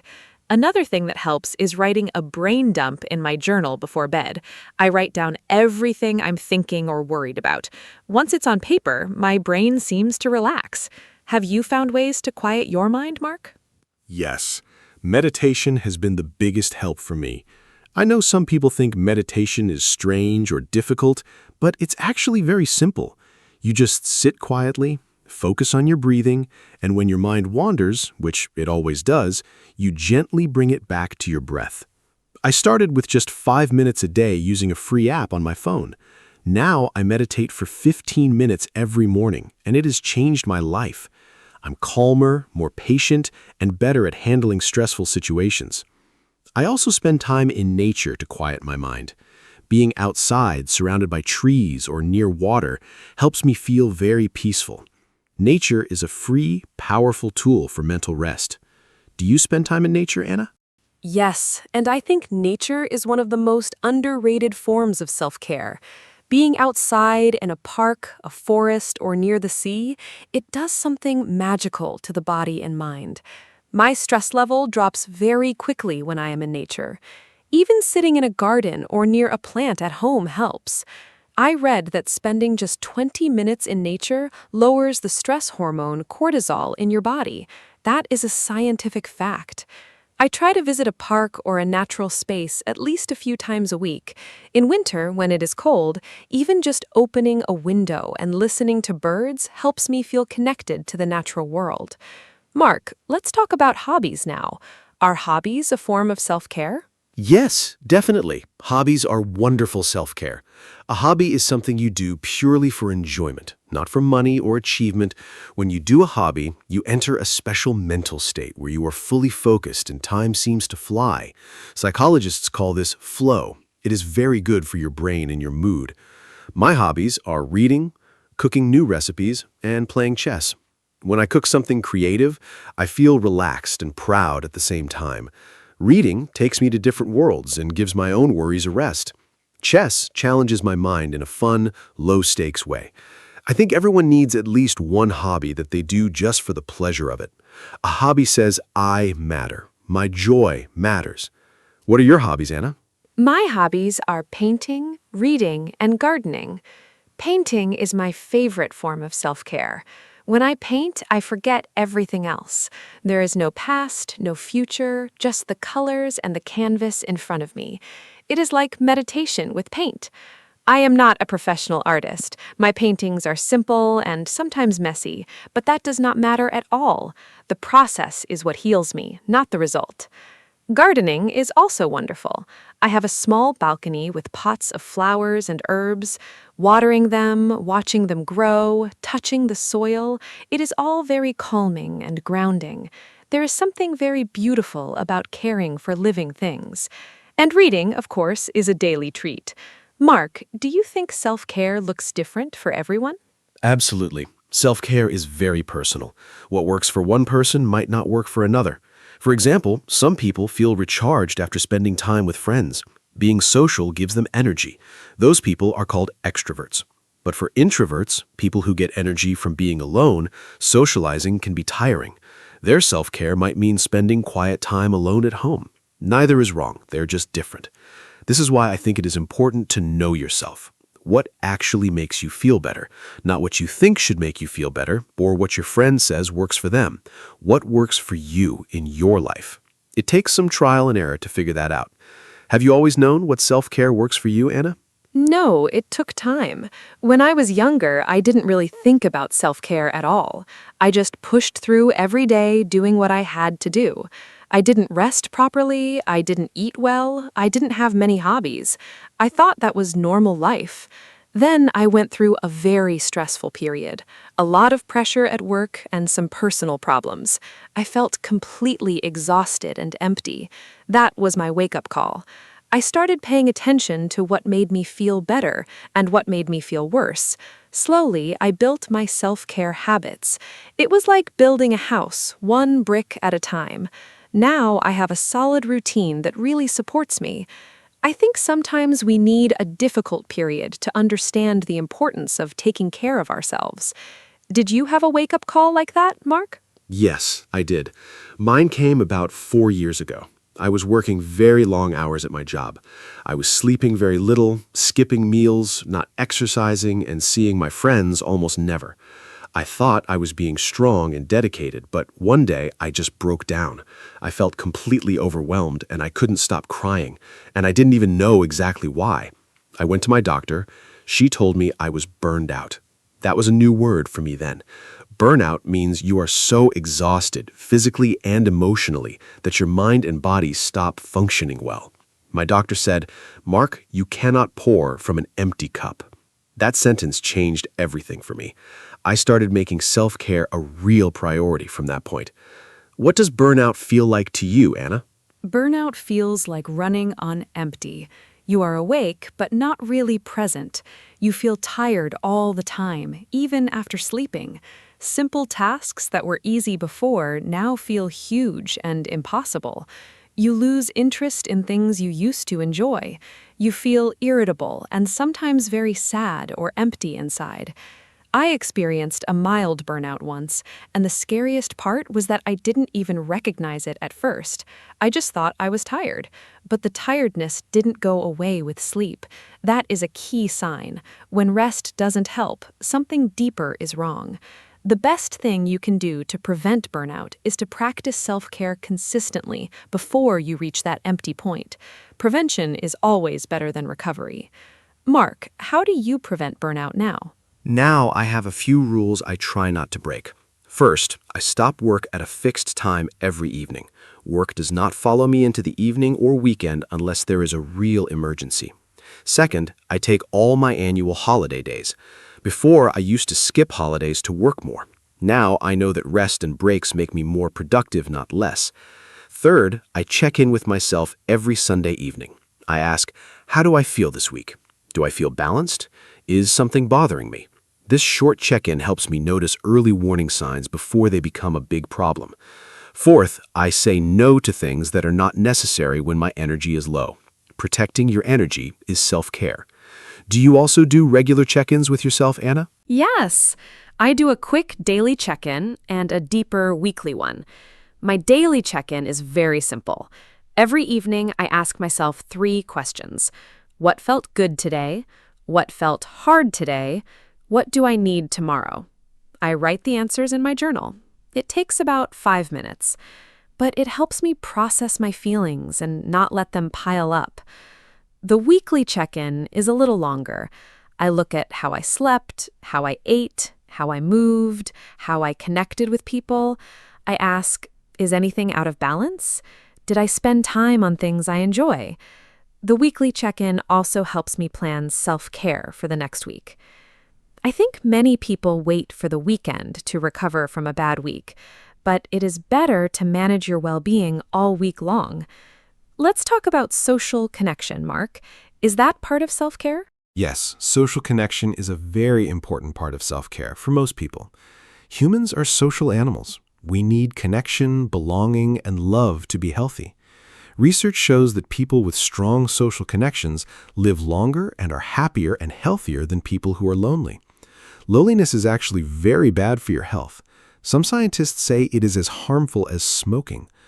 I try to invest time in my friendships and family relationships. I call a friend or family member at least once or twice a week. I try to meet people in person regularly, even just for a short coffee. These connections give me joy and support. When I go through a hard time, having good people around me makes everything more bearable. How do you maintain your social connections, Anna? I am quite intentional about my friendships. I have a small group of close friends, and I prefer deep connections over many shallow ones. I have a regular phone call with my best friend every Thursday evening. We have been doing that for 3 years. Even if we are both busy, we protect that time. I also have a small group of friends, 4 of us, and we meet for dinner once a month. Those evenings are always wonderful. We laugh, we talk honestly, we support each other. I also believe in the quality of connection, not just the frequency. A 2-hour honest conversation with a good friend is worth more than 10 quick text messages. Mark, what about alone time? Is being alone also part of self-care? Absolutely. Alone time is essential self-care, especially for introverts like me. I need regular alone time to recharge. After spending a lot of time with people, even people I love, I feel drained and I need quiet time to recover. Loneliness is not the same as alone time. Loneliness is when you want connection but don't have it. Alone time is when you choose to be by yourself to rest and restore your energy. I love spending Sunday mornings alone. I make a good breakfast, I read, I go for a quiet walk. No calls, no plans, just myself and my thoughts. That alone time fills me up for the week. I think in our very connected social world, many people are afraid to be alone, but learning to enjoy your own company is a great form of self-care. Do you enjoy alone time, Anna? Yes, I really do. I am somewhere between an introvert and an extrovert. I love people, but I also deeply need my quiet time. I think of alone time as a gift I give to myself. In those moments, I can think freely, create, relax, and simply be myself without any performance or effort. One of my favorite alone time activities is long baths. I fill the bath with warm water, put on calm music, light a candle, and stay there for 30 minutes. It is simple and inexpensive, but it feels very luxurious and deeply restorative. I come out feeling calm and renewed. I think self-care does not need to be expensive. Let's talk about that. Can self-care be free or low cost, Mark? This is so important to say. Self-care does not have to cost money. In fact, many of the most powerful self-care practices are completely free. Sleeping is free, breathing exercises are free, walking in nature is free, drinking enough water is free, calling a friend is free, writing in a journal is nearly free, stretching at home is free, watching the sunrise or sunset is free, laughing with someone you love is free. I get a little frustrated when I see advertisements for expensive self-care products. They make people feel that self-care is only for people with money, and that is simply not true. Yes, a massage or a spa day can be lovely, but the daily habits that truly support your health are available to everyone, regardless of money. What is your favorite free self-care activity, Anna? My favorite free self-care activity is walking in nature, especially in a park or a forest. It costs nothing, and the benefits are enormous. When I walk among trees, my mind becomes quiet. I pay attention to small, beautiful things, the sound of leaves, the color of the sky, a bird singing. It pulls me out of my head and into the present moment. That is another very important self-care skill, being present. So many people live in the past, replaying old memories, or in the future, worrying about things that haven't happened yet. Being present means you are here, now, in this moment. And the present moment is usually calm and manageable. Nature helps me do that. Mark, what do you think about digital detox as a form of self-care? Digital detox, taking a break from screens and technology, is one of the most needed forms of self-care today. We are surrounded by screens all day. Phones, computers, televisions, tablets. Our brains never get a break from information. This constant stimulation is very tiring for the nervous system. I try to have one screen-free hour every evening. I also try to have at least one screen-free morning on weekends. When I do that, I feel less anxious and more calm. I notice the world around me more. I have more creative thoughts. I'm more present in conversations. Even small digital breaks help. Leaving your phone in another room for an hour, or putting it face down on the table during meals. Do you do any kind of digital detox, Anna? Yes, I have a few digital rules that really help me. I don't look at my phone for the first 30 minutes after I wake up. That quiet time belongs to me, not to social media or the news. I also don't use my phone at the dinner table. Meals are for food and conversation, not screens. And on one day each month, I try to have a full, slow day. No social media, no news, minimal phone use. On those days, I read, cook, walk, or do craft activities. I always feel wonderfully refreshed afterward. I think we all need to remember that we control our technology. Technology should not control us. Mark, let's talk about something personal now. What is your favorite part of your self-care routine? My favorite part of my self-care routine is my morning. I wake up a little early, so I have time just for myself before the day begins. I drink a large glass of water first. This wakes up my body. Then I do 10 minutes of gentle stretching. Then I meditate for 15 minutes. After that, I make coffee and write 3 things I am grateful for in my journal. This whole morning routine takes about 45 minutes, but it sets up my entire day in a positive way. I feel calm, focused, and ready when I start work. The days I skip my morning routine, I feel the difference immediately. I am more reactive, more anxious, so I protect my mornings carefully. Morning routines are very popular in self-care. Do you have one, Anna? Yes, my morning routine is very important to me. Mine is a little different from yours, but it also starts with quiet time. I wake up and before getting out of bed, I take 3 deep, slow breaths. Then I sit with my tea for 5 minutes in silence. After that, I write in my journal, just a few sentences about how I feel and what I want from the day. Then I wash my face with cold water, which wakes me up beautifully. I get dressed, eat a simple, healthy breakfast, and then I am ready. The whole routine is about 40 minutes.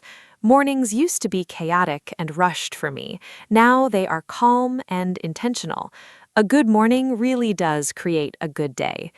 Mark, let's talk about gratitude. Is gratitude a form of self-care? Yes. Gratitude is a beautiful and powerful form of self-care. When we practice gratitude, we train our brain to notice what is good in our lives, instead of always focusing on what is missing or wrong. Research shows that people who regularly practice gratitude feel happier, sleep better, and have stronger relationships. I write 3 things I am grateful for every morning. They don't have to be big things. Today, I wrote, I am grateful for hot coffee, for sunshine through my window, and for a good conversation with my brother yesterday. Small things count. When you do this every day, you start to notice more and more things to be grateful for. Your brain changes its default from what is wrong to what is good. That shift is life-changing. Do you practice gratitude, Anna? Yes, I do. I write in my gratitude journal every evening before bed. I write 3 things from my day that I am grateful for. Even on difficult days, and there are difficult days, I can always find 3 things. Maybe I am grateful that the day is over and tomorrow is a new start. Maybe I am grateful for a kind stranger who smiled at me. Maybe I'm grateful for my health. Gratitude helps me end the day on a positive note, which helps me sleep better too. I also try to express gratitude to people, to actually say thank you and mean it, to write a kind message, to tell someone that I appreciate them. Gratitude shared with others is even more powerful. It connects people and creates warmth. Mark, how do you think we can build self-care habits and actually keep them? Building and keeping self-care habits is all about starting small and being consistent. Many people try to change everything at once. They want to exercise every day, meditate, eat perfectly, sleep 8 hours, journal, and read all from Monday. That is too much change, too fast. The brain resists big, sudden changes. Instead, start with one small habit. Do it for 2 weeks, then add another. Small steps over time create big changes. I also suggest habit stacking, attaching a new habit to something you already do. For example, I do my stretching right after I brush my teeth in the morning.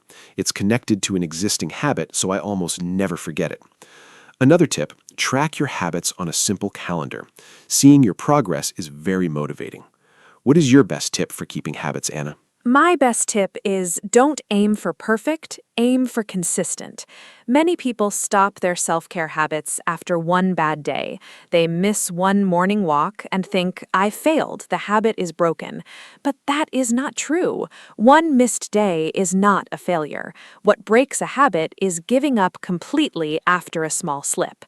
So I tell myself, missing once is an accident, missing twice is a choice.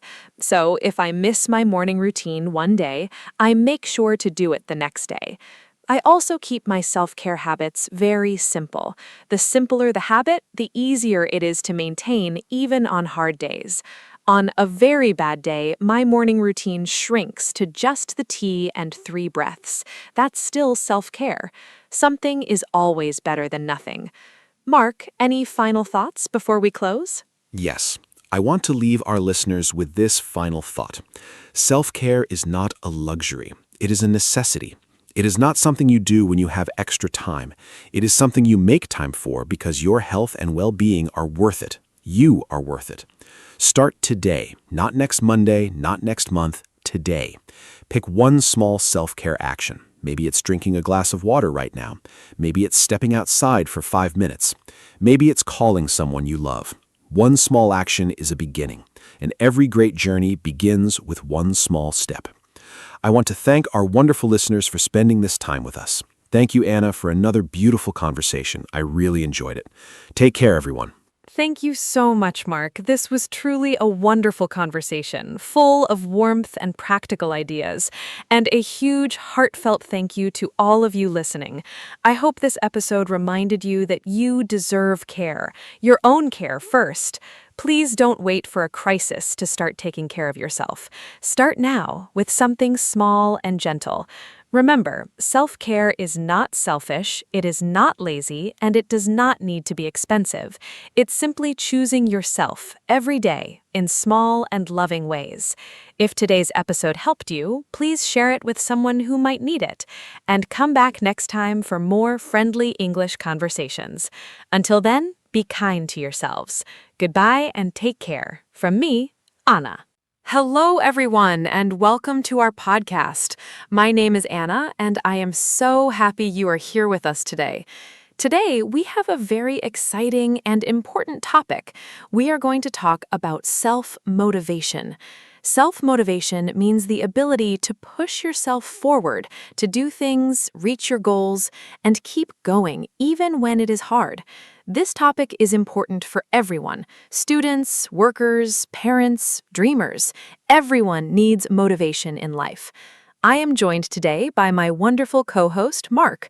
We will talk about what motivation is, why we lose it, and how to find it again.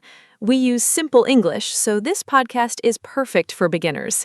Hi, Mark. How are you feeling today? And are you ready to talk about self-motivation? Hi, Anna. I am feeling great and very motivated today, which is perfect for our topic. Hello to all our wonderful listeners. Self-motivation is one of my favorite subjects. I think about it a lot because, honestly, staying motivated is something I have personally struggled with over the years. I've had periods of very high energy and ambition, and other periods of feeling completely stuck. Learning about self-motivation helped me understand why that happens and what to do about it. And the good news is, self-motivation is a skill. You can learn it and get better at it over time. That is very encouraging. So let's explore this topic together today. Anna, let's start from the beginning. What exactly is self-motivation? Great question. Self-motivation is the inner drive that makes you want to do something or achieve something without needing someone else to push you.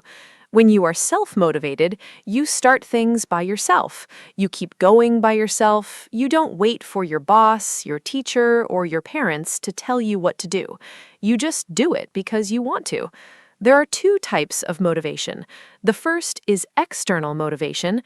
This means you do something because of an outside reward, like money, praise, or grades. The second is internal motivation. You do something because it makes you feel happy, proud, or fulfilled inside. Self-motivation is mostly about internal motivation. Mark, what do you think is the difference between the two types in everyday life? The difference is very important in everyday life. External motivation works well for a short time. For example, if your boss gives you a bonus, you feel motivated for a while. But when the bonus is gone, the motivation often disappears too. Internal motivation lasts longer because it comes from inside you. For example, when I started learning to cook, nobody asked me to do it and nobody paid me. I did it because I found it fun and creative. That internal joy kept me going for months. I practiced every weekend. Now I cook very well. External motivation can start things, but internal motivation sustains them. So if you want to stay motivated over a long time, it helps to find something that you genuinely care about and enjoy. Anna, do you think some people are naturally more motivated than others? That is a great question. I think some people seem naturally more energetic and driven, but I believe motivation is mostly a skill and a habit, not just a fixed personality trait. Some people learned good motivation habits early in life, maybe from their parents or teachers. Others had to learn later, but anyone can build stronger motivation at any age. What matters more than natural personality is your mindset, how you think about challenges, effort, and failure. People with a growth mindset believe they can improve through effort. They see failure as a lesson, not as proof that they are not good enough. That mindset creates strong self-motivation. People with a fixed mindset think abilities are fixed. You either have them or you don't. That thinking kills motivation. Mark, have you heard of the growth mindset before? Yes. The growth mindset comes from the work of psychologist Carol Dweck. She did many years of research and found that students who believed their abilities could grow and improve performed much better than students who believed their abilities were fixed. It is a very powerful idea. I remember when I first heard about it, I realized I had been using a fixed mindset in some areas of my life. For example, I always said, I am bad at math. That's just who I am. That belief stopped me from even trying to get better. When I changed to a growth mindset and said, I can improve at math if I practice and get help, everything changed. I started trying harder and I did improve. Your beliefs about yourself directly affect your motivation. Anna, how did you first learn about self-motivation? I started learning about self-motivation after a difficult year in my mid-20s. I had big dreams. I wanted to start my own small business, improve my English, travel more, and get healthy. But I wasn't doing any of those things. I had the dreams, but not the action. I felt frustrated and confused. Why could I not just do the things I wanted to do? I started reading books about habits and motivation. One book that changed my life was about setting clear goals and taking small actions every day. I learned that motivation doesn't always come first. Sometimes action comes first and motivation follows. That was a completely new idea for me. I thought you had to feel motivated before you could act, but actually, you often feel motivated after you start acting. Mark, what do you think about that idea? I think that idea is one of the most useful things anyone can learn about motivation. Many people wait to feel motivated before they begin. They say, I will start exercising when I feel more energetic, or I will study when I feel like it. But that feeling often never comes, or it comes and goes very quickly. The secret is to start even when you don't feel like it. Start small. Do just 2 minutes. Just open the book. Just put on your shoes. That small start usually creates a little momentum, and momentum builds motivation. I heard someone compare it to pushing a heavy cart. It's hardest to move at the very beginning, but once it starts rolling, it's much easier to keep going. Starting is always the hardest part. Have you experienced this, Anna? Yes, absolutely. This is something I experience almost every week. For example, I go for morning walks. There are many mornings when I wake up and I really don't want to go. My bed is warm and comfortable, and going outside in the cold seems terrible. But I have a rule. I just put on my walking shoes. That's it. Just the shoes. Once I have my shoes on, I almost always go. And once I am outside and walking, I feel wonderful. I am always happy I went. I never come home and think, I wish I had stayed in bed. The motivation follows the action. This is called the 2-minute rule by some coaches. You just commit to 2 minutes of anything. Often, 2 minutes turns into 20. What small actions help you start when you don't feel motivated, Mark? For me, the biggest small action is making my bed in the morning. It sounds so simple and almost silly, but it works for me. When I make my bed, I have already completed one task. My brain feels a small win and it wants another. That feeling of completion gives me energy and a sense of control over the day. Another small action I use is writing one sentence in my journal first thing in the morning. Just one sentence about how I feel or what I want from the day. Once I write that one sentence, I usually write more. These entry point habits are very powerful. They lower the barrier to starting. The hardest part of any task is beginning. Make the beginning as small as possible, and you make it easy to start. Let's talk about goals now, Anna. How important are goals for self-motivation? Goals are extremely important for self-motivation. Without a clear goal, motivation has nowhere to go. Imagine you are driving a car, but you have no destination. You would just drive around without purpose. Goals give you direction. They tell you where to go and why. But not all goals are created equal.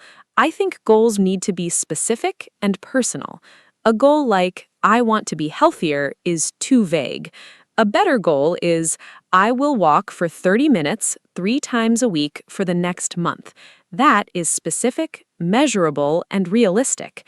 Also, the goal needs to be your goal, not your parents' goal, not your teacher's goal, not what society says you should want. Goals that come from your own values and desires create much stronger motivation. Mark, how do you set your goals? I use a simple system that I learned a few years ago. I set goals in 3 time frames. First, I have a big long-term goal, something I want in the next 1 to 3 years. For example, improving my professional skills or building a healthy lifestyle. Second, I break that big goal into smaller monthly goals. What can I do this month to move toward the big goal? Third, I break the monthly goal into weekly actions. What will I do this week, specifically? This system makes big, scary goals feel manageable. Instead of thinking, I want to write a book someday, which feels impossible, I think, I will write 200 words today.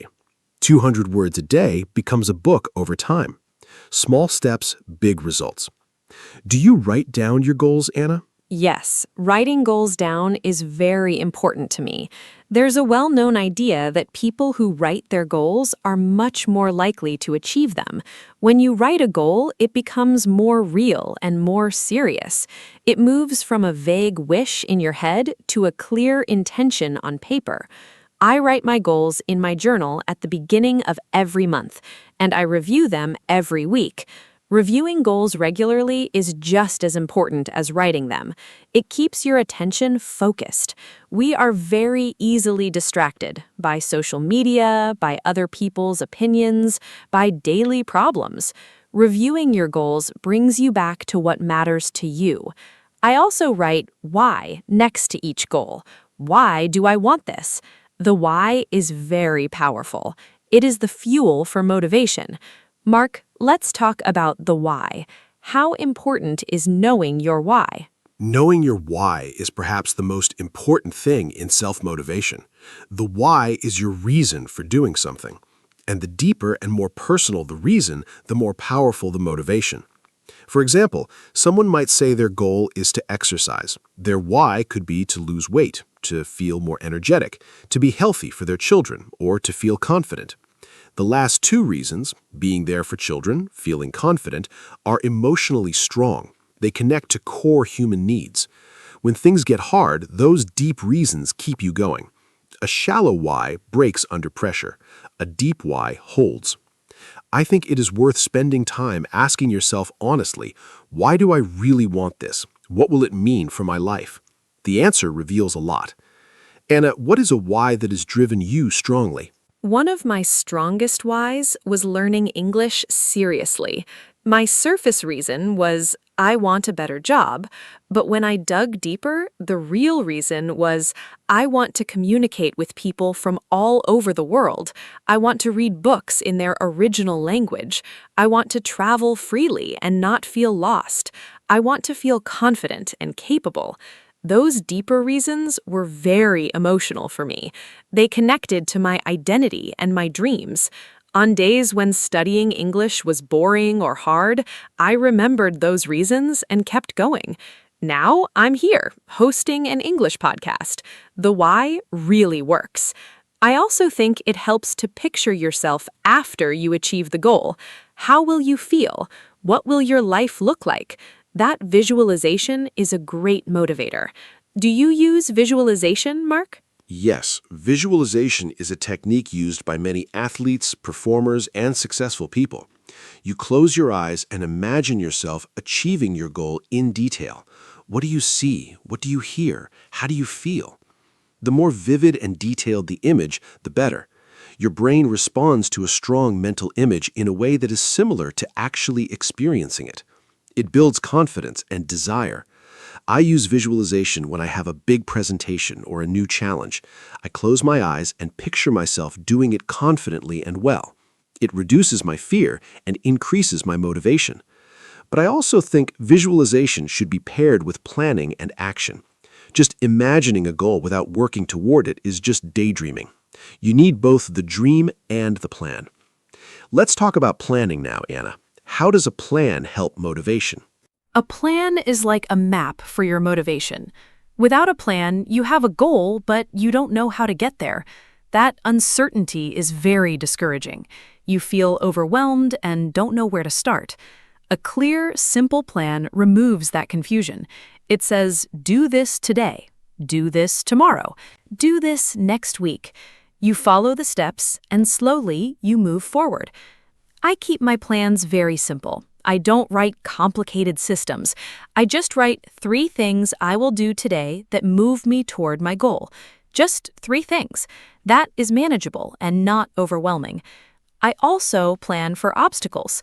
I ask myself, what might stop me today? And what will I do if that happens? This kind of planning makes me feel prepared and confident. Mark, what do you do when your plan doesn't work? When my plan doesn't work, I try not to treat it as a failure. I treat it as information. Something didn't work. Okay, why? Was the plan too ambitious? Was the timing wrong? Was I missing a skill or resource? I ask those questions and I adjust. Flexibility is very important in self-motivation. Many people have an all-or-nothing mindset. If they miss one day of exercise, they say, I failed. I give up. But that is not realistic. Life is messy. Plans change. The key is not to be perfect, it is to be persistent. Persist means you keep going even after small failures. I sometimes think of motivation like a bouncing ball. You will drop it sometimes. That is normal. The important thing is to pick it back up again. How do you handle failure and setbacks, Anna? Handling failure is one of the most important skills for self-motivation. When something goes wrong, my first step is to allow myself to feel disappointed, but only for a short time. I give myself one day to feel bad. Then I move on. I think it is important to allow negative feelings, but not to live in them forever. After that short feeling time, I look at what happened objectively. What went wrong? What can I learn? What will I do differently? I write these things down. This turns a failure into a lesson. It keeps my self-respect and my forward momentum. I also remind myself of past successes. When I doubt myself after a failure, I look at my journal and read about times I succeeded. That reminder gives me confidence to try again. Let's talk about confidence and motivation. Are they connected, Mark? Yes, confidence and motivation are deeply connected. When you feel confident, you believe you can do something, so you try. When you try and succeed, your confidence grows. And growing confidence increases your motivation. It's a positive cycle. But the opposite is also true. When you feel low confidence, you doubt yourself and avoid trying. When you avoid things, you miss the chance to succeed, and that decreases your motivation further. So how do you build confidence? Mainly through small successes. You set a small, achievable goal. You achieve it, you feel proud and capable. You set another small goal. Over time, these small wins build a strong foundation of confidence. I always say success builds success. One small win is the seed of the next. Anna, what gives you confidence when you feel low? When I feel low in confidence, a few things help me. First, I remember my past wins. I have a small list I keep in my journal, moments when I did something I was proud of. Reading that list reminds me that I am capable. Second, I do something I am already good at. If I feel insecure about a new challenge, I first do a task I know I can complete well. That small success warms up my confidence, like stretching before exercise. Third, I talk to someone who believes in me. Sometimes we need a friend to remind us of our strengths. We can be very blind to our own abilities. Having one or two people who genuinely support you is incredibly valuable for motivation. Mark, how does the people around us affect our self-motivation? The people around us have a huge effect on our motivation, probably more than we realize. Research shows that we are strongly influenced by the habits and attitudes of the people we spend the most time with. If you are surrounded by motivated, positive, ambitious people, their energy is contagious. You naturally start to think and act like them. But if you spend most of your time with people who complain, give up easily, or discourage new ideas, that energy is also contagious, in a negative direction. I'm not saying you should abandon friends who struggle, but I do think you should be intentional about where you spend your energy and who you listen to. Find people who inspire you. Spend more time with them. Their motivation will feed yours. Do you have people like that in your life, Anna? Yes, I have a few people who are very important for my motivation. My best friend is a very hardworking and creative person. When I am around her, I feel more energetic and ambitious. She inspires me without even trying. I also follow a few people online, writers, coaches, creators, whose work and words inspire me. Reading their stories or watching their videos helps me feel connected to a bigger world of motivated people. I think community is very powerful for motivation. Many people join groups or clubs, running groups, study groups, online communities, where everyone shares the same goal. That shared energy is very motivating. You feel less alone in your efforts, and when others see your progress, it encourages you to continue. Have you ever joined a group to help with motivation, Mark? Yes, a few years ago I joined a running group. I'm not a natural runner. I find it hard and I used to hate it. But when I started running with a group every Saturday morning, everything changed. I did not want to let the group down. I knew they would be there, and I didn't want to be the person who didn't show up. That social commitment was very motivating.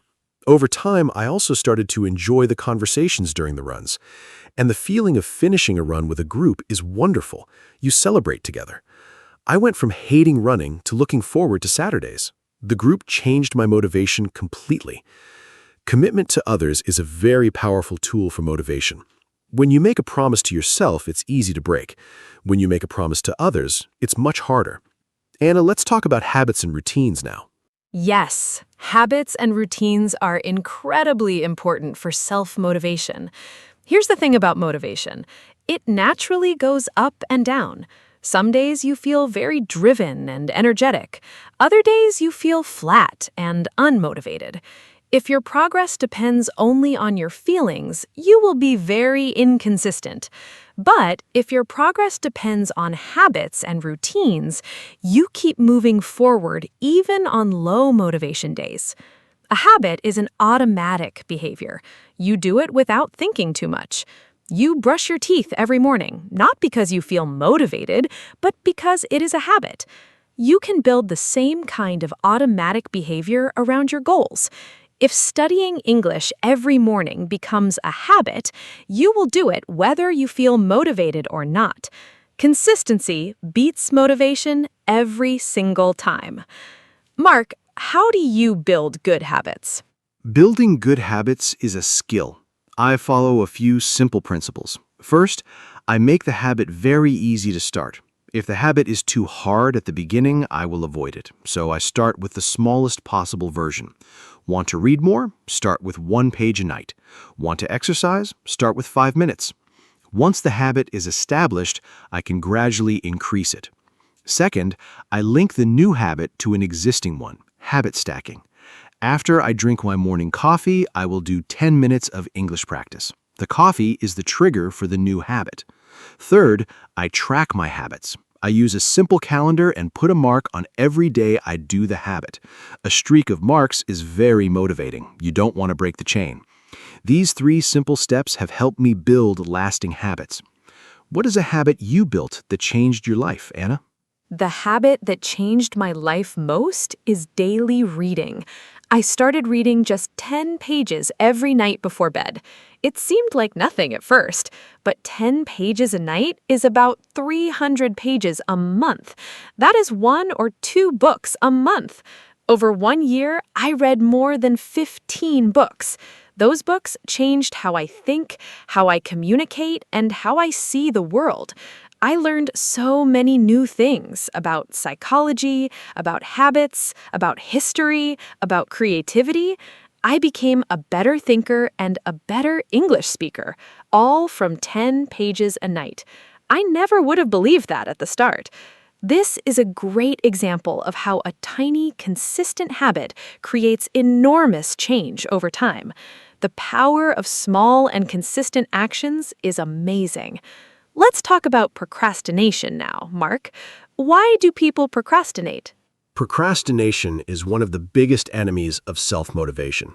It means you delay doing something even when you know you should do it. You say, "I'll do it later," and later never comes.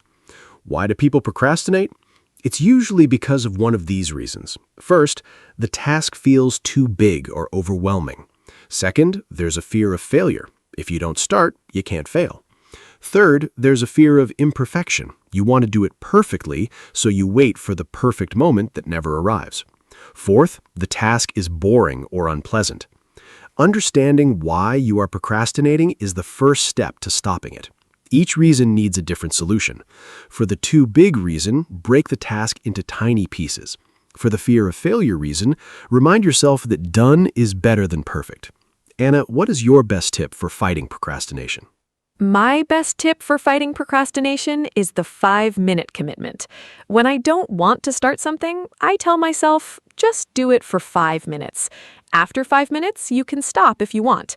Almost always after 5 minutes, I am already working, and I keep going. The starting was the barrier, not the task itself. Another tip I love is removing distractions before I start. I put my phone in another room. I close unnecessary browser tabs. I make myself a cup of tea. Then I sit down with everything ready and nothing to distract me. A clear environment helps a clear mind. I also use a timer. I work for 25 minutes with full focus, then take a 5-minute break. This is called the Pomodoro technique. It makes long tasks feel very manageable. Have you tried the Pomodoro technique, Mark? Yes, the Pomodoro technique is excellent. Working for 25 minutes with full focus, then resting for 5 minutes, then repeating, it keeps your brain fresh and makes deep work very achievable. I use it for writing, studying, and complex tasks. But even simpler than Pomodoro is just removing your phone from the room. I think the smartphone is the #1 killer of self-motivation in the modern world. Every notification is a little interruption. Every scroll through social media is 5 or 10 minutes of your goal time gone. I started leaving my phone in another room when I work or study, and my productivity increased enormously. We are not strong as our habits. Our environment often controls us. So, design your environment to support your goals, not to distract from them. Anna, let's talk about energy and self-motivation. Are they connected? Absolutely. Energy and motivation are very closely connected. When your energy is low, even small tasks feel impossible. When your energy is high, you feel motivated to do many things. So taking care of your physical energy is a form of self-motivation. This means sleeping enough, eating nutritious food, moving your body regularly, and taking real breaks. I noticed that my most motivated periods always coincide with the times I sleep well and exercise regularly. My lowest motivation periods are always when I am tired, eating poorly, or sitting too much. Many people try to push through low energy with willpower or caffeine, but that only works for a short time. The sustainable solution is to manage your energy levels through good physical habits. Motivation follows energy. Mark, when during the day are you most motivated? I am definitely a morning person. I feel most sharp, creative, and motivated in the first 2 to 3 hours after I wake up. That's when I do my most important and creative work. I protect those morning hours very carefully. I do not check social media or emails until I've finished my most important task of the day. After lunch, my energy naturally drops a little. I use that lower energy time for smaller, routine tasks, answering messages, organizing, reading. In the late afternoon, my energy often comes back a little, but not as strongly as the morning. Understanding your own energy patterns is very useful for self-motivation. Schedule your hardest, most important tasks for your highest energy time. Don't waste your peak hours on easy tasks. Do you know your own energy patterns, Anna? Yes, I am also more productive in the mornings. My mind feels clearest before noon. I use that time for writing, learning, or anything that requires real concentration. In the afternoons, I feel slower, so I use that time for lighter work, organizing, responding to messages, doing simple tasks. I also discovered that short afternoon walks boost my energy significantly. Even a 10-minute walk outside around 3 o'clock gives me a second wave of motivation and energy for the rest of the day. I think people underestimate the power of movement as an energy booster. When you feel unmotivated and sluggish, the best thing to do is often the thing you least want to do. Get up and move. It almost always helps. Mark, let's talk about self-talk. How does the way we talk to ourselves affect motivation? Self-talk has an enormous effect on motivation. The words we say to ourselves in our heads are like a constant background voice, and that voice is either encouraging or discouraging. Many people have a very harsh inner critic. They say things to themselves like, "You're so lazy," "You always fail," or "You will never be good enough." That kind of self-talk destroys motivation. If a friend talked to you like that, you would stop spending time with them. But we say these things to ourselves all day. The good news is that you can change your self-talk. It takes practice, but it is possible. Notice when the negative voice appears. Challenge it. Replace it with something kinder and more realistic. Instead of, "I can't do this," try, "This is hard, but I can try one step at a time." That small shift changes your whole emotional state. Anna, how do you practice positive self-talk? I practice positive self-talk in several ways. First, I pay attention to my thoughts when I face a challenge. If I hear a negative thought, I name it. I say, "Oh, there's the inner critic again." Naming it gives me distance from it. It reminds me that the thought is not the truth, it is just a habit. Second, I have a few go-to phrases I use when I need encouragement. For example, one step at a time. Progress is more important than perfection. I have done hard things before. These phrases are short and simple, but they shift my mindset quickly. Third, I sometimes speak to myself in the third person. Instead of, "I can't do this," I say, "Anna, you can do this." Research shows this technique, talking to yourself by name, creates useful emotional distance and increases self-control and motivation. Do you ever use encouraging phrases, Mark? Yes, I have a few personal mantras, short phrases I repeat to myself when I need strength. One of mine is, "Start before you're ready." It reminds me not to wait for the perfect conditions. Another one is, "Discipline is freedom." At first, this sounds strange. How can discipline be freedom? But I have found it to be very true. When I am disciplined about my goals and habits, I actually feel freer. I have more energy, more time, and more confidence. Discipline creates the life I want. Without discipline, I drift and feel lost. Another phrase I love is, "Compare yourself to who you were yesterday, not to who someone else is today." Comparing yourself to others is very damaging to motivation. The only competition that matters is with your past self. Are you better today than yesterday? That is what counts. Anna, what is your personal mantra? My personal mantra is, "Done is better than perfect." I need to remind myself of this often because I have perfectionist tendencies. I sometimes delay finishing things because they are not quite right. But perfectionism, as we discussed before, is a motivation killer. It keeps you stuck. Done is better than perfect reminds me that completing something imperfect is 1,000 times more valuable than an unfinished masterpiece that exists in my imagination.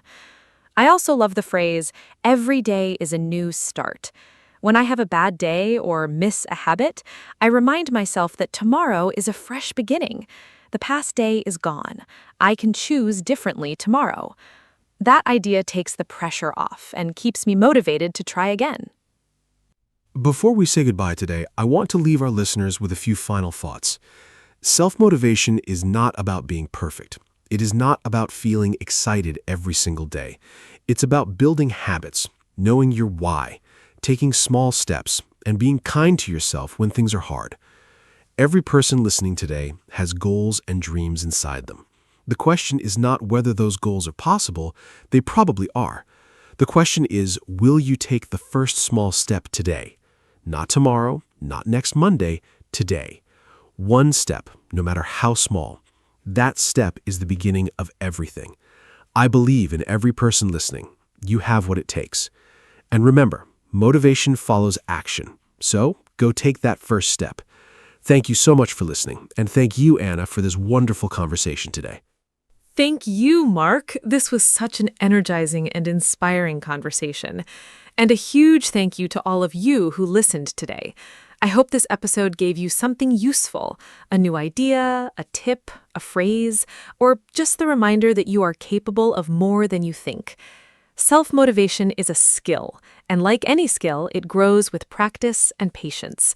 Be patient with yourself. Celebrate your small wins. Find your why.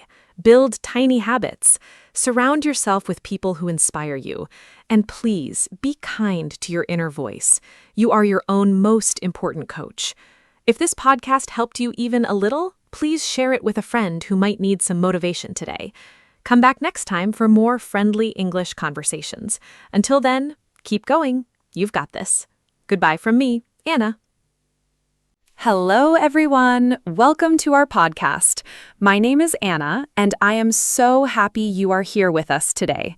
This podcast is for beginners who are learning English, and we always try to make our episodes fun, simple, and useful. Today, we have a really great topic for you. We are going to talk about 3 small but very important English words: much, many, and more. A lot of beginners feel confused about these words, and that is completely okay. By the end of this episode, I promise you will feel much more confident.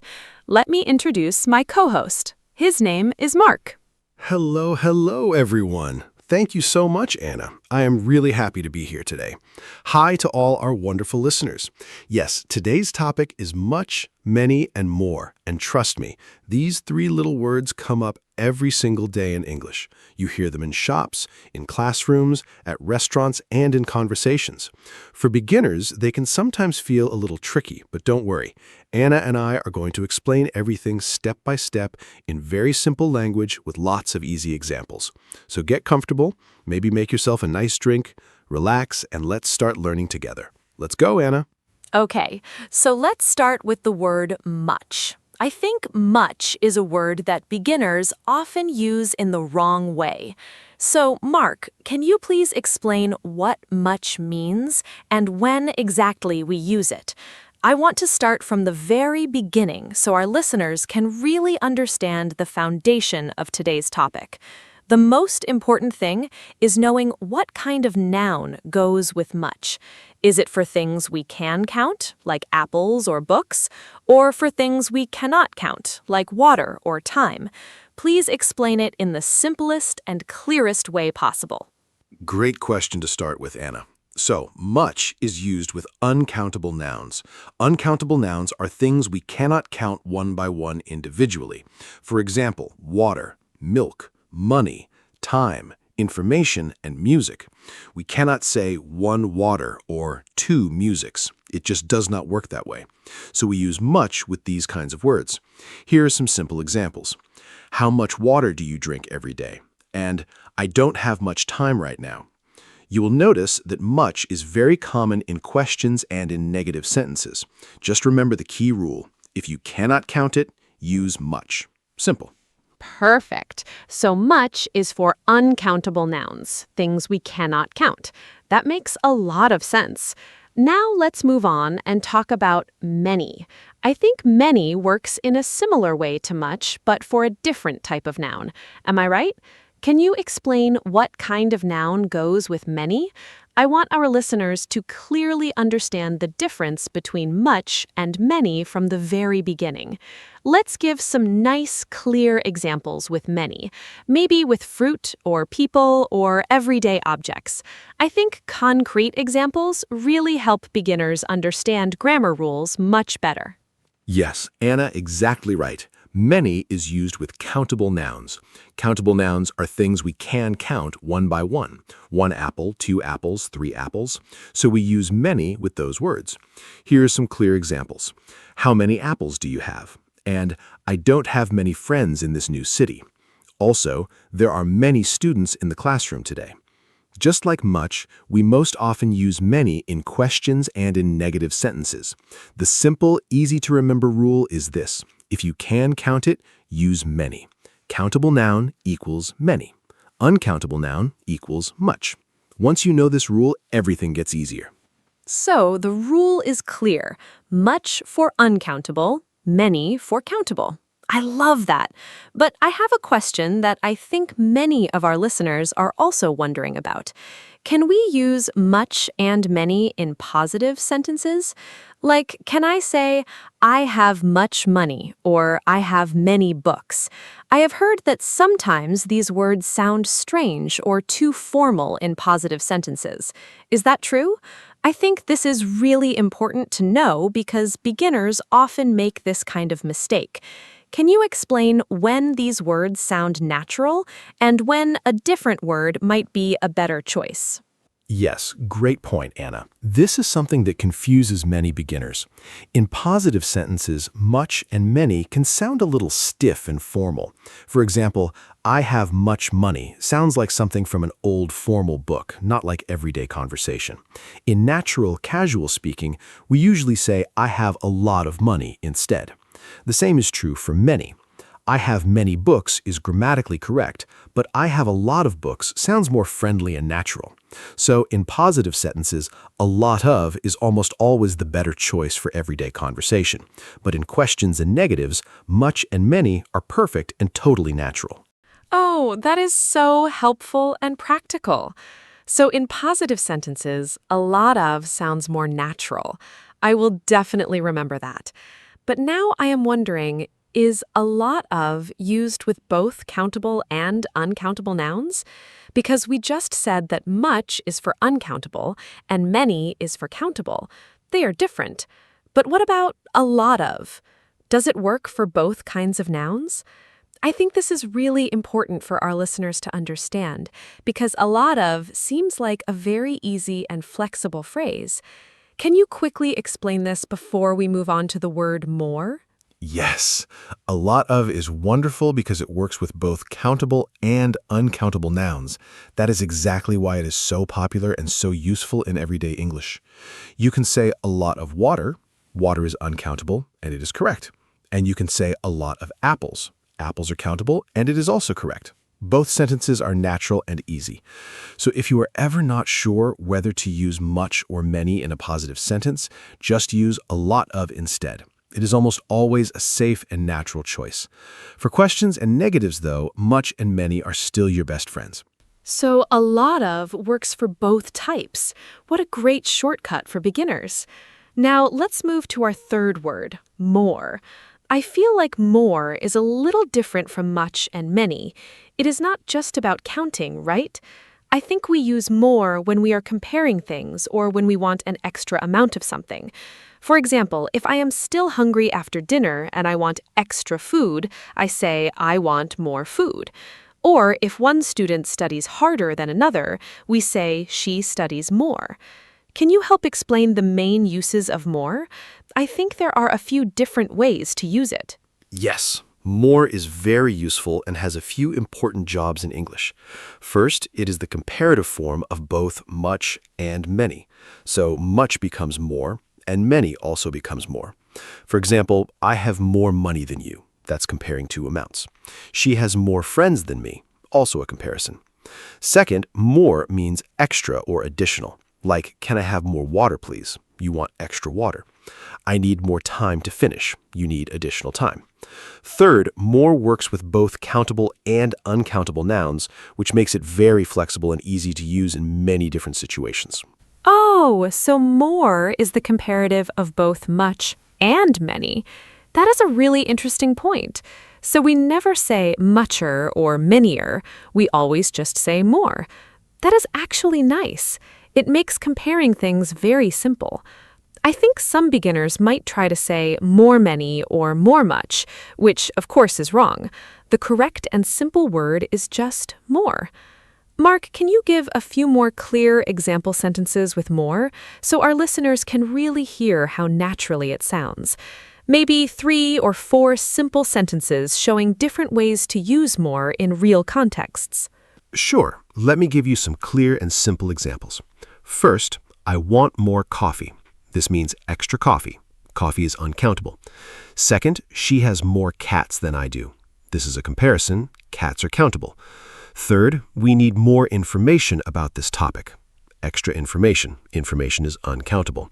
Fourth, he exercises more than his older brother.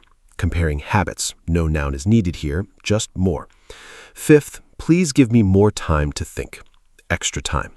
See how flexible more is in all these different situations? And please remember, never say more much or more many. Just more is completely correct and enough. Those examples are so helpful and very clear. Now I want to specifically talk about questions with how much and how many. I think beginners hear these two phrases absolutely everywhere, in shops, at restaurants, in the classroom, at the doctor. Mark, can you clearly explain the difference between using how much and how many in questions? I really believe that if our listeners can master these two important question forms, it will help them so much in their daily life in English. These questions come up in real conversations every single day in so many very different situations. Absolutely. How much and how many are extremely useful for everyday communication. How much is for uncountable nouns. You use it to ask about price or quantity of things you cannot count. For example, how much does this jacket cost? Asking about price. How much milk do we have left? Asking about quantity. How many is for countable nouns. For example, how many oranges do you want? Or how many people are coming to the dinner? Here's a simple trick to remember the difference. If you can put a number directly in front of the noun, 3 oranges, 5 people, use how many. If you can't, use how much. I love that trick so much. If you can put a number in front of the noun, use how many. If you cannot, use how much. That is so easy to remember. Now, I see a very common mistake that beginners often make. Sometimes students say, "How much books do you have?" instead of "How many books?" Or they say, "How many water do you drink?" instead of "How much water?" These mix-ups happen a lot. Why do you think students confuse much and many? And what can they practically do every day to practice and remember the difference between these two important words? This is a really important question.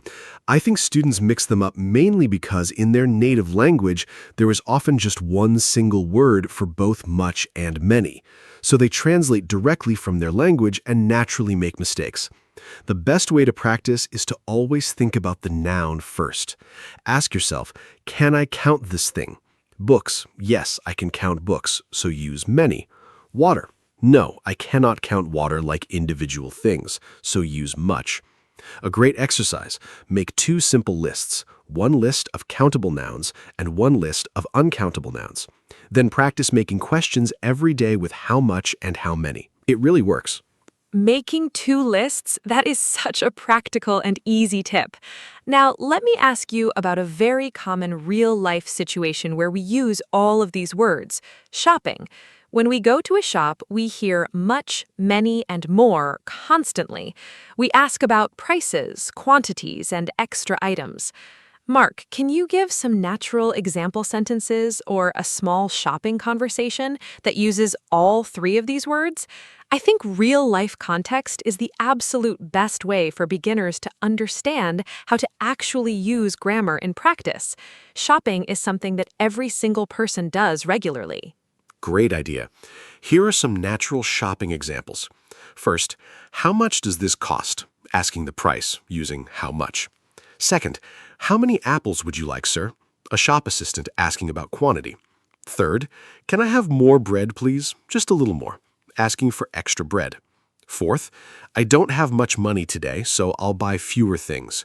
Much with uncountable money, fewer with countable things. These are all completely natural sentences you might hear or say in any real shop.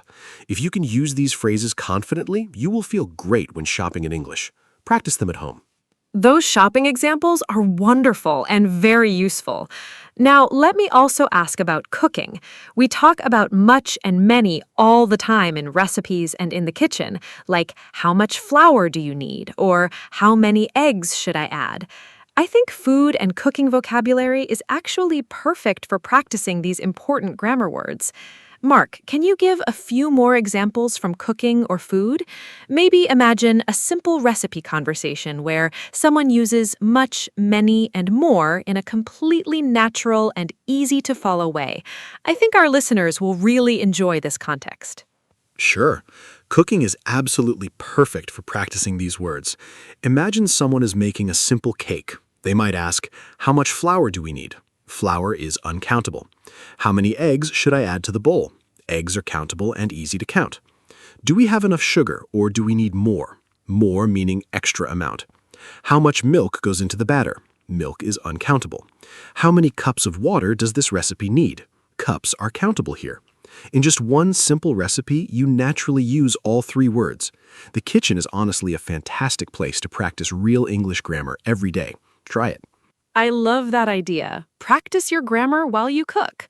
Okay, now I want to talk about a topic that surprises many beginners: uncountable nouns that look like they should be countable. For example, news. It ends in the letter S, so it looks plural, like it should be countable, but it is actually uncountable. We say the news is interesting today, not the news are interesting. And we say how much news, not how many news. I think discovering these surprising grammar facts is actually fun. Mark, are there other nouns that beginners are often surprised to find out are uncountable? Oh yes, there are quite a few surprising uncountable nouns that confuse learners.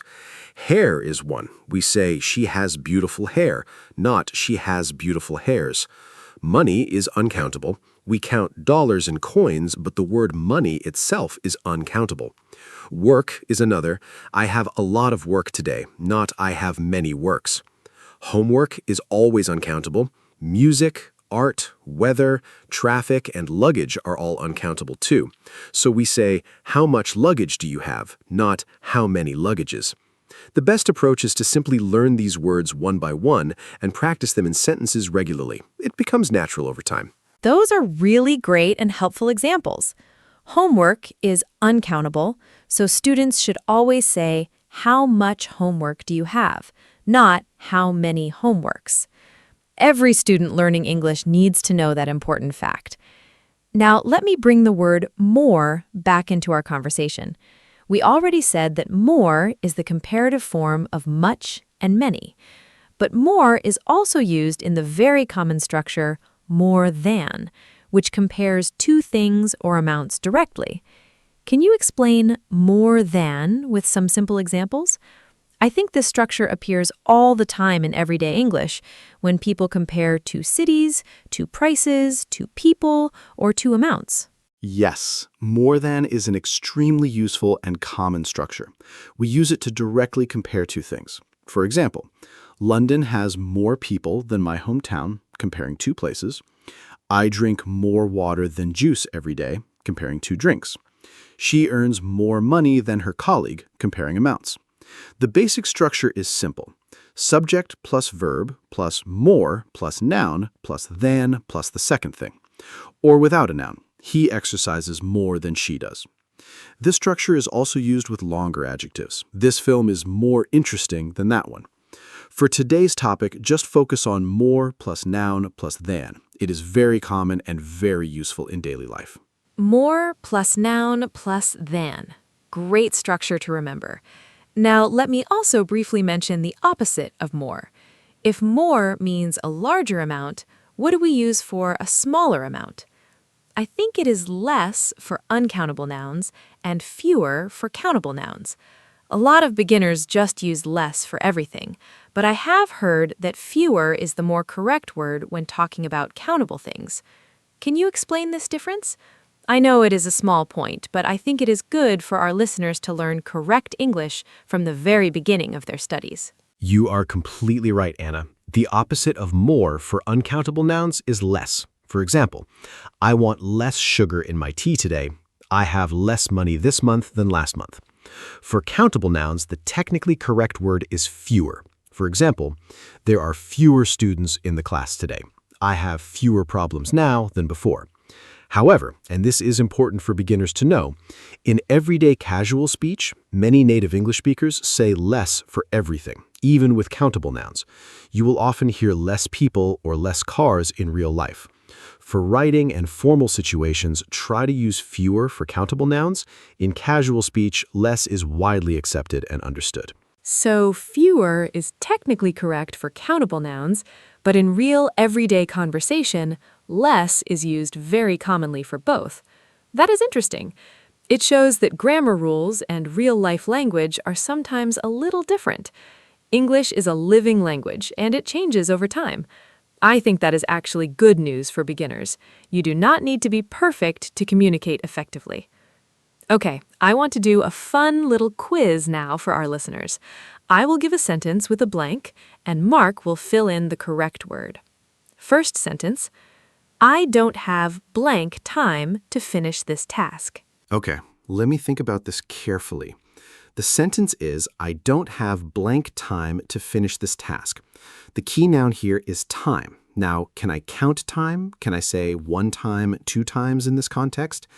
In this sentence, no. We are talking about time as an uncountable quantity, not individual occasions.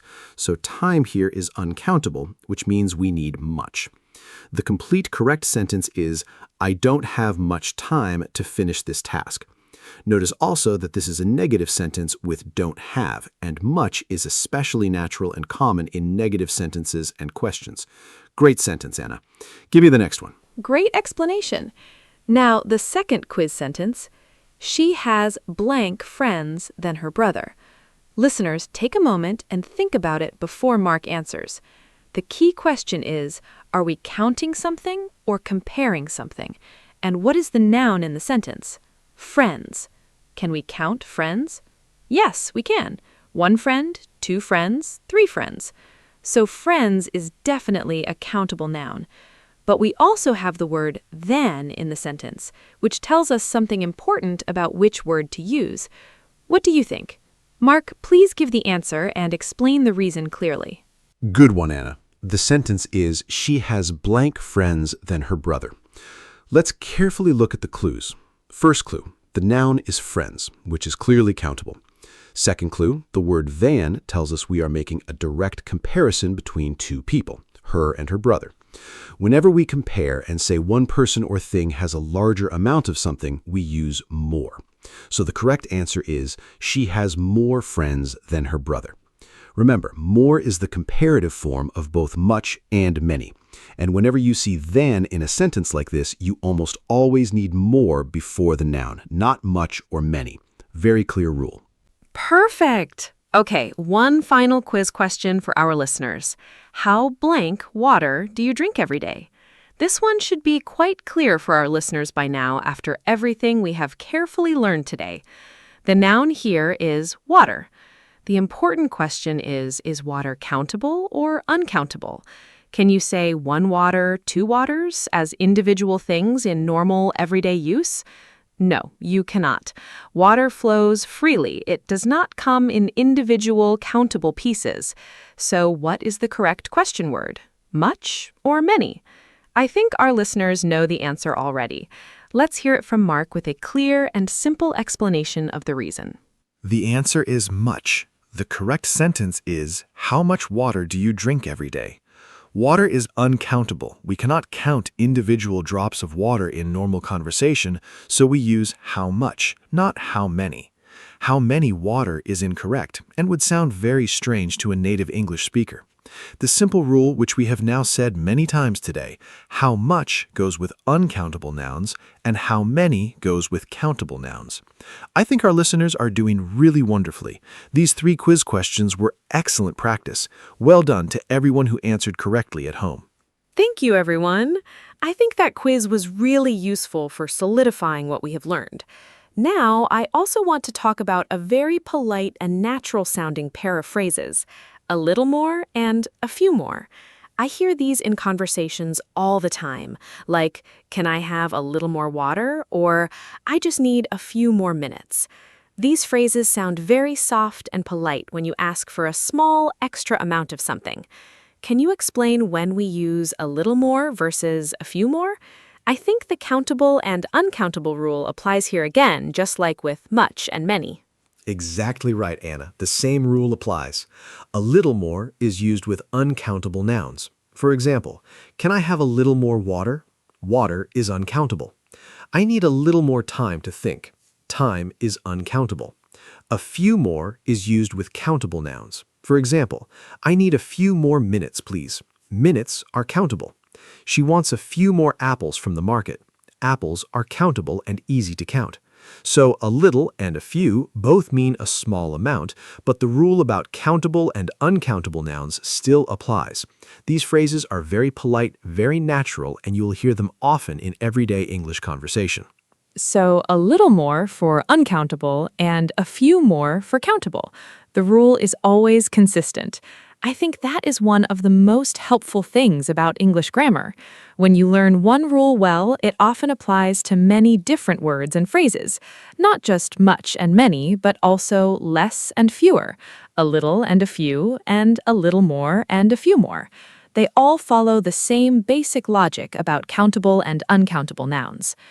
Mark, do you think that understanding countable versus uncountable nouns is the single most important key lesson from today's episode? Yes, absolutely 100%. Understanding countable versus uncountable nouns is the single most important key to using much, many, and more correctly and confidently. If you know whether a noun is countable or uncountable, you will know which word to choose in almost every situation. My strong advice to beginners is this. Start with the most common nouns in your daily life. Drinks, water, milk, juice, coffee, all uncountable. Foods, bread, rice, sugar, uncountable. But apples, eggs, bananas, biscuits, countable. Practice those everyday nouns first. The more nouns you learn and practice, the easier and more natural all of this grammar will become. I love that practical advice. Start with daily life vocabulary. Now, I want to make sure we cover one more thing before our summary, the phrase no more, like when something is completely finished or you simply do not want any more of it. For example, there is no more bread in the kitchen, or no more questions, please. This is a little different from not much or not many. Can you explain how no more is used and when it sounds the most natural? I think our listeners will find this phrase very useful in daily conversations, at home, at work, or anywhere. Great point. No more is simple, direct, and very useful. It means something is completely finished, or you are stopping and want nothing extra. For example, there is no more milk in the fridge. The milk is all gone. No more questions, please. Stop asking questions right now. I want no more coffee, thank you. I do not want any additional coffee. No more is stronger and more final than not much. Not much means a small amount still exists. No more means zero. There is absolutely nothing left. You'll also hear not anymore in spoken English, like I don't drink soda anymore. Both are natural and common. Practice both in sentences. No more means zero, nothing left at all. That is a really clear and helpful explanation. Okay, I think we have covered so much wonderful material today. Let me now give our listeners a clear summary of everything we have learned in this episode. I will go through the key points one by one. Point 1. Much is used with uncountable nouns, and it is most natural in questions and negative sentences. For example, how much water and I don't have much time. Point 2, many is used with countable nouns, also mainly in questions and negative sentences. For example, how many apples and I don't have many friends. Is that correct so far? Yes, Anna, that is a perfect summary of the first 2 points. Much with uncountable nouns in questions and negatives. Many with countable nouns in questions and negatives. And I want to add one very important extra point. In positive sentences, a lot of is almost always more natural than much or many. Say, I have a lot of money rather than I have much money. Say, I have a lot of friends rather than I have many friends. A lot of is easy, flexible, and works perfectly with both countable and uncountable nouns. It is a brilliant phrase for beginners who are still learning which nouns are countable and which are not. Please continue the summary. Thank you for that great addition.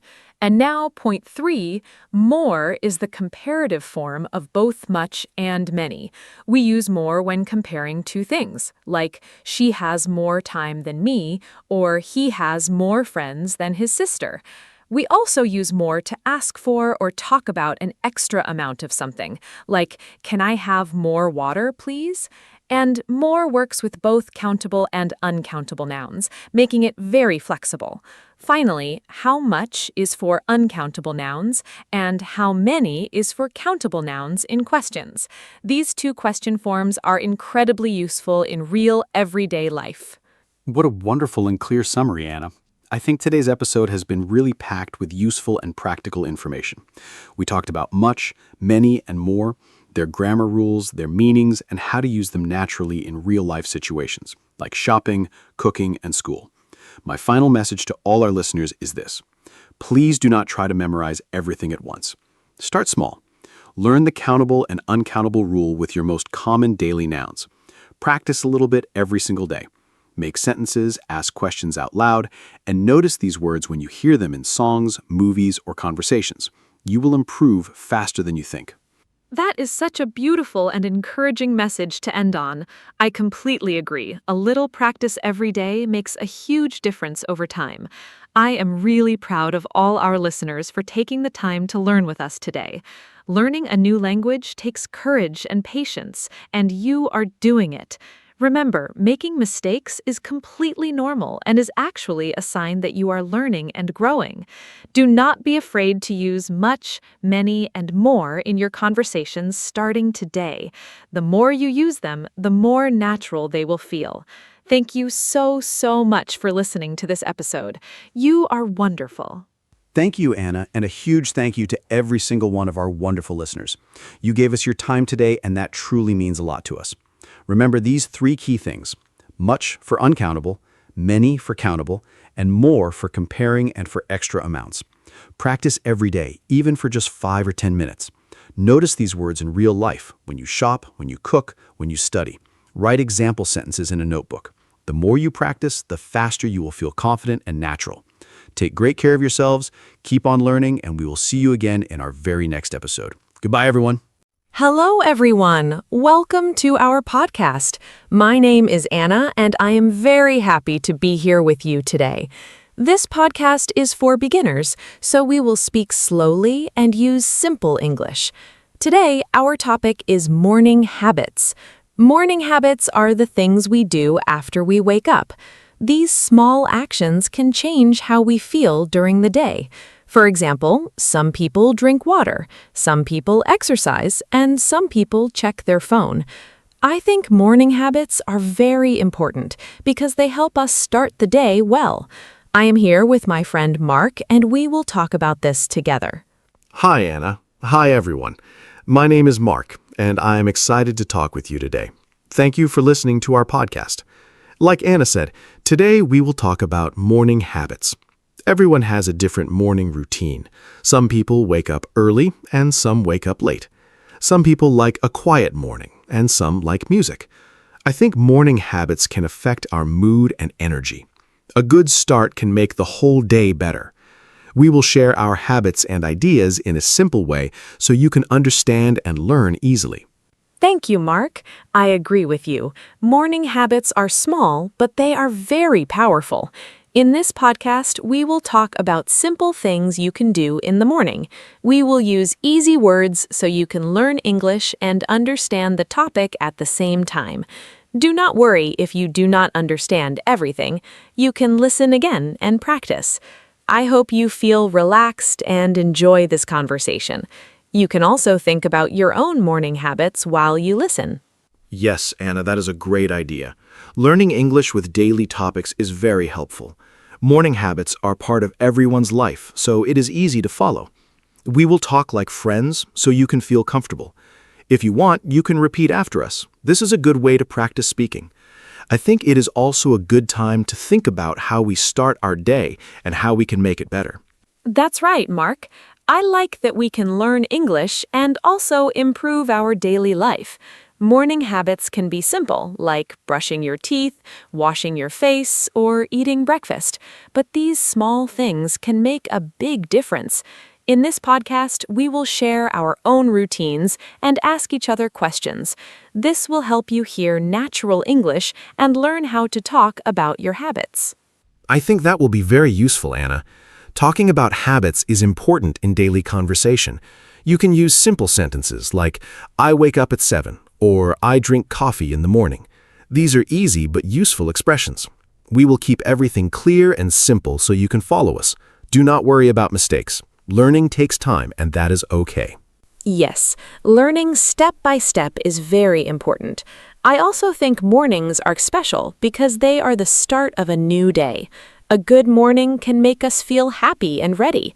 In this podcast, we will talk about what we do, what we like, and what helps us feel good in the morning. I hope you will find some ideas that you can try in your own life. That is a nice idea, Anna. I also think mornings can be calm and peaceful. It's a good time to think and prepare for the day. Some people like to plan their day in the morning. Others just take it easy. There's no right or wrong way. We will share different ideas so you can choose what you like. I like that, Mark. Everyone is different, and that's okay. In this podcast, we will not say what is right or wrong. We will just share simple ideas. You can try them and see what works for you. Also, we will speak slowly so you can understand better. You can pause and repeat if you want. Yes, that is very helpful for beginners. Repeating is a great way to improve your English. You can also try to answer our questions in your mind. This can help you practice thinking in English.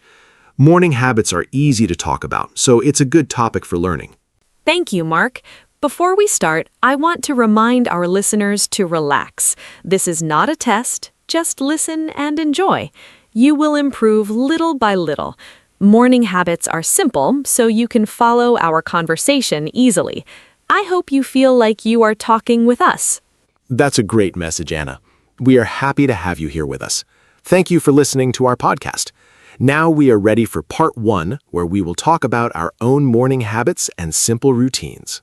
In part 1, I want to talk about my morning habits. I usually wake up at 7 in the morning. When I wake up, I do not check my phone first. I try to sit quietly for a minute and take a deep breath. Then I go to the bathroom and wash my face and brush my teeth. After that, I drink a glass of water because it helps my body wake up. Sometimes I do light stretching for 5 minutes. It is very simple, but it makes me feel fresh. Then I prepare a small breakfast like bread and fruit, and I eat slowly. That sounds like a very nice routine, Anna. My morning habits are a little different. I usually wake up at 7:30, so a bit later than you. The first thing I do is turn off my alarm, and sometimes I check my phone, but I try not to spend too much time on it.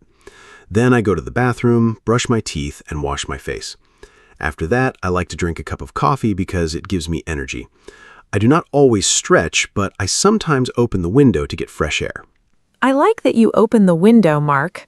Fresh air is very nice in the morning. I also think it helps us feel more awake. After breakfast, I like to plan my day.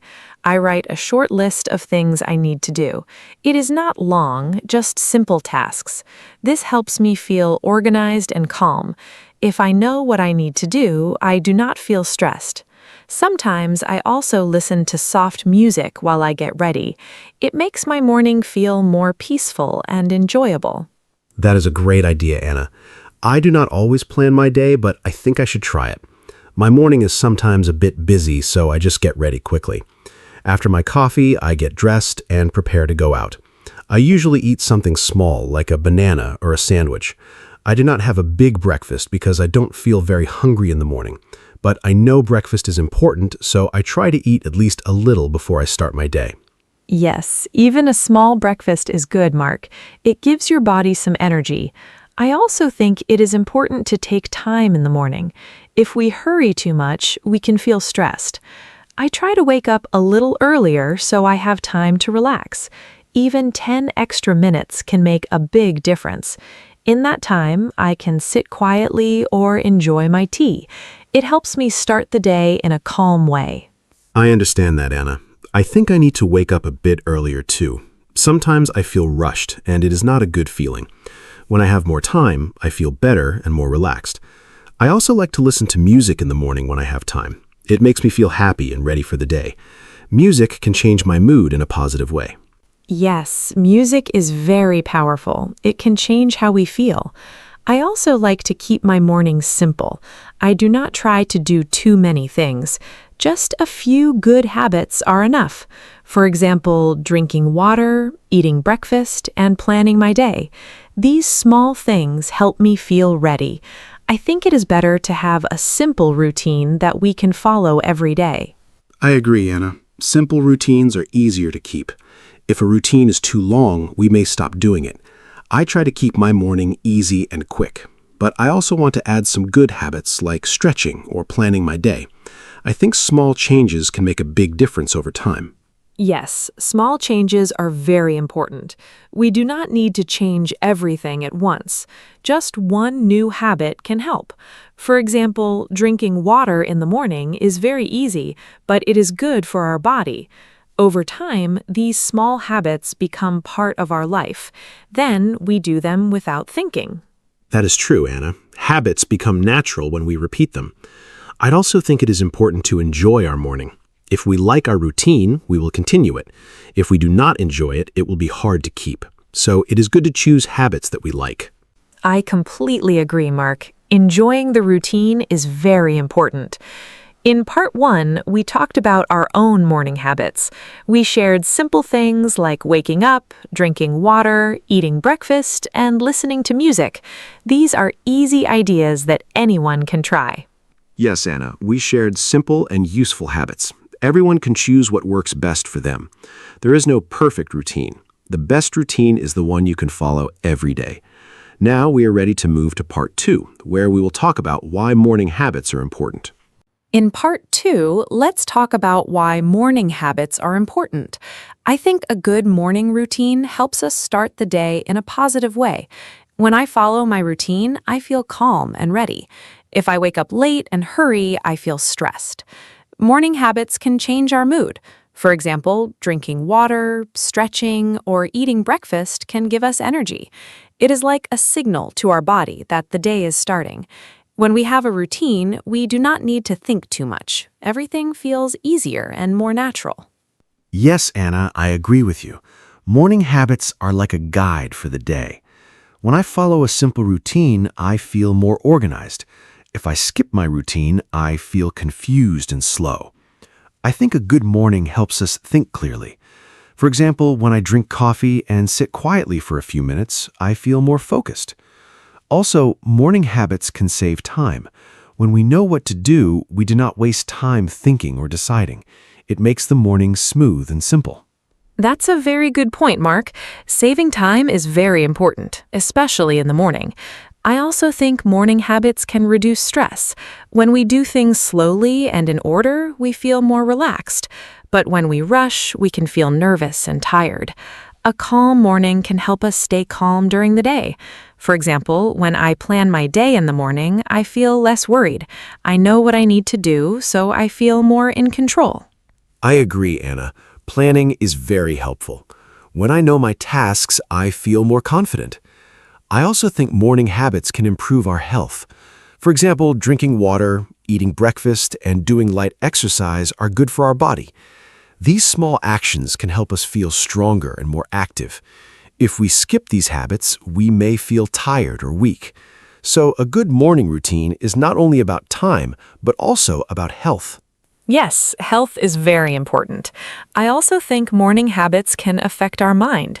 When we start the day in a calm and positive way, we can think better. For example, if we listen to soft music or take deep breaths, we can feel peaceful. This can help us deal with problems during the day. A good morning can give us a good start, and that can change the whole day. That is very true, Anna. I also notice that when I have a good morning, I feel more motivated. I want to do my work and complete my tasks. But when my morning is not good, I feel lazy and slow. So I think morning habits can change our energy and motivation. Even small things like making the bed or opening the window can make a difference. Yes, small things can really help. I also think consistency is important. When we do the same habits every day, our body gets used to them. Then it becomes easier to wake up and start the day. We do not need to think too much. It becomes automatic. This makes our life easier and more comfortable. I agree, Anna. Doing the same routine every day can build strong habits. It may feel difficult at first, but after some time it becomes natural. I also think morning habits can help us feel more confident. When we complete small tasks in the morning, we feel good. It gives us a positive feeling to start the day. That's a great point, Mark. Completing small tasks can give us a sense of success. It may be something simple, like drinking water or eating breakfast, but it still feels good. I also think morning habits can give us time for ourselves. Before the day becomes busy, we can have a quiet moment. This is very important for our mind. Yes, having time for ourselves is very important. In the morning, everything is usually quiet, so it is a good time to relax and think. I think many people forget this and start their day too quickly. But taking even a few minutes can make a big difference. It can help us feel more balanced. I agree, Mark. In part 2, we talked about why morning habits are important. They help us feel calm, save time, reduce stress, and improve our health. They also help our mind and give us a good start to the day. I think these are very good reasons to build a simple morning routine. Yes, Anna, we shared many reasons why morning habits are useful. They're simple, but they can change our day in a positive way. I hope our listeners can understand their importance. Now, we are ready to move to part 3, where we will share some easy tips for building good morning habits. In part 3, let's share some simple tips for building good morning habits. My first tip is to start small. You do not need many habits at once. Just choose 1 or 2 easy things, like drinking water or making your bed. My second tip is to wake up at the same time every day. This helps your body get used to a routine. My third tip is to prepare the night before. For example, you can choose your clothes or plan your breakfast. This makes your morning easier and faster. Those are great tips, Anna. I want to add some more. First, try not to use your phone right after you wake up. It can make your mind busy too early. Instead, take a few minutes to wake up slowly. Second, you can add a short activity like stretching or walking. It helps your body feel active. Third, try to keep your routine simple and enjoyable. If you like your routine, you will follow it more easily. These small tips can help you build a good morning step by step. I like your tips, Mark. They are very easy to follow. I also think it is important to be consistent. Try to do your habits every day, even on weekends. This helps your routine become natural. Another tip is to give yourself enough time in the morning. Do not rush. If you wake up a little earlier, you can feel more relaxed. Also, try to create a calm environment. A clean room and soft light can make your morning more peaceful. Yes, being consistent is very important. I also think it is good to set a simple goal for the morning. For example, you can say, "Today I will drink water and stretch." This makes your routine clear. Another tip is to enjoy your breakfast. Do not eat too fast. Take your time and enjoy your food. It can make your morning more pleasant and give you energy for the day. That is a nice idea, Mark. Enjoying breakfast is very important. I also think it is good to listen to your body. If you feel very tired, you may need more rest. Do not push yourself too hard. A good routine should help you, not make you feel stressed. Also, you can try different habits and see what works best for you. Everyone is different, so your routine can be unique. I agree, Anna. Everyone is different, and that's okay. I also think it is good to stay positive. If you miss your routine one day, do not feel bad. Just try again the next day. Building habits takes time. Another tip is to keep your routine short. 10 to 20 minutes is enough for many people. This makes it easier to follow every day. Yes, keeping it short is a very good idea. I also think it is helpful to make your routine enjoyable.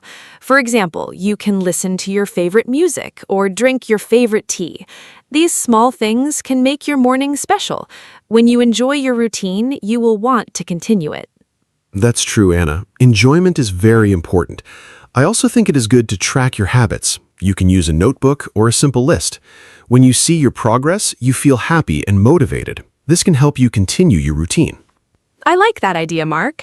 Tracking can help us stay motivated. I also think it is important to be patient. Habits do not change in one day. It takes time. But if you keep trying, you will see results. Step by step, your morning will become better. Yes, Anna, patience is key. Small steps can lead to big changes. In part 3, we shared many simple tips like starting small, being consistent, and keeping the routine enjoyable. These tips are easy and practical for daily life. Thank you, Mark. I think these tips can really help beginners. They are simple and easy to try. In part 3, we focused on how to build good morning habits step by step. I hope our listeners feel ready to try their own routine. I agree, Anna. We shared many useful ideas. Now we are ready to move to the ending, where we will share our final thoughts and say goodbye. Thank you, everyone, for listening to our podcast today. We talked about morning habits and shared many simple ideas. I hope you learned some new words and useful tips for your daily life. Remember, you do not need a perfect routine. Just start with 1 or 2 small habits, like drinking water or waking up at the same time. Over time, these habits can make your morning better. You can listen again and repeat our sentences to practice English. Thank you for spending your time with us. I hope you feel ready to try a new morning routine tomorrow. Thank you, Anna, and thank you to all our listeners. It was great to talk about morning habits together. A good morning can change your whole day. I hope you can try some of the simple tips we shared. Do not worry if it is not perfect. Just keep trying and find what works for you. Learning English and building habits both take time, so be patient. Practice every day, even a little. Thank you again for listening, and we hope you enjoyed this episode. Before we say goodbye, I want to remind you to practice your English every day. You can listen to this podcast again and repeat after us. You can also talk about your own morning habits in simple English. For example, you can say, I wake up at 7, or I drink coffee in the morning. This is a good way to improve your speaking. We are very happy to be part of your learning journey. Thank you again for listening to us. Take care. That is a great idea, Anna. Practice is very important. Even a few minutes every day can help you improve. Try to listen, repeat, and speak out loud. Do not be afraid of making mistakes. Mistakes are part of learning. Also, try to enjoy the process. Learning English can be fun and useful. We are very happy to share this time with you. Thank you for joining us today. Yes, Mark, I feel very happy too. This was a simple and friendly conversation. I hope our listeners felt comfortable and enjoyed it. Morning habits are easy to talk about, and they are useful in daily life. I hope you found some ideas that you can use. Thank you again for being with us today. I agree, Anna. It was a warm and easy talk. I hope our listeners learned something new. We shared simple ideas that anyone can try. Keep practicing and do not give up. You are doing a great job by listening and learning. Thank you for your time and attention. As we finish our podcast, I want to say one more thing. Please be patient with yourself. Building new habits and learning English both take time. Step by step, you will improve. Keep going and stay positive. Thank you for listening, and I wish you a happy and productive day. Thank you, Anna. That is a very kind message. I also want to wish everyone good luck. Keep learning, keep practicing, and enjoy your journey. We believe in you. Thank you for listening to our podcast today. Now it is time to say goodbye. Thank you so much for joining us. We hope you enjoyed this episode and learned something new. Please come back for our next podcast. We will talk about more easy topics to help you learn English. Have a great day and see you next time. Goodbye, everyone, and thank you again. We hope you have a wonderful day. Take care of yourself and keep practicing your English. We look forward to talking with you again soon. Goodbye, and see you next time. Hello, everyone. Welcome back to our podcast. My name is Anna, and I am so happy you are joining us today. This podcast is made especially for beginner English learners, and we always try to make every episode simple, friendly, and fun. Today, we have a really important topic for you. We are going to talk about 3 very small but very powerful English words: in, on, and at. These are called prepositions, and they are used constantly in everyday English. A lot of beginners find them confusing, and that is totally normal. By the end of today's episode, I promise things will be much clearer. Let me introduce my wonderful co-host, Mark. Hello, hello. Thank you so much, Anna. Hi to all our wonderful listeners out there. Yes, today we are talking about in, on, and at. 3 little words that cause a big headache for many English beginners. I completely understand why. They can seem very similar at first, and it is not always obvious which one to use. But the good news is, once you learn the basic rules and see enough examples, it all starts to make sense. Anna and I are going to take it slowly, step by step, with lots of simple and natural examples. So relax, get comfortable, and let's learn together. I am really excited about this episode. Let's go. Okay, so let's start from the very beginning. In, on, and at are all prepositions. A preposition is a small word that tells us about location, time, or position. Today, we will focus on 2 main areas: place and time. Both are very important in daily conversation. First, let's talk about place, where things are. Mark, can you start by explaining in for place? I think in is the first preposition most beginners learn, so it is a great starting point. Please explain it simply and give a few easy examples that our listeners can understand and remember without any difficulty. Keep it simple. Sure. In is used when something is inside an enclosed space or area. Think of something surrounded on all sides. It is inside a container. For example, the book is in the bag. The bag is a container and the book is inside it. She is in the kitchen. The kitchen is a room, an enclosed space. We live in Seoul. Seoul is a city which is a large enclosed area. He is in the car. The car is a closed space. The key idea for in and place is simple. Think of being inside something, a box, a room, a building, a city, or a country. If something is enclosed and contained, always use in. That is really clear. In is for enclosed spaces, inside a container, a room, a building, a city, or a country. I love the idea of thinking about a box or container to remember this rule. Now, let's talk about on. When do we use on for place? I think on is about surfaces, right? Like when something is touching or resting on top of something else. But I also think it has some other uses that might surprise beginners. Can you explain on for place with some simple examples? I want our listeners to really feel the difference between in, being inside something, and on, which is more like resting on top of a surface. Exactly. On is used when something is resting on a surface, touching the top or side of something. For example, the cup is on the table. The cup rests on the table's surface. The picture is on the wall. The picture touches the wall's surface. She is sitting on the chair. The chair is a surface. The cat is on the roof. The roof is a surface.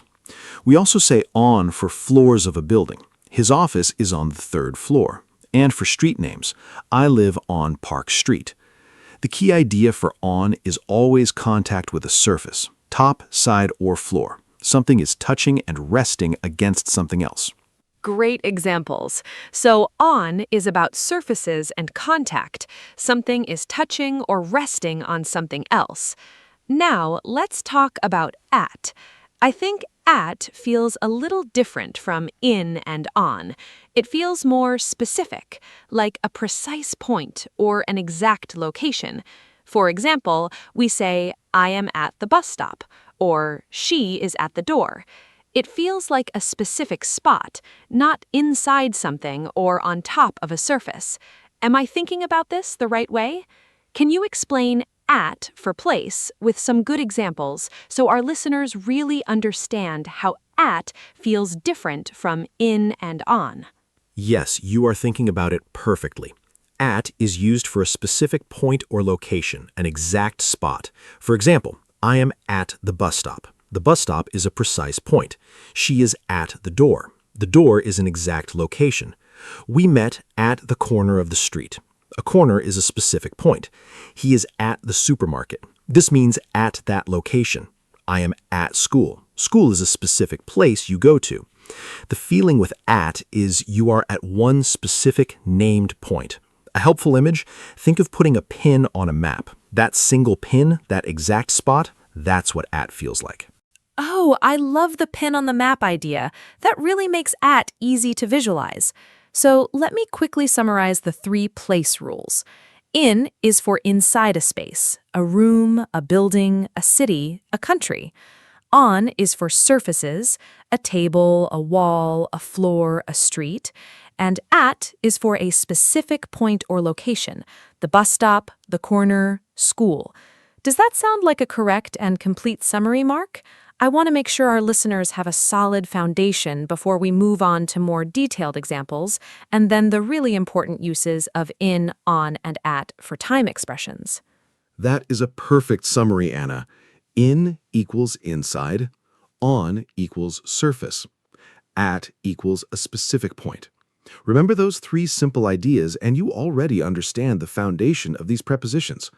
Of course, there are some exceptions in English, as always, but if you start with these three core concepts, you will be correct in the great majority of everyday situations. And the more you practice and hear these words in real conversations, the more natural they will feel. Over time, you will not even need to think about the rule. It will come automatically and easily. Great job summarizing it so clearly. Thank you. Now I want to give more examples using places from daily life. At home, there are many different situations where we use all three prepositions. For example, the milk is in the fridge, inside an enclosed space. The remote control is on the sofa, on a surface. She is at the front door, at a specific point. All three in just one home setting. Mark, can you give more everyday location examples? I think hearing many familiar examples helps beginners build confidence and start using these words naturally, without needing to stop and think about every single rule. Great idea. Here are more everyday examples. The clothes are in the wardrobe, inside a closed space. The keys are on the kitchen counter, on a surface. He is at the window, at a specific spot. The students are in the classroom, inside a room. The newspaper is on the desk, on a surface. I will meet you at the entrance, at a point. The children are in the park, inside an area. The dog is on the grass, on a surface. She is waiting at the corner, at a precise point. Practicing these small everyday sentences regularly is the fastest way to internalize these three prepositions. Those are wonderful examples. I especially like the children are in the park and the dog is on the grass. They are so easy to picture and remember. Now I want to ask about transport, which often confuses beginners. Do we say in the car or on the car? And what about buses and trains? In the bus or on the bus? I think a lot of learners are unsure about transport prepositions because the rules feel inconsistent at first. Can you explain the difference? Once you understand the logic behind transport prepositions, I think they become much easier and start to feel natural. Great question. For small enclosed vehicles where you sit inside, we use in. So in the car, in a taxi, in a helicopter. You are enclosed inside these small spaces. For larger vehicles where you can stand up, walk around, or move freely, we use on. So on the bus, on the train, on the plane, on a ship, on a bicycle, on a motorbike. If you step onto it and can move around inside, use on. If you climb inside a small enclosed space and sit down, use in. There are occasional exceptions, but for beginners, this rule covers most everyday transport situations very well and reliably. That is such a useful explanation. In the car, but on the bus and train. Now I understand the logic completely. You step onto a bus or train, but you get inside a car or taxi. I think our listeners will really appreciate that clear distinction. Now, let's talk about buildings. Sometimes we say in the library, and sometimes we say at the library. Both seem correct. Can you explain when we say in versus at with buildings? I think this is a place where even intermediate learners sometimes feel unsure, and knowing the difference will help our listeners sound more natural and confident. Yes, both in and at can be used with buildings, but the feeling is slightly different. In the library focuses on being physically inside the building, surrounded by the walls, among the bookcases. At the library focuses on the location as a destination or a meeting point. For example, I am studying in the library, physically inside. Let's meet at the library, a destination, a point on the map. At is more about the place as a general location you go to. In is about being physically inside the walls. Both are correct. The context and your focus decide which one sounds most natural in the moment. That is a really clear and helpful explanation. In focuses on being physically inside, and at focuses on the place as a destination or a point. Okay, now let's move on to something equally important, time. We also use in, on, and ac for time, and these rules are a little different from the place rules. Time prepositions come up constantly in daily life. We talk about exact times, days, months, and years all the time. Mark, can you start explaining in for time? When do we use in for time expressions? Please keep it simple and give clear, easy to remember examples for our beginners. Okay, for time, in is used with longer time periods, things that contain smaller units of time inside them.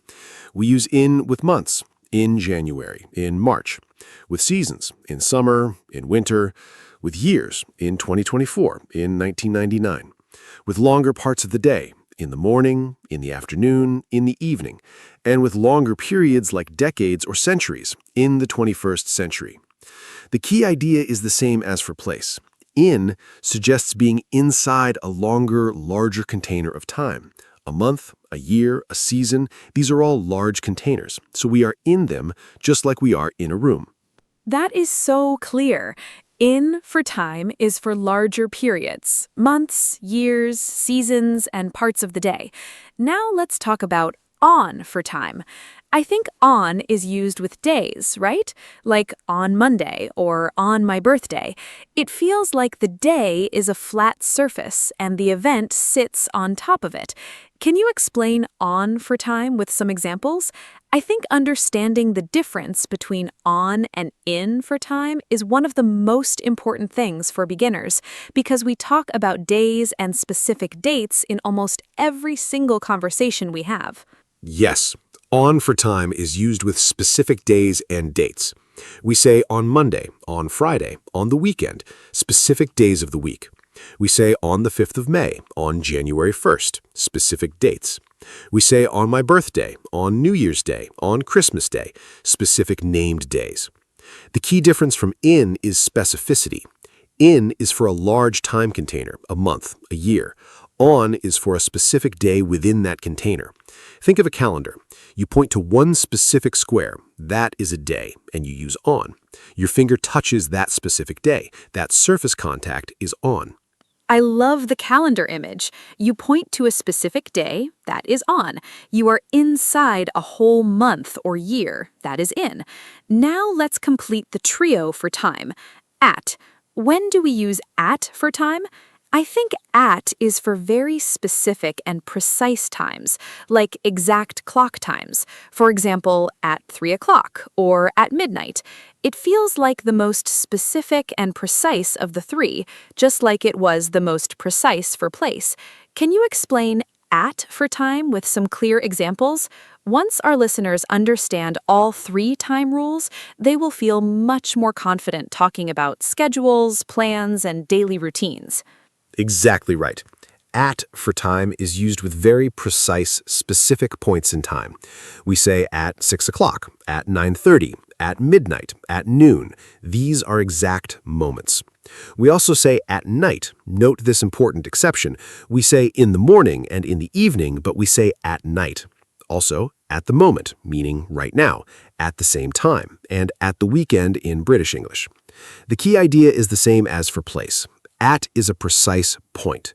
Just as at in place means one exact spot on a map, at in time means one exact moment on a clock. Very specific and very precise, always. Those example sentences are fantastic. Now let's do a mini quiz for our listeners. I will give an incomplete sentence and you fill in the correct word, in, on, or at. First sentence. My birthday is blank June. June is a month. Listeners, think about it before Mark answers. Which is it? In June, on June, or at June? Remember what we said about months and large periods. I think you know the answer. Let's hear Mark confirm it and explain clearly why the other two options would be wrong. Explaining why something is incorrect is just as helpful as explaining why it is correct. My birthday is blank June. The key word is June, a month. We just learned that months are large time periods like containers, so we use in. The correct answer is my birthday is in June. On June and at June are both wrong. Now notice, if we add a specific date, my birthday is on the 15th of June, then we use on because we now have a specific day. But the month alone always needs in. This shows exactly how all three work at different levels of time specificity. Month equals in, specific date equals on, exact clock time equals at. The levels are very clear. Great answer and explanation. Okay, next quiz sentence. The meeting starts blank 3 o'clock. Listeners, what goes in the blank? 3 o'clock is a very specific time on the clock. Think about what we said about at and precise moments. I think this one is a little more obvious than the first one, but it is still really important practice. Let's make sure our listeners clearly connect the rule to the example. Take a moment to think about your answer, then listen to Mark give the complete explanation. Thinking before you hear the answer is the best way to actually practice and test your own understanding. This one is at. The complete correct sentence is, the meeting starts at 3 o'clock. 3 o'clock is an exact, precise point in time, one specific moment on the clock face. And we always use at for exact clock times. In 3 o'clock and on 3 o'clock are both completely wrong. No native speaker would ever say those. It is always at with clock times, at 7 a.m., at noon, at midnight, at 2:30. Think of a clock as a timeline, and 3 o'clock is one exact single point on that line.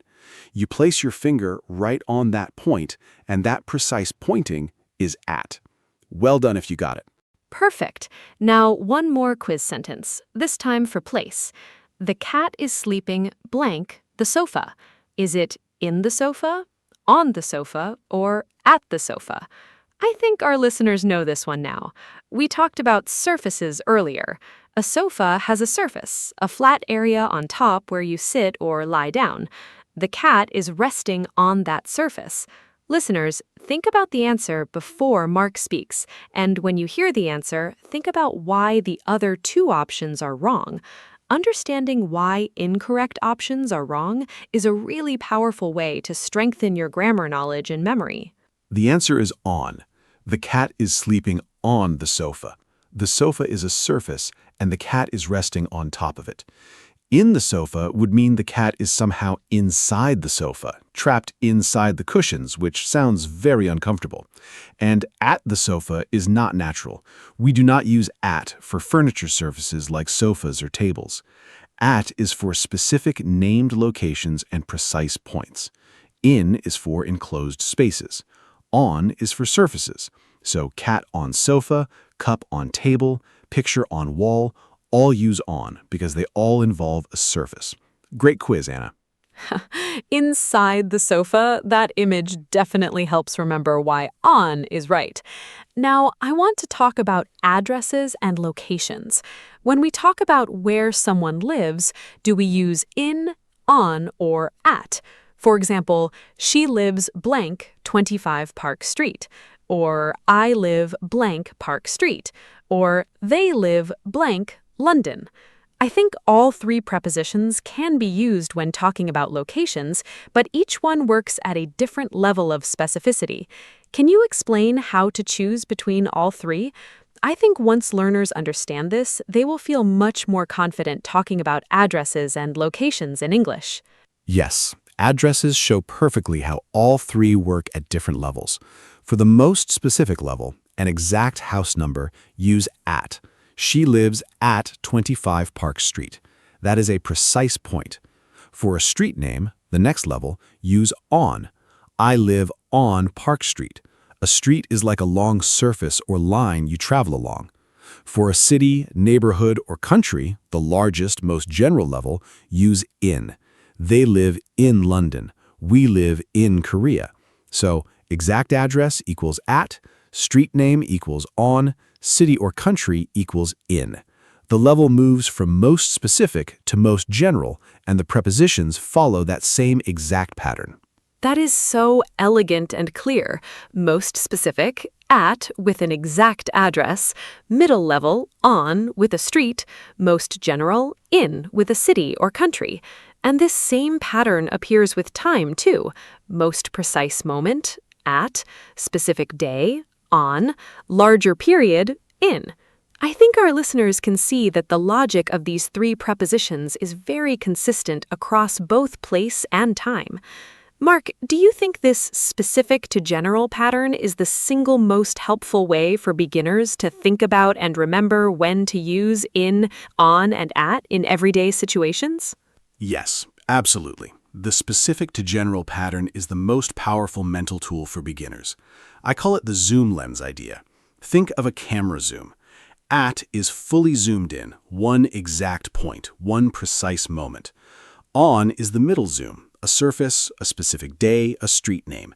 In is fully zoomed out, a large space, a long time period, a whole country or city. Once you understand this zoom concept, so many things click into place. You stop randomly guessing and start thinking logically. There are always exceptions in English, but this zoom tool works confidently for the great majority of everyday situations. The zoom lens idea is absolutely brilliant. I am going to remember that one every time I use these prepositions. Okay, now let me ask about some common fixed phrases with in, on, and at that beginners really need to know by heart. These are expressions where the preposition is fixed and you simply have to learn the whole phrase.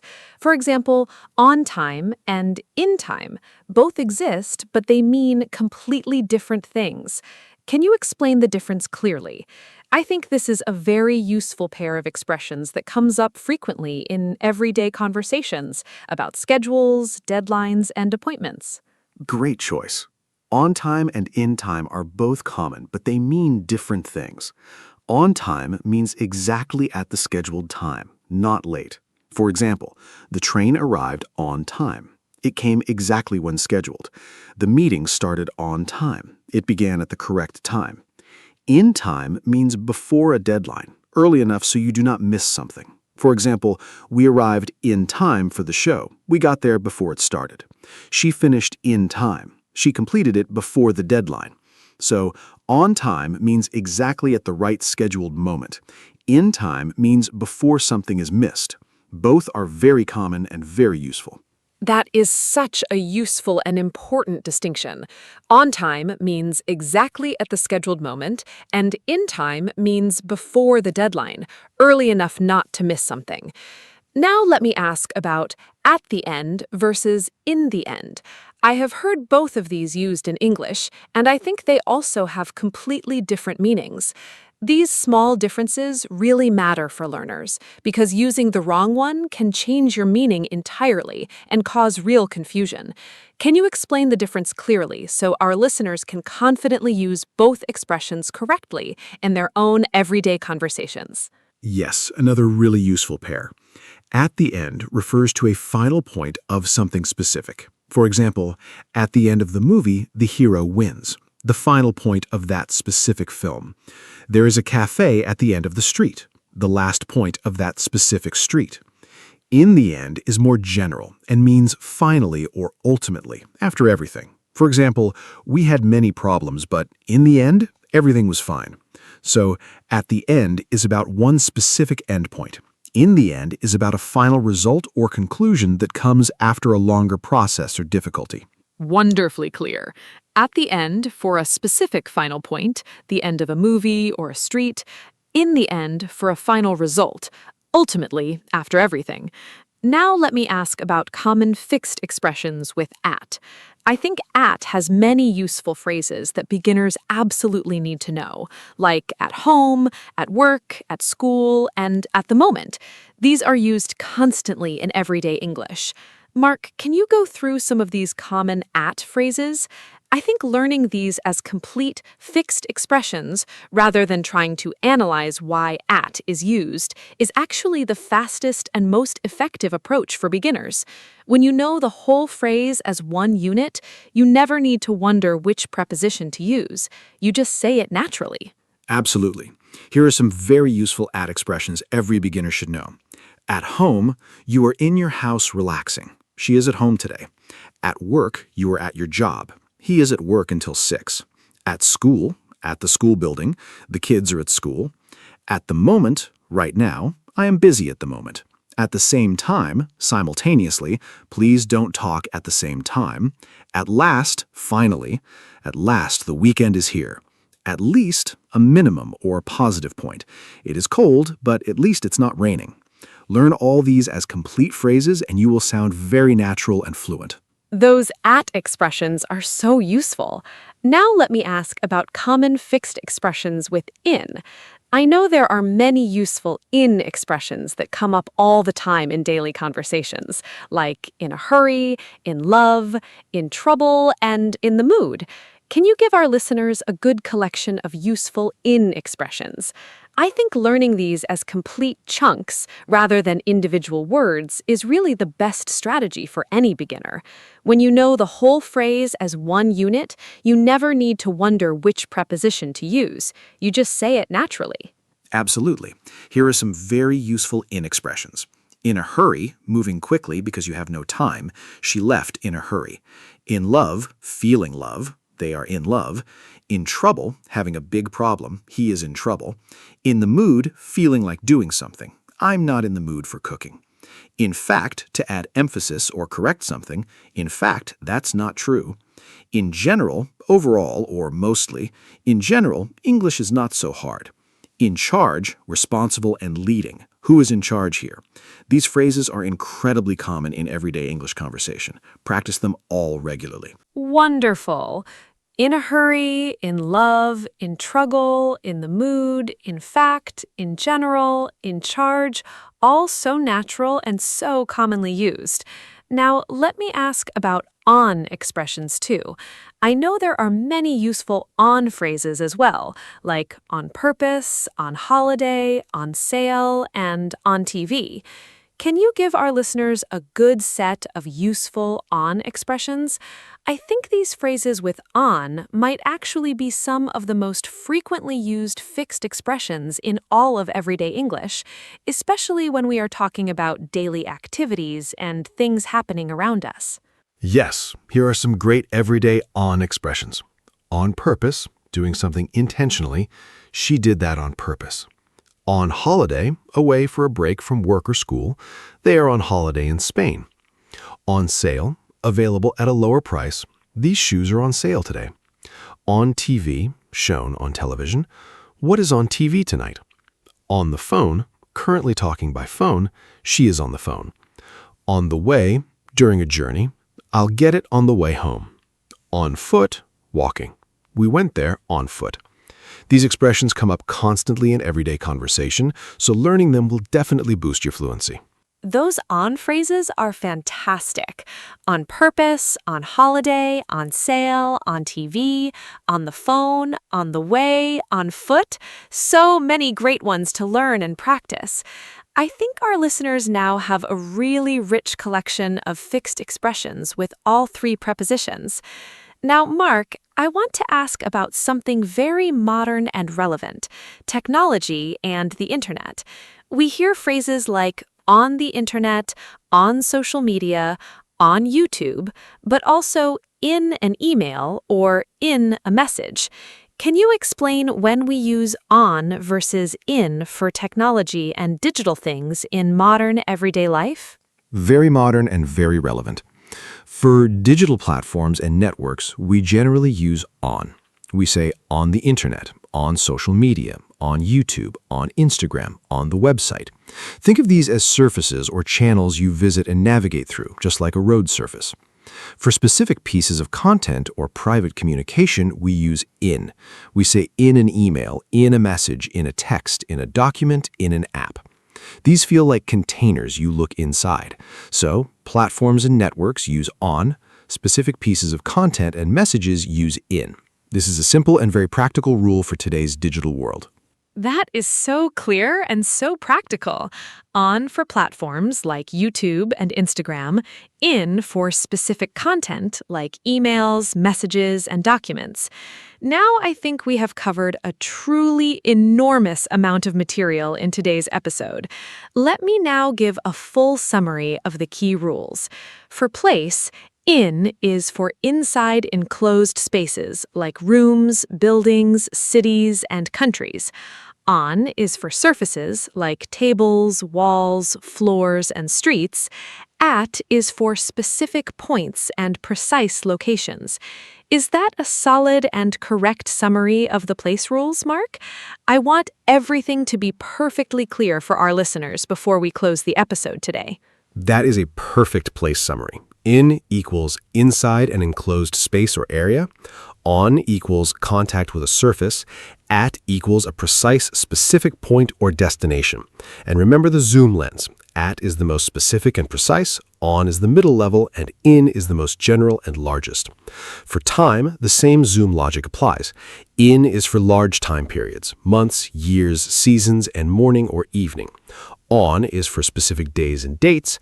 At is for exact clock times and precise moments. Remember the one key exception, say at night, not in the night. These rules cover almost all everyday English situations perfectly. Excellent summary of the time rules. And let's not forget all those wonderful fixed expressions: on time, in time, at the end, in the end, at home, in a hurry, on purpose, at the moment, and so many more. Learning these as complete fixed phrases is the key to sounding truly natural. I think the most important message for our listeners today is this: do not try to memorize everything at once. Start with the basics: in for inside, on for surfaces, at for specific points, and practice those in real sentences every day. Then slowly add the exceptions and fixed expressions one by one step at a time. That is such encouraging and practical advice, Anna. I completely agree. Here's my final tip for all our listeners today. Every single day, try to write or say 3 sentences, one with in, one with on, and one with at. Use them in real contexts from your own daily life. I woke up at 7. I had coffee in the morning. I sat on the sofa and watched TV. This tiny daily habit done consistently will make a very big difference to your confidence and accuracy, I promise. Language learning is a journey, and every small step counts. Take good care of yourselves, everyone. I love that daily practice tip. One with in, one with on, one with at. So simple and so effective. Thank you so very much to every single person who listened to today's episode. I really hope you feel much more confident about using in, on, and at. Remember, in is inside, on is on a surface, and at is at a specific point. Use the zoom lens whenever you feel unsure.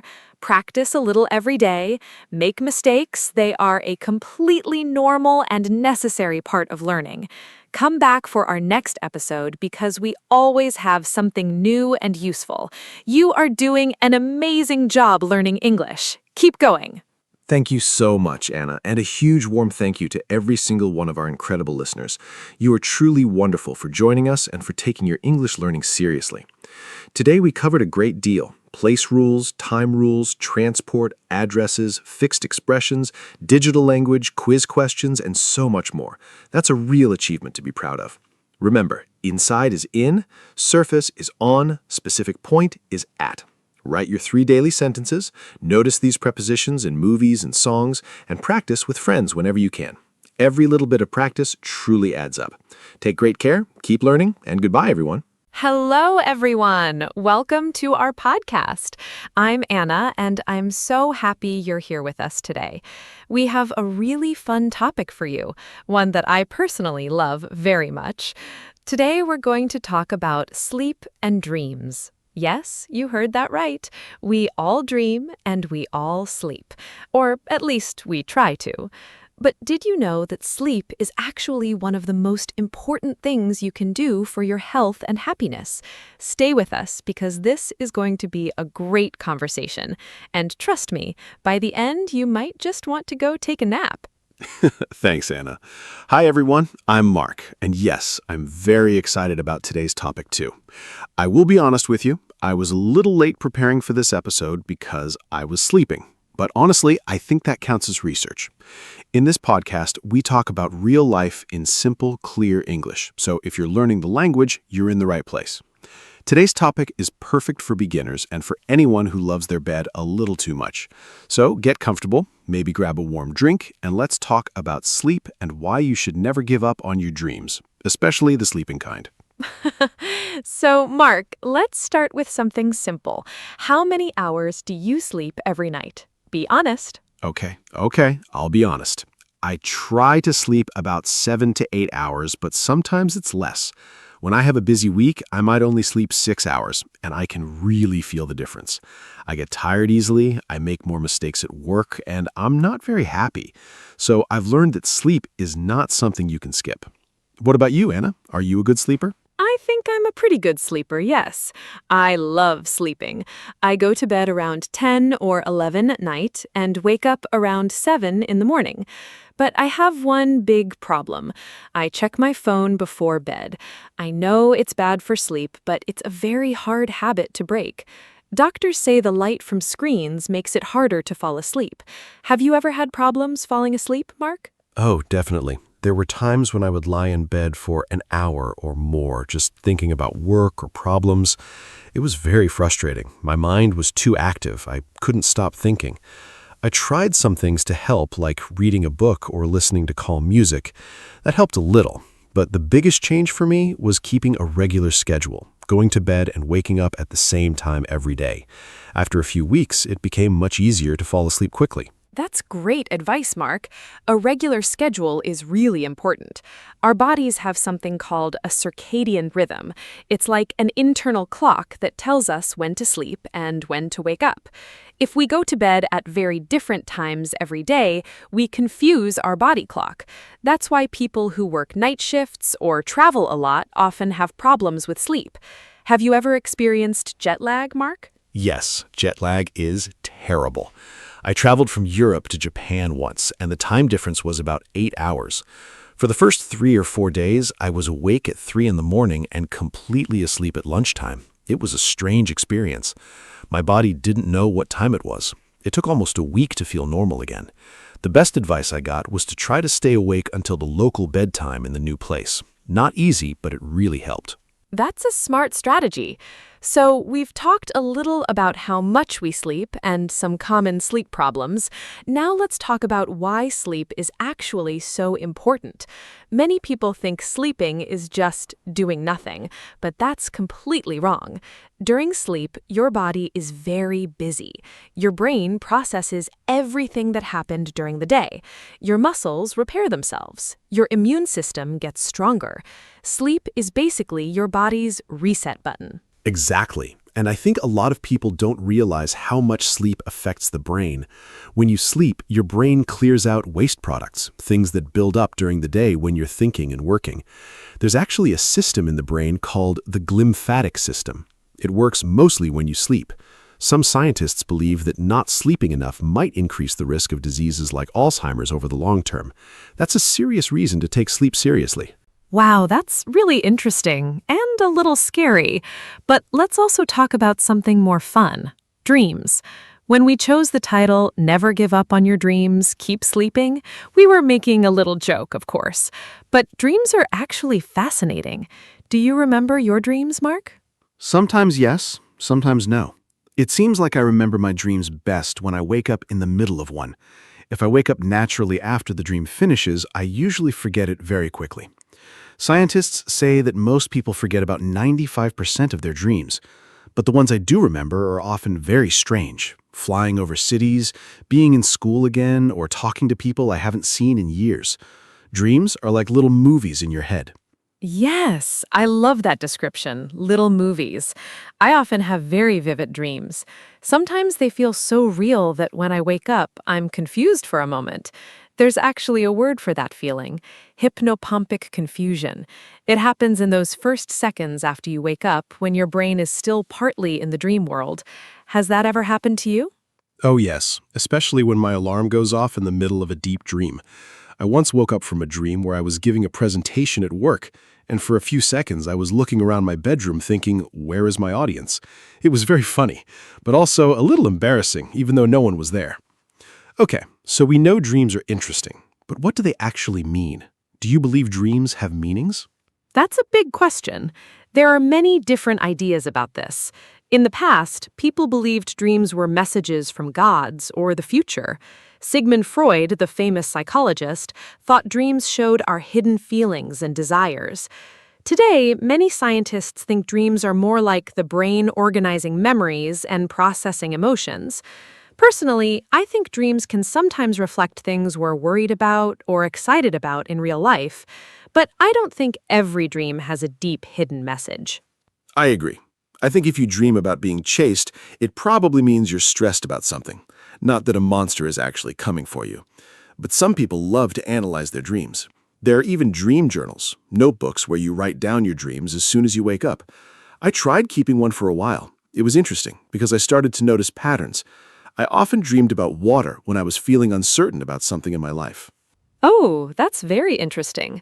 Water is actually one of the most common dream symbols. Many dream researchers say water can represent emotions: calm water for peace, rough water for stress or confusion. I think keeping a dream journal is a lovely idea. It helps you be more self-aware.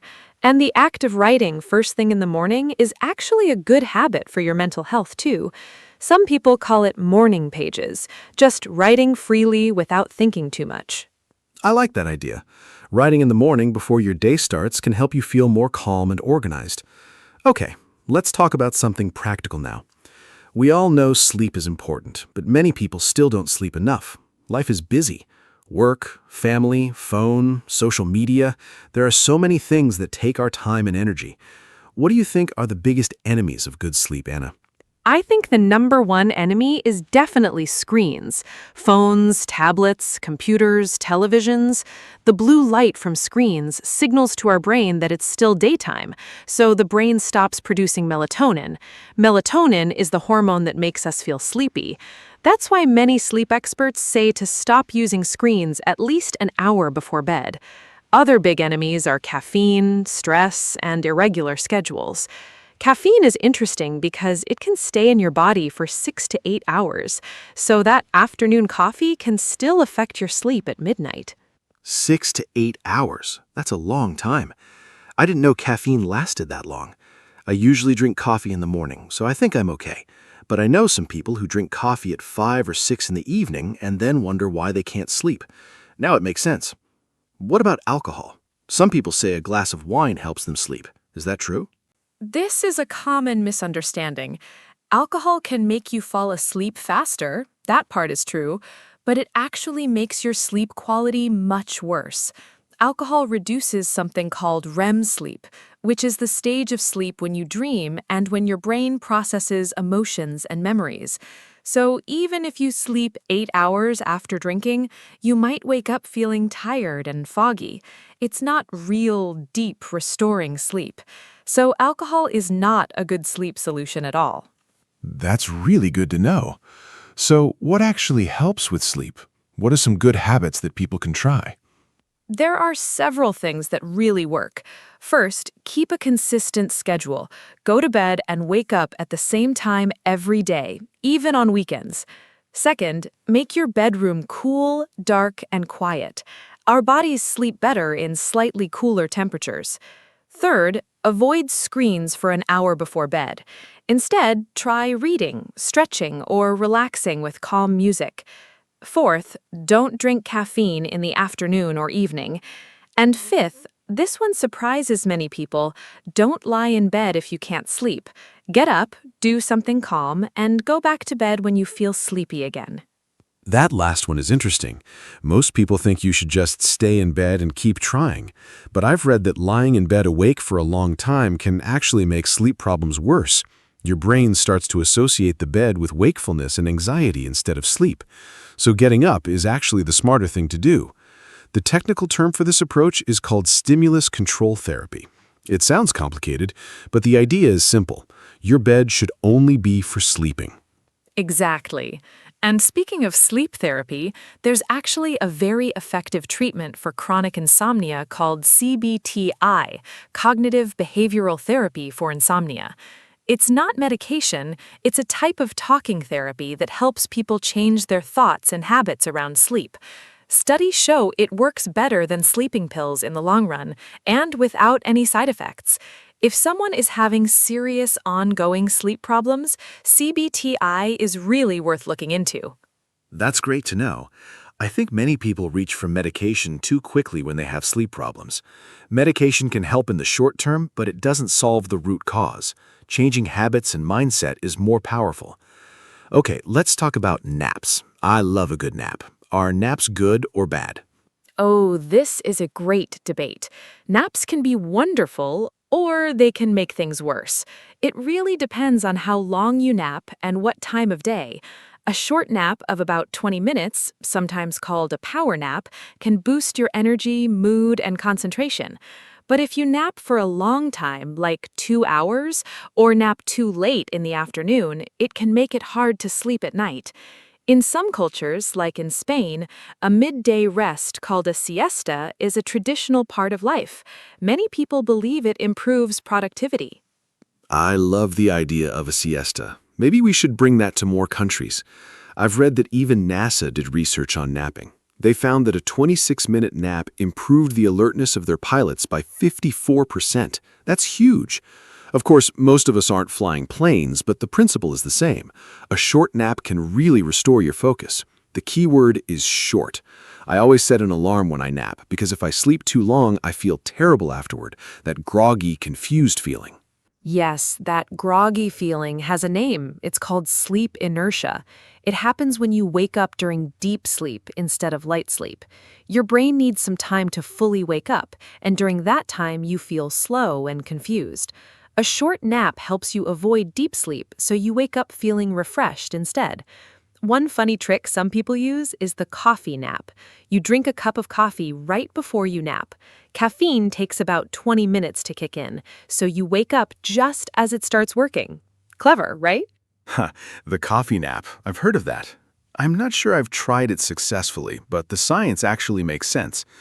Caffeine blocks something called adenosine, a chemical that builds up in your brain during the day and makes you feel sleepy. Sleep also clears adenosine naturally, so if both happen at the same time, you double the effect. I'm going to try that this afternoon, purely for scientific research, of course. Of course, it's always science. Okay, let's talk about something a little different, the connection between sleep and mental health. This is really important. We often think about physical health when we talk about sleep, but sleep has a huge effect on how we feel emotionally, too. Have you ever noticed how different you feel after a bad night of sleep? Absolutely. After a poor night's sleep, I feel irritable, anxious, and everything feels harder. Small problems seem much bigger, I'm less patient with people, it's harder to find positive feelings. On the other hand, after a really good, deep sleep, I feel calm, optimistic, and ready for anything. It's almost like sleep resets my emotional state. Research shows that the brain regions that manage emotions, like the amygdala, are much more reactive when we haven't slept enough. Basically, lack of sleep makes us emotionally overreactive. That's so true, and it can become a cycle. Stress makes it hard to sleep, and then not sleeping makes the stress worse. Mental health conditions like anxiety and depression are closely linked to sleep problems. Many people with depression sleep too much, others can't sleep at all. And treating sleep problems can actually help improve depression and anxiety, not just the other way around. That's why sleep is sometimes called a pillar of mental health, just like exercise and nutrition. I like that. A pillar. It's a strong image. Sleep, exercise, and nutrition are like three legs of a table. If one leg is weak or broken, the whole table is unstable. You can't just focus on diet and exercise and ignore sleep. All three work together. And I think in modern culture, we often celebrate people who sleep less, like, I only sleep 4 hours, I'm so productive. But that's actually not something to be proud of. Most people need 7 to 9 hours, and pretending otherwise is just harmful. Yes, there's a kind of culture in some business and tech worlds where sleeping less is seen as a sign of dedication or strength. Elon Musk famously said he only sleeps 6 hours, but most sleep scientists say that very few people, only 1 to 3%, can function well on less than 7 hours. Everyone else is just suffering and not realizing it. When you're chronically sleep-deprived, you lose the ability to accurately judge how tired you actually are. You get used to feeling bad and think it's normal. That's a really important point. You adapt to feeling terrible and stop noticing it. It's called baseline shift. I think many people in busy, stressful jobs are in this situation. They drink more and more coffee, rely on energy drinks, push through with willpower, and think they're fine. But their creativity, judgment, and emotional health are quietly suffering. It makes me think we all need to take sleep much more seriously as a society. Maybe even in schools and workplaces, sleep education should be a normal part of health education. I completely agree. Some schools have already changed their start times to later in the morning because research shows that teenagers naturally have a later sleep cycle. Their brains release melatonin later at night, so they can't fall asleep early even if they want to. Making teenagers wake up at 6:30 for school goes against their biology. The schools that made this change reported better grades, fewer absences, and improved mental health in students. Small changes in how we treat sleep can make a big difference.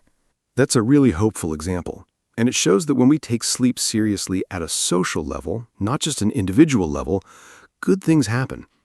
We've covered so much today. Sleep cycles, dreams, naps, mental health, teenagers. It's been a really rich conversation. Before we close, Anna, let's share our top personal tips. What is the one sleep habit that has helped you the most? For me, it's definitely having a consistent bedtime, going to sleep and waking up at the same time every day. I know I said earlier that I struggle with my phone, and that's still something I'm working on, but having a regular bedtime has made a huge difference in how easily I fall asleep and how rested I feel in the morning. My body knows what to expect, and it prepares itself. Even on weekends, I try not to change my schedule by more than 1 hour. What about you, Mark? Mine is keeping my bedroom cool and dark. I used to sleep with the curtains half open because I liked a little light in the morning. But after I got blackout curtains, the quality of my sleep improved so much. Also, I keep the temperature a little cooler than the rest of my apartment at night. Our bodies naturally drop in temperature during sleep, so a cool room supports that process. It sounds like a small thing, but it really works. I also put my phone on silent and face down. Out of sight, out of mind. You know, Mark, we've talked a lot about science and health, but I want to talk about something more personal, sleep and creativity. I personally feel that my best ideas come right after I wake up, in that quiet, warm moment before I fully start my day. Have you ever experienced that? Like your brain was working on a problem all night and the answer just appeared in the morning? Yes, absolutely. I think that's one of the most magical things about sleep. Your brain doesn't actually stop working when you sleep. It keeps processing, connecting ideas, and solving problems. There's even a name for that half-awake state in the morning, the hypnagogic state. Many famous creative people use this time deliberately. The inventor Thomas Edison, for example, would sit in a chair holding metal balls. When he fell asleep, the balls would drop and wake him up, so he could capture his half-dreaming ideas. That Edison story is fascinating. I've also read that the scientist who discovered the structure of benzene, Friedrich Kekulé, said he dreamed of a snake eating its own tail, and that inspired him to realize benzene has a ring structure. So a dream literally led to a major scientific discovery. Dreams and creativity are deeply connected. Many artists, writers, and musicians have said that some of their best work came to them in dreams or right after waking up. Paul McCartney famously said the melody for Yesterday came to him in a dream. He woke up, ran to the piano, and played it immediately because he was afraid he'd forget it. Can you imagine? One of the most famous songs ever written, born from sleep. And it's not just musicians. The writer Robert Louis Stevenson said the story for A Strange Case of Dr. Jekyll and Mr. Hyde came from a dream. Sleep is not just rest. For creative people, it can be a source of pure inspiration. I love these examples. They really change the way we think about sleep, don't they?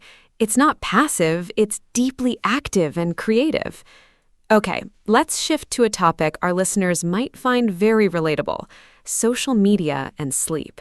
I think this is a huge problem for young people especially. It's so easy to pick up your phone at midnight and scroll through videos for 2 hours without even noticing. Oh, I know exactly what you mean. I've done this so many times. You tell yourself just 5 more minutes, and then suddenly it's 2 in the morning. Social media apps are actually designed to keep you engaged. They use notifications, endless scrolling, and short videos that make it very hard to stop. This isn't an accident. These features are carefully engineered to hold your attention, and unfortunately, using them right before bed is one of the worst things you can do for sleep quality. There's actually research showing that people who use social media heavily before bed take longer to fall asleep, sleep fewer hours, and feel more tired in the morning. Part of it is the blue light from screens, as we mentioned earlier, but another part is emotional. Social media often triggers feelings of comparison, anxiety, or excitement, which are the opposite of what you need to feel before sleep. Seeing someone's perfect vacation photos at midnight is not relaxing. That's so true. Comparison is the thief of sleep, as well as joy. I think the best thing you can do is create a kind of digital sunset, a time in the evening when you stop using screens and social media. Some people put their phone in another room at night, which removes the temptation completely. Others use app timers to lock social media after a certain hour. The phone can feel like a lifeline, but it's actually often a sleep thief in disguise. Digital sunset. I love that phrase. I actually tried putting my phone in the kitchen at night for 2 weeks, and honestly, it was a little uncomfortable at first. I felt slightly anxious, like I was missing something. But after a few days, I really enjoyed that peaceful, screen-free time before bed. I read more, I felt calmer, and I slept much better. The anxiety about missing something faded quickly. I think that initial discomfort is normal. We're so used to being connected all the time.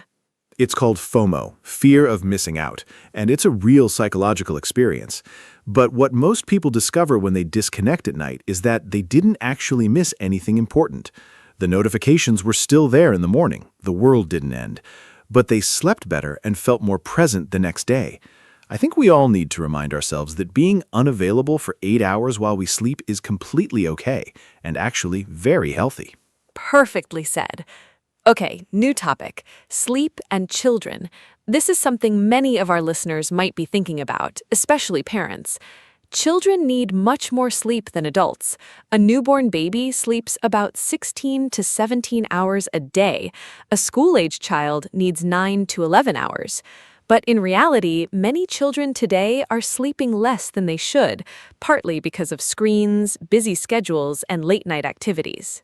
Children's sleep is so important because most of their physical and brain development happens during sleep. Growth hormone is mainly released during deep sleep in children. Memory, language, and social skills develop during sleep too. When children don't sleep enough, it affects their mood, attention, and learning at school. Interestingly, sleep-deprived children often don't act tired, they act hyperactive and restless, which is the opposite of what most people expect. That's a really useful thing for parents to know. If a child seems hyperactive, unfocused, or emotional, poor sleep could be the reason. A good bedtime routine is incredibly important for children. Things like a warm bath, quiet reading, dim lights, and a consistent bedtime help the child's brain understand that sleep is coming. Screens before bed are especially harmful for children because their brains are more sensitive to light stimulation than adult brains. And I think parents often forget that children learn from watching adults. If they see mom and dad scrolling on phones until midnight, they think that's normal. Modeling good sleep habits is just as important as enforcing them. A family that has consistent routines, dinner at the same time, wind-down time together, phones away in the evening, tends to produce children who sleep better and feel more secure. It's a family culture thing, not just a rule you set for the child. That's a beautiful point about family culture. Okay, I want to talk about something that I think many people are curious about: lucid dreaming. Have you ever had a lucid dream, Mark? A lucid dream is when you know you're dreaming while the dream is happening, and sometimes you can even control it. Yes, I've had maybe 3 or 4 lucid dreams in my life, and they were absolutely incredible. In one of them, I realized I was dreaming and decided to fly, just like Superman. I jumped off a building and soared over a city. The feeling was so vivid and real. I remember thinking, I know this isn't real, but it feels amazing. When I woke up, I was genuinely happy for hours afterward. It was one of the most joyful experiences I've had, and it happened in my sleep. Lucid dreaming sounds wonderful. Some people practice techniques to have lucid dreams more often. One popular method is called reality testing. You ask yourself several times a day, "Am I dreaming right now?" And do a small check, like looking at your hands or trying to push your finger through your palm. After doing this during the day, you might start doing it automatically in your dreams too. And when you do it in a dream, something strange happens and you realize you're dreaming. That's a clever technique. There are also apps and devices now that claim to help trigger lucid dreams. For example, by detecting when you enter REM sleep and then playing a soft sound or light that enters your dream without waking you up. The science is still developing, but it's a fascinating area of research. Some therapists also use lucid dreaming as a tool to help people with recurring nightmares. If you can become aware in the nightmare and change the story, it can reduce the fear and trauma associated with it. That's a really interesting therapeutic use. I didn't know that. Okay, let's talk about something that affects a huge number of people: snoring and sleep apnea. These are very common but often untreated sleep problems. Do you snore, Mark? Be honest. My partner says I snore sometimes, especially when I'm very tired or after a long day. I think most people snore occasionally, and that's usually not a big problem. But snoring can sometimes be a sign of a more serious condition called sleep apnea. In sleep apnea, the airway becomes blocked during sleep, and the person actually stops breathing for short moments, sometimes hundreds of times per night. The brain then wakes the person up briefly to restart breathing.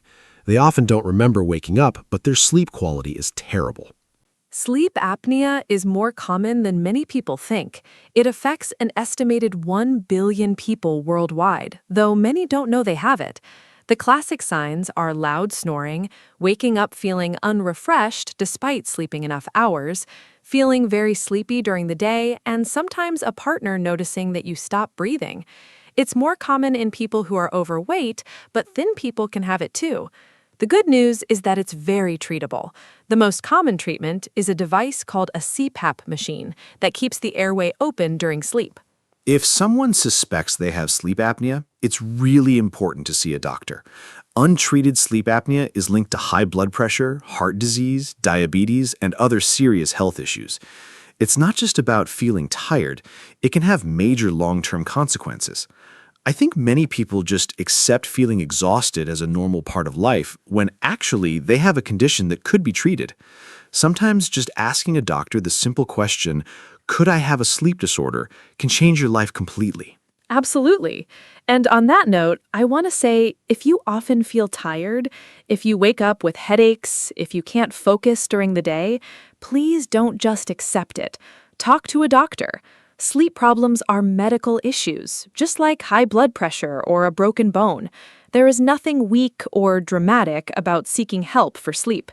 It's one of the smartest things you can do for your overall health. Okay, Mark, let's talk about one more fun topic before we start closing: animals and sleep. Ooh, I love this. Animals have some of the most fascinating sleep habits. Did you know that dolphins and whales sleep with only half their brain at a time? The other half stays awake so they can keep swimming and breathing. It's called unihemispheric sleep. Some birds do this too, flying long distances while half their brain sleeps. And on the other extreme, brown bats sleep about 20 hours a day. Can you imagine sleeping 20 hours? It sounds like a dream, literally. Well, I think it's time to wrap up. What an amazing conversation we've had today. We talked about how much sleep we need, why sleep is so important for both body and mind, what dreams are and why we have them, and practical tips to sleep better. I hope you've learned something new and maybe even feel a little more excited about going to bed tonight. Remember, sleep is not a waste of time. It's an investment in your health, your happiness, and your performance in everything you do. So tonight, give yourself permission to rest. Perfectly said, Anna. And remember our title, Never Give Up on Your Dreams, Keep Sleeping.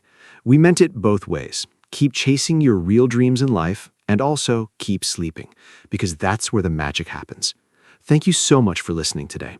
If you enjoyed this episode, please share it with a friend, leave us a comment, or give us a rating. It really helps us grow. We'll be back soon with another friendly, useful conversation in clear English. Until then, sleep well, dream big, and take care of yourselves. Good night or good morning, wherever you are. Hello, everyone. Welcome to our podcast. My name is Anna. I am so happy you are here today. Today, we have a very special topic. We are going to talk about family. Family is very important to all of us. In this podcast, I am with my friend Mark. We will talk about our families, our parents, brothers, sisters, and more. I think this is a great topic for people who are learning English. It is simple, but it is also very personal and nice. I hope you enjoy our conversation. Now, let me say hello to Mark. Hi, Mark. How are you today? Hi, Anna. I am great, thank you. And hello to all our listeners. I am Mark, and I am very happy to be here today. I love talking about family. For me, family is everything. It is the most important thing in life. I think this topic is perfect for beginners because we all have a family, and we all know words like mother, father, sister, and brother. So this podcast will help you learn those words in English and use them in real conversations. I am excited to share my family stories with you today. Let's start, Anna. Tell us a little about your family first. Sure. My family is not very big. There are 4 people in my family. I have my mother, my father, my younger brother, and me. We all live together in one house. My mother's name is Maria. She is very kind and warm. My father's name is David. He is strong and funny. My brother's name is Tom. He is 12 years old. I am 25, so I am older than Tom. We are a close family. We eat dinner together every evening. We also watch TV together on weekends. I love my family very much. They are always there for me. What about you, Mark? How many people are in your family? My family is a little bigger than yours. I have my mother, my father, 2 sisters, and 1 brother, so there are 6 people in my family. My mother's name is Helen. She is a teacher. My father's name is Robert. He works in an office. My older sister is Lisa. She is 30 years old. My younger sister is Becky. She is 20. My brother's name is Sam. He's 22. I am the second oldest. We all grew up in the same town. Now some of us live in different places, but we still talk every week. Family is family, right? It doesn't matter where you live. That's what I believe. Do you live close to your parents, Anna? Yes, I do. I still live with my parents. I know some people think that is unusual, but I really like it. My home is warm and comfortable. My mother cooks very well, and I love her food. In the mornings, we have breakfast together before work and school. My father drives Tom to school every day. It is a nice routine. I also help my mother in the house. I clean my room, and sometimes I cook, too. Living with family can be wonderful. Of course, sometimes we disagree, but we always talk and fix things. I think good communication is very important in a family. Do you live with your family, Mark, or do you live alone? I live alone now. I moved out of my parents' house 3 years ago. I have my own apartment. At first, it was difficult. I missed my family a lot. I missed my mother's cooking the most. Her pasta is amazing. Now I cook for myself, but it is not the same. I visit my parents every Sunday. We have lunch together and we talk for a long time. It's my favorite day of the week. I also call my brother Sam almost every day. We are very close. Having your own place is good for independence, but family time is still very special to me. I think you're lucky to still live with your family, Anna. Do you think you will move out soon? Maybe in a few years. Right now, I'm saving money. Apartments are expensive in my city, and honestly, I really enjoy living with my parents. But yes, one day I will move out and start my own life. I think it is important to become independent. My parents always say, "Anna, you can stay as long as you want." They're so sweet.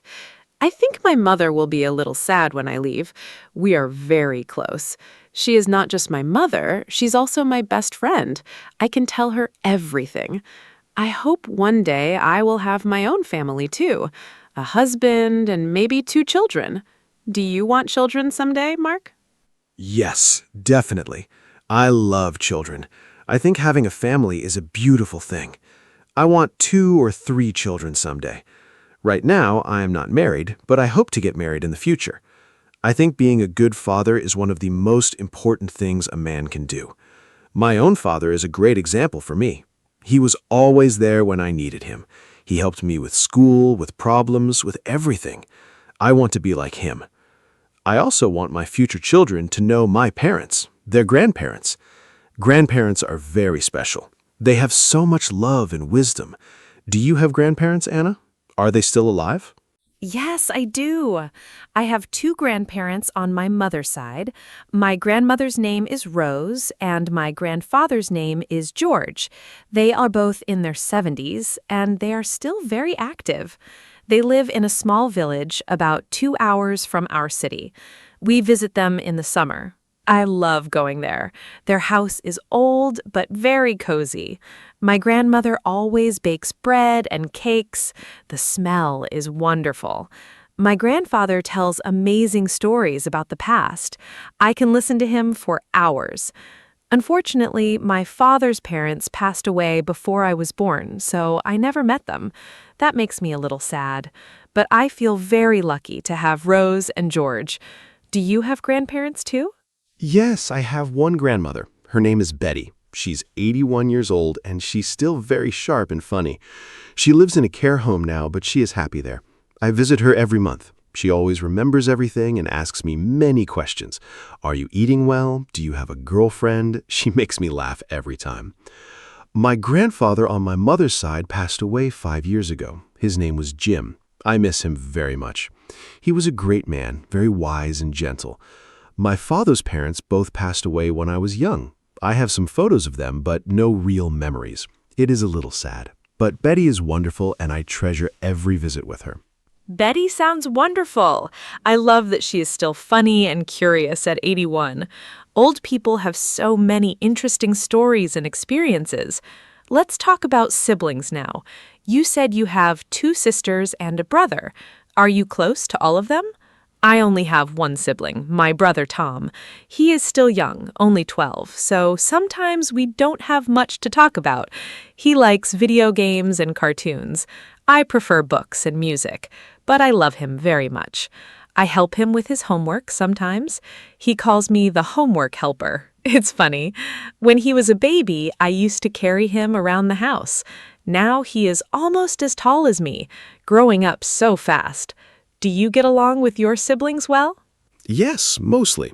I am very close to Sam, my brother. We talk almost every day. We like the same sports and the same music. It is very easy to be friends with him. With my sisters, it is a little different. Lisa, my older sister, is very serious. She works a lot and is always busy. We love each other, but we don't talk as often as I would like. Becky, my younger sister, is very cheerful and funny. She always makes the family laugh. When we are all together, it is a lot of fun. Of course, when we were children, we fought sometimes, over toys, over the TV, over small things. But now that we are adults, we appreciate each other much more. That is normal, I think. Did you fight with Tom when you were young? Not really, because Tom is much younger than me. When he was born, I was 13, so I was more like a second mother to him than a sister who fights. I helped my mom take care of him. I fed him, I read him stories, I played with him. It was sweet. He looked up to me a lot. Even now, he still comes to me when he has a problem and doesn't want to tell mom or dad. I like that. It means he trusts me. I think the age difference is actually nice. We don't compete, we just support each other. Let's talk about parents now. Tell me more about your mom. You said she is a teacher. What does she teach? My mom teaches English at a primary school. She's been a teacher for over 25 years. She loves her job. She always says that children give her energy. She is very patient and kind, and I think those qualities make her a great teacher. At home, she was the same way. Patient with us, always ready to explain things. My mom is also a great cook. On Sundays, she makes a big traditional meal for the whole family. It is our favorite time of the week. She works very hard, but she never complains. I really admire her for that. What does your mother do, Anna? Does she work or does she stay at home? My mother works part-time as a nurse at a local clinic. She works 3 days a week. It is not a full-time job, so she also has time for the family. She is very caring and calm. I think her job made her that way, or maybe she chose her job because she was always that way. She is always the person in the family who makes everyone feel better when they are sad or sick. When I was a child and had a fever, she stayed next to me all night. She never slept until I was better. That memory is very special to me. She is my hero. I think mothers are truly amazing people. Your mother sounds great too, Mark. We are both very lucky. We really are. Now let's talk about fathers. My dad, Robert, works in an office. He's an accountant. His job is about numbers and money. At home, he is very different from work, very relaxed and funny. He loves football and watches every match on TV. He also likes gardening. On weekends, he spends a lot of time in the garden. He grows tomatoes, peppers, and herbs. It is his hobby, and he is very proud of it. Every summer, we eat vegetables from his garden. They taste so much better than vegetables from a shop. My dad is also very wise. When I have a big decision to make, I always call him first. His advice is always good. What is your dad like, Anna? My dad is a mechanic. He fixes cars. He has his own small garage near our home. He loves his work. He is always talking about engines and cars. I don't understand much about cars, but I love listening to him because he is so passionate about it. My dad is also very strong and protective. He is quiet sometimes, but when he talks, everyone listens. He is not the type of person who shows emotions easily, but I know he loves us deeply. He shows it through actions, not words. He fixes things around the house. He makes sure we are safe. He works hard for our family. One of my happiest memories is going to his garage as a child and helping him with small things. Do you have a special memory with your dad, too? Yes, my best memory with my dad is going fishing together. Every summer, just the two of us would go to a lake near our town. We would wake up very early in the morning at 5 o'clock and drive to the lake. We never caught many fish, but that was not really the point. We just talked, laughed, and enjoyed the quiet morning together. I still remember the smell of the lake and the sound of the birds. My dad would make coffee in a small thermos, and we would drink it by the water. Those mornings were so peaceful. I have not gone fishing in a long time, but now I really want to go again. Maybe I will invite my dad this summer. That memory warms my heart. What is your happiest family memory, Anna? Oh, what a beautiful story, Mark. The fishing memory is so sweet. My happiest family memory is our summer holiday when I was about 10 years old. My parents saved money for a whole year, and we went to the beach for 1 week. It was my first time at the sea. I remember seeing the ocean for the first time and thinking it was the biggest thing in the world. My dad carried me on his shoulders in the water. My mom made sandwiches on the beach. We all played in the sand. Tom was not born yet, so it was just the three of us. It was simple but perfect. I remember laughing a lot. To this day, the smell of the sea makes me feel happy and safe. I want to go back to that beach one day. That is a beautiful memory. Simple moments really are the most special, aren't they? Let's talk about family traditions now. Every family has its own traditions, things they do every year or every week. Does your family have any special traditions, Anna? For us, it is Sunday lunch, of course. My mom always cooks a big meal, roast chicken, potatoes, salad, and we all eat together. No phones at the table, that is a rule. We just talk and enjoy the food and each other's company.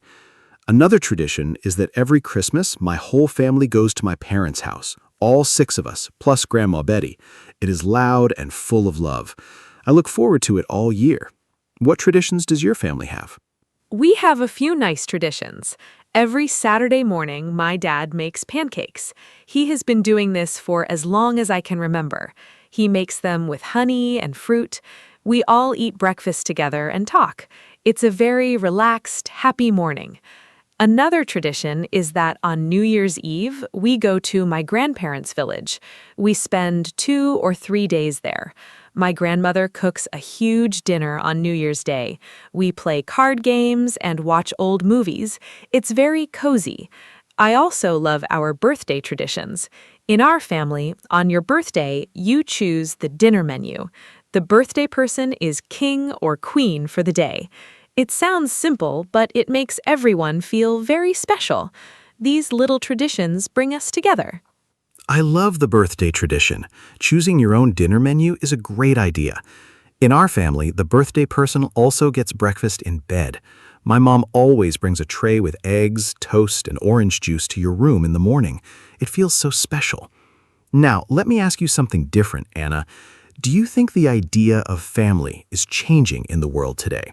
For example, some families have one parent, or two mothers, or two fathers.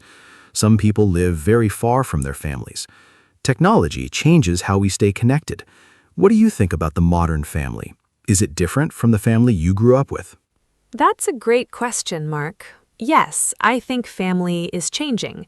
In the past, a family usually meant a mother, a father, and children, all in one house. Today, families look different. Some children grow up with just one parent. Some have step-parents. Some are raised by grandparents. I think what matters most is love and support, not the shape of the family. I have friends from single-parent families who are very happy and loved.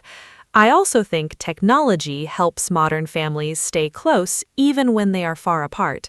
Video calls, messages, and photos make distance smaller. My family uses a group chat every day. It's a nice way to share small moments. Family is love, not a fixed structure. I completely agree with you. Family is love, not a fixed structure. I think what children need most is to feel safe, loved, and supported. That can happen in many different types of families. I also think technology is very helpful. My sister Lisa lives in another country now. She moved abroad for work 2 years ago.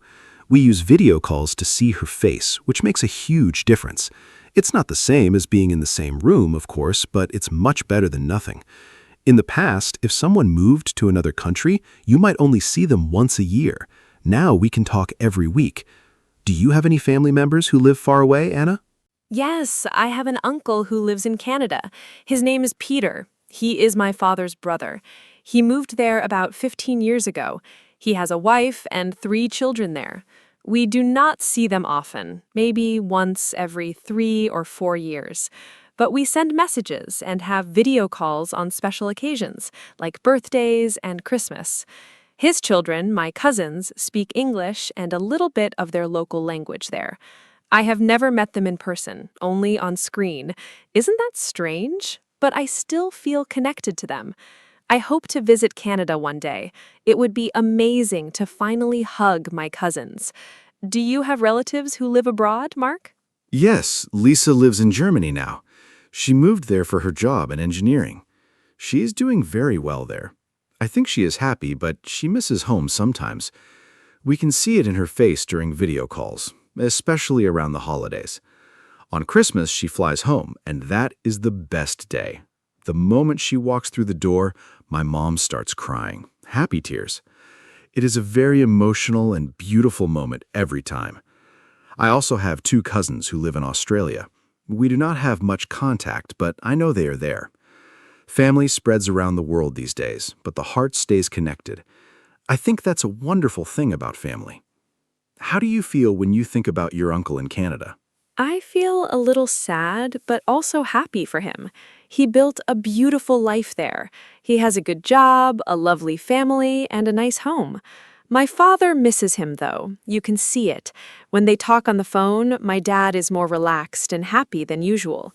Brothers have a special bond, I think, even when they grow up and live far apart. It reminds me that family connections don't disappear with distance. They just change shape. Let's talk about something lighter now. Mark, what is the funniest thing that ever happened in your family? Every family has funny stories. I'm sure you have a good one. Oh yes, I have a very funny story. One Christmas, my dad was cooking the turkey. He's not usually the cook, that is my mom's job, but he wanted to surprise her. He forgot to take the plastic bag of things out from inside the turkey before he put it in the oven, so the whole kitchen smelled terrible. We had to open all the windows in winter. It was so cold and so funny. My mom came home and saw the disaster, and instead of being angry, she laughed until she cried. We ended up ordering pizza for Christmas dinner that year. Now, every Christmas, my dad says, "Don't worry, I will not cook the turkey this year." We still laugh about it every single time. Do you have a funny family story, Anna? That is hilarious. Pizza for Christmas dinner? That is a story to tell for life. My funny story is about my brother, Tom. Last year, he wanted to make breakfast for my mom on Mother's Day. He was 11 at the time. He decided to make toast with jam. Simple, right? But he put 4 pieces of bread in the toaster at the same time and then forgot about them. He went to watch TV. The toast got black and smoke filled the kitchen. The fire alarm went off. We all ran downstairs thinking there was a real emergency. My mom came in her pajamas, very worried. Then she saw Tom standing by the toaster looking very guilty. We all laughed so much. Mom still got her breakfast, slightly burnt toast with lots of jam. Ha! Burnt toast for Mother's Day. Tom meant well. That is the sweetest part. The effort is what matters. It's funny how these small disasters become the best family memories. Now, Anna, I want to ask you about pets. Some people consider pets as part of the family, too. Do you have a pet at home? In my family, we had a dog when I was a child.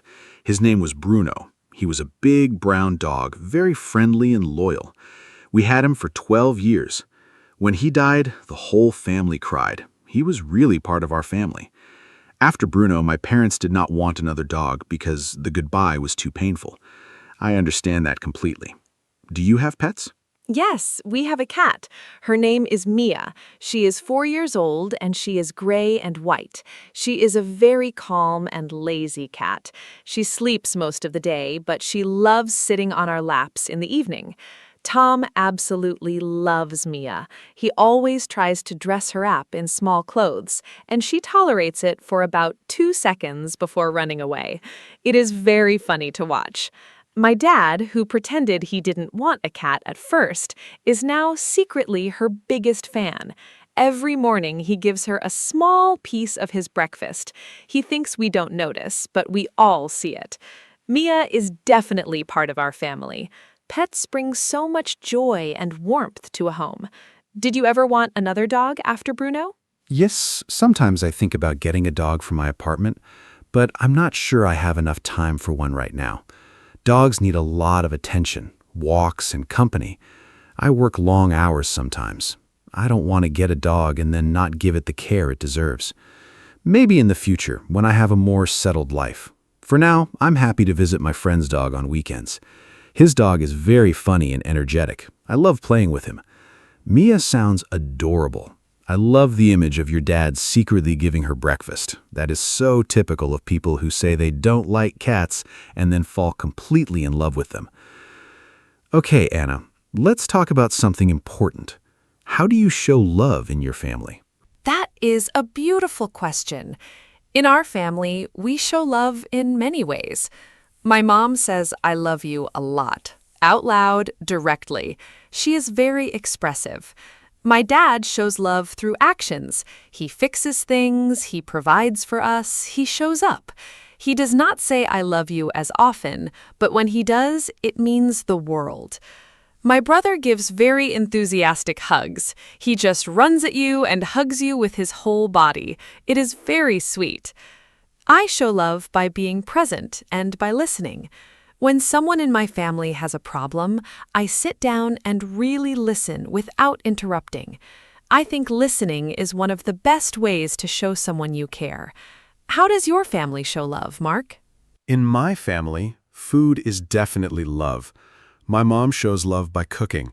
If she makes your favorite meal, she is saying, "I love you" in her own language. My dad shows love by teaching. He always wants to help us learn something new and be ready for life. My grandmother Betty shows love by remembering small details. She always asks about specific things I mentioned last time. It shows she really listened and cared.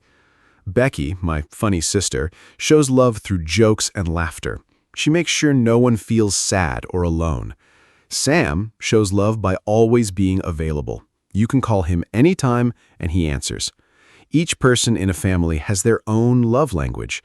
I think recognizing those different ways is very important. It helps you feel more connected.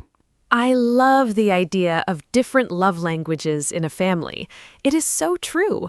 Some people hug, some people cook, some people fix things, some people just listen. All of those are forms of love. Mark, let me ask you one more thing before we start to wrap up. What is the most important lesson your family taught you? For me, the most important lesson is that family always comes first. No matter what happens, good times or bad times, your family is there. My parents always said, "We may not be perfect, but we are always here for each other." That has shaped how I see the world. I try to be that kind of support for the people I love. What lesson did your family give you, Mark? The most important lesson from my family is to work hard and never give up. My dad used to say, "Nothing good comes easy, but everything good is worth it." He worked very hard his whole life to give us a comfortable home and education. My mom showed me the value of patience and kindness every single day. And from watching my siblings, I learned how to compromise and share. Because with 4 children in one house, you have no other choice. Together, these lessons shaped who I am today. I'm grateful for every single one of them. I think families are our first and most powerful teachers. No school can teach you what a loving family teaches you. That is something I believe very deeply. Beautifully said, Mark. Families really are our first school. I want to say one more thing. I think it is also important to appreciate your family while you can. Sometimes we are so busy with work or school or phones that we forget to really be present with the people we love. I am trying to be more mindful about this.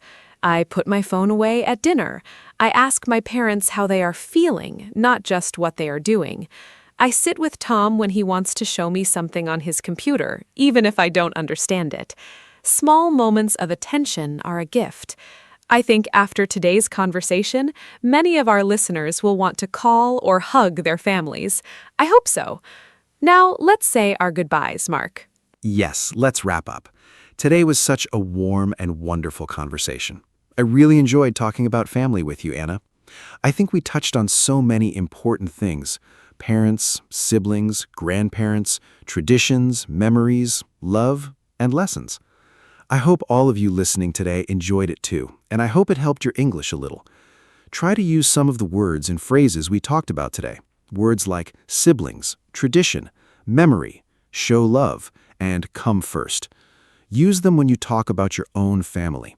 The best way to learn a language is to connect it to something real and personal, and nothing is more personal than family. Thank you for being with us today, everyone. Thank you so much, Mark. It was wonderful talking with you today. And thank you to all our lovely listeners for spending this time with us. I hope this podcast was not only good for your English, but also made you smile and think about your own family. Family is a topic we can all relate to, no matter where we are from or what language we speak. That's the beauty of it.